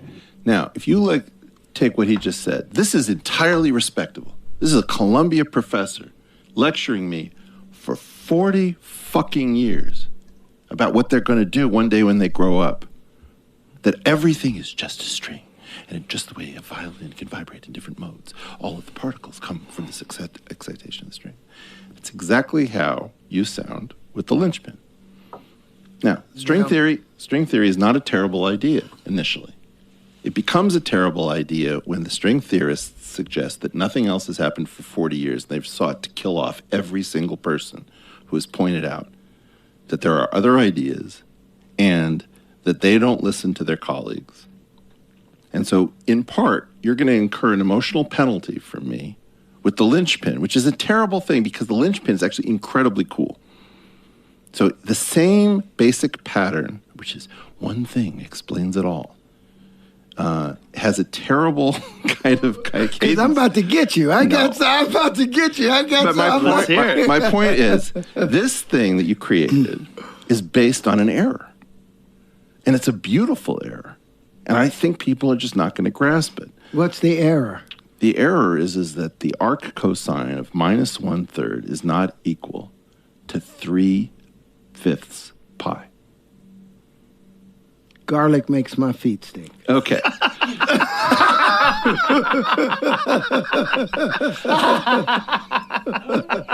was perfect. Okay. Terrence with the timing today. I'm sorry. It may be the whiskey. It is the whiskey. Certainly I'm not mad about it at all. Right. No, it's hilarious. So what's going on is that inside of a tetrahedron, if I understand you correctly, I've got these vectors that point out towards the vertices. And between any two vertices, any of the four vertices, there's one of the 6 edges. Right. What's the angle between those two vertices as measured from the center of mass inside of a tetrahedron? Still be at 120 degrees. No, it's the arc cosine of minus 1/3. That's what you're talking about. That's what I'm talking about. Okay. Now, you say this is an undiscovered geometry. Now, why is that an undiscovered geometry? Well, because they gave me the patents. No. You got to stop that with the patents. I did the patents because I have watched so many people come and take somebody's work. So it was a protection. Okay, we've covered the patents. Okay, my claim is that what you discovered is a little bit like even temperament. Now, even temperament is a lie. Right. Do you know about even temperament? Yes. Okay. Yes. They're going up to 440 instead of 432. Well, no. Keep retucking it back together. It's an attempt to modulate or keep everything, start right back at the beginning and avoid the Pythagorean comma. Avoid the necessary expansion. Now we're talking the Pythagorean comma. The difference. All right, Jamie. Can we get the 12th root of 2 raised to the 19th power? Good luck with that, Jamie. Come on, Jamie. Well, show it on a calculator. All right, I'm going to do this Terrence Howard. You want to see it on a calculator? I'm going to do this Terrence Howard style. There's a flaw in all of mathematics and all of music. Get you. I'm about to get you. My point is, this thing that you created is based on an error. And it's a beautiful error. And I think people are just not going to grasp it. What's the error? The error is that the arc cosine of minus 1/3 is not equal to 3/5 pi. Garlic makes my feet stink. Okay.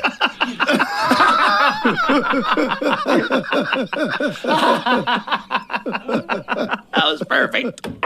Okay. Terrence with the timing today. I'm sorry. It may be the whiskey. It is the whiskey. I'm not mad about it at all. Right. No, it's hilarious. So what's going on is that inside of a tetrahedron, if I understand you correctly, I've got these vectors that point out towards the vertices. And between any two vertices, any of the four vertices, there's one of the 6 edges. Right. What's the angle between those two vertices as measured from the center of mass inside of a tetrahedron? Still be at 120 degrees. No, it's the arc cosine of minus 1/3. That's what you're talking about. That's what I'm talking about. Okay. Now, you say this is an undiscovered geometry. Now, why is that an undiscovered geometry? Well, because they gave me the patents. No. You got to stop that with the patents. I did the patents because I have watched so many people come and take somebody's work. So it was a protection. Okay, we've covered the patents. Okay. My claim is that what you discovered is a little bit like even temperament. Now, even temperament is a lie. Right. Do you know about even temperament? Yes. Okay. Yes. They're going up to 440 instead of 432. Well, no. Keep retucking it back together. It's an attempt to modulate or keep everything, start right back at the beginning and avoid the Pythagorean comma. Avoid the necessary expansion. Now we're talking the Pythagorean comma. The difference. All right, Jamie. Can we get the 12th root of 2 raised to the 19th power?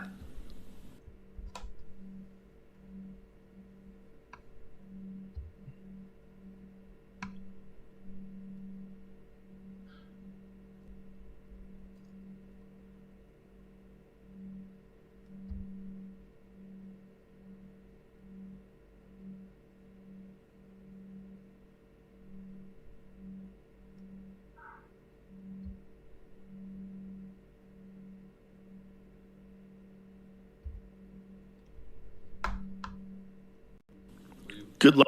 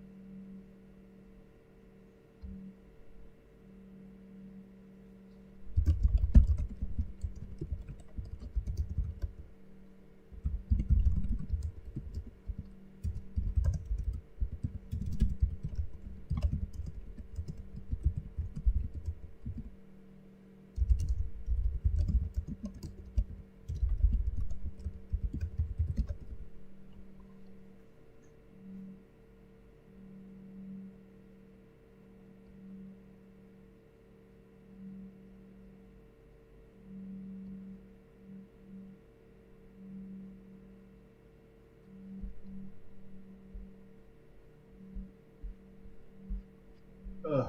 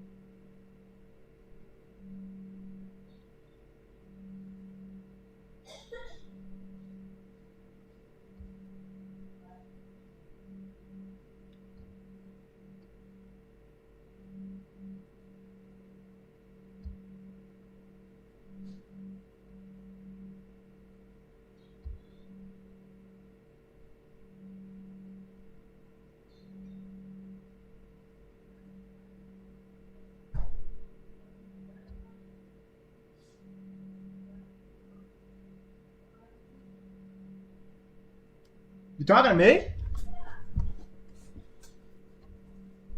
What happened?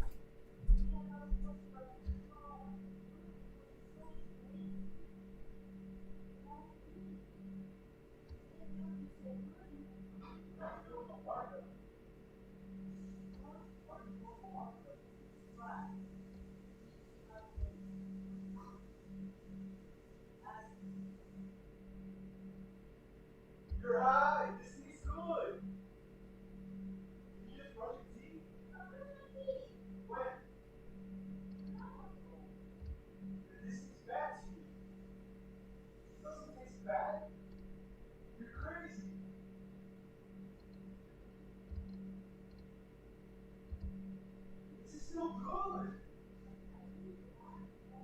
You brush your teeth. After brushing your teeth, that tastes like shit. Don't you know that? This is good.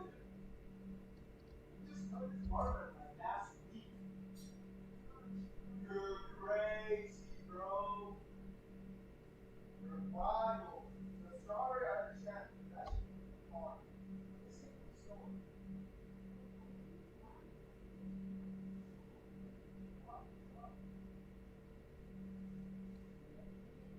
There's already put it next to garbage. Yeah, you already put it next to disgusting strawberries on the plate. Smell it. Oh, does it smell that? You're crazy. Oh my god. That's right. You got fired for everyone? So you guys got all of them? You should have told me.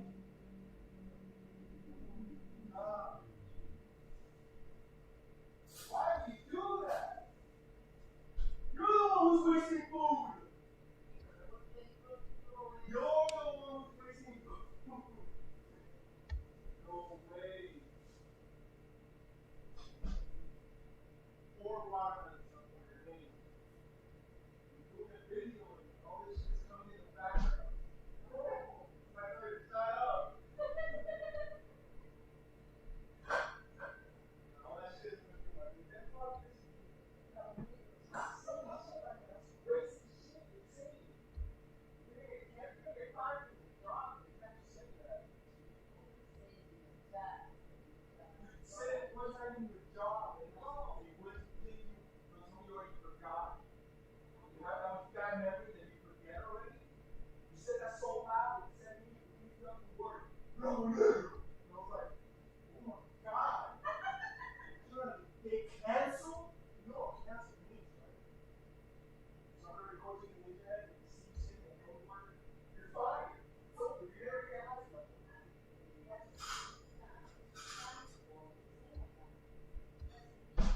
yeah, okay, say my name is Tom Black, she's not there yet. I dare you. I gotta eat all this watermelon for you. Sheesh. This is not bad. I don't understand how you said this was bad. This is good. It's still fresh. It's nice and red. This is next to disgusting strawberry. We're going to taste it with crap. Wow.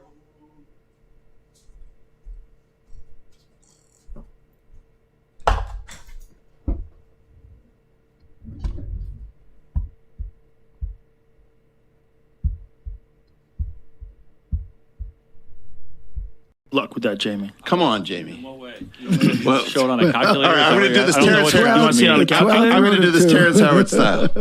There's a flaw in all of mathematics and all of music. Take out your calculators. They won't allow me to project it right on. So if we take the scientific calculator, turn it on its side, take the number 2. Okay. 2. Now, we have an x root y. Can we find, root, right below that. Yeah. Chart again. 2. Okay, 2, x root y, and then do 12. Just type in 12. Hold on, sorry. I was going to show it. Okay. And now raise that to the 19th power. That's this one, right? Yeah.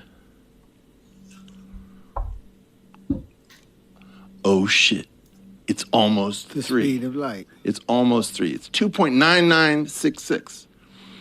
That is, if we take the national anthem, can you sing? I think you can. Give me "Oh Say." Whoa, say. Okay, now take from "Say" and get me to "Land of the Free." To the land of the free. Okay, that is supposed to be the ratio of 3.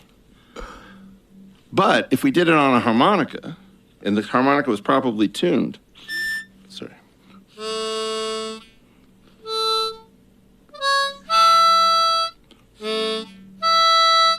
That's not going to be 3. It's going to be 2.9966. Because the reason we divided that octave into 12 parts is that we couldn't figure out how to get 3 to be perfect because what you said, Pythagorean comma, which most people don't have any idea of. By the way, you have to get Jacob Collier on the show. We call it the Procrustean fifth because when you, even like when I put these together, Yeah. you'll see that there's points where they will not connect because everything is expanding by phi. And that expansion. You've got a Pythagorean comma in the middle of your linchpin. Yes, I do. Yeah, and you with 109.109. Yes. Rather than 108. Yes. You bastard. Yes. Yeah, so I caught you. Okay, well, you didn't catch me. I just used a little thing that they don't know about. No, I know about, and the reason. But wait. I ain't going. Keep Terrence, talking. come back here, Terrence. I'm about to bring you something. We're talking about Terrence. I'm coming. Terrence, come with. I'm coming. I promise you. I'm coming right over to you. I just want to have these so when it's time to talk. Terrence, I don't think you understand the dead air principle at the JRE. Dead air principle. I'm here. As long as I'm here, everything is well and alive. Terrence, okay. So the reason that you came up with an undiscovered geometry is that you figured out something that is analogous to even temperament, which is if you shove a pentagon, which should have 3 radians distributed around 5 angles, in degree terms, that's 108. But the angle between the vertices of a tetrahedron is 109.47 and change. 0.47. And so effectively, the same game that we played when people like Bach started playing with even temperament is, where do you pay for even temperament? Well, you end up paying for it in the expansion of the song. It does not follow a natural That's expansion. true. There's no circle of fifths. There's what? A spiral of there's fifths. a phi. Yeah. There's a phi. And you know what the worst note is? The worst note? C and between, it's C and B and E and F hitting at the same time. No. You're saying something different. I mean that in the do, re, mi, fa, sol, la, ti, do, right? Do to me is an abomination. Right? Can we do I can turn? Yes. Left a good job in the city. Let's go. Left a good job in the city. Okay. Working for a man every night and day. But I never lost a minute of sleep. Thinking about the way things might have been. Big wheels keep on turning. Keep on turning. Proud Mary, keep on burning. Keep on burning now. Oh my gosh, Mom. You know this guy, Terrence?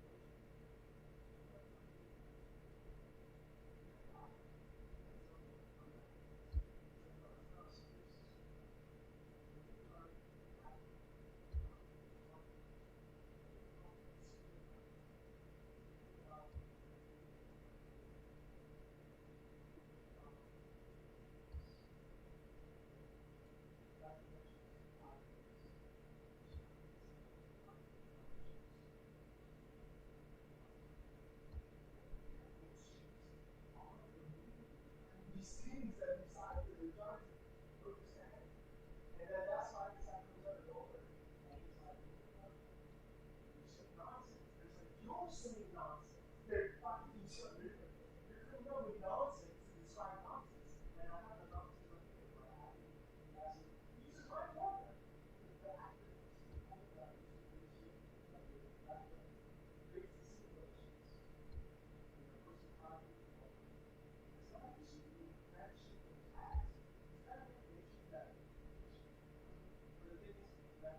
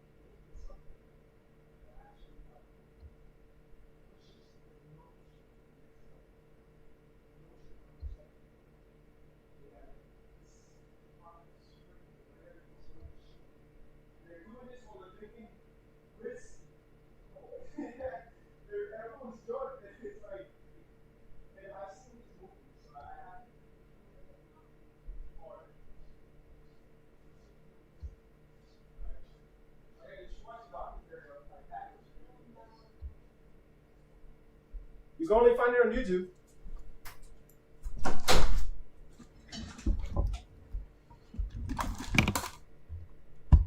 Rolling, rolling, rolling on the river. Rolling on the river. Okay, it's basically Mary Had a Little Lamb, right? But it's much cooler. Now, left a good job in the cite. Cite is going to be the third, and that third is wildly sharp to the Pythagorean third. That's the penalty we pay for dividing the perfect octave, right? Can you give me Somewhere in Over the Rainbow? Somewhere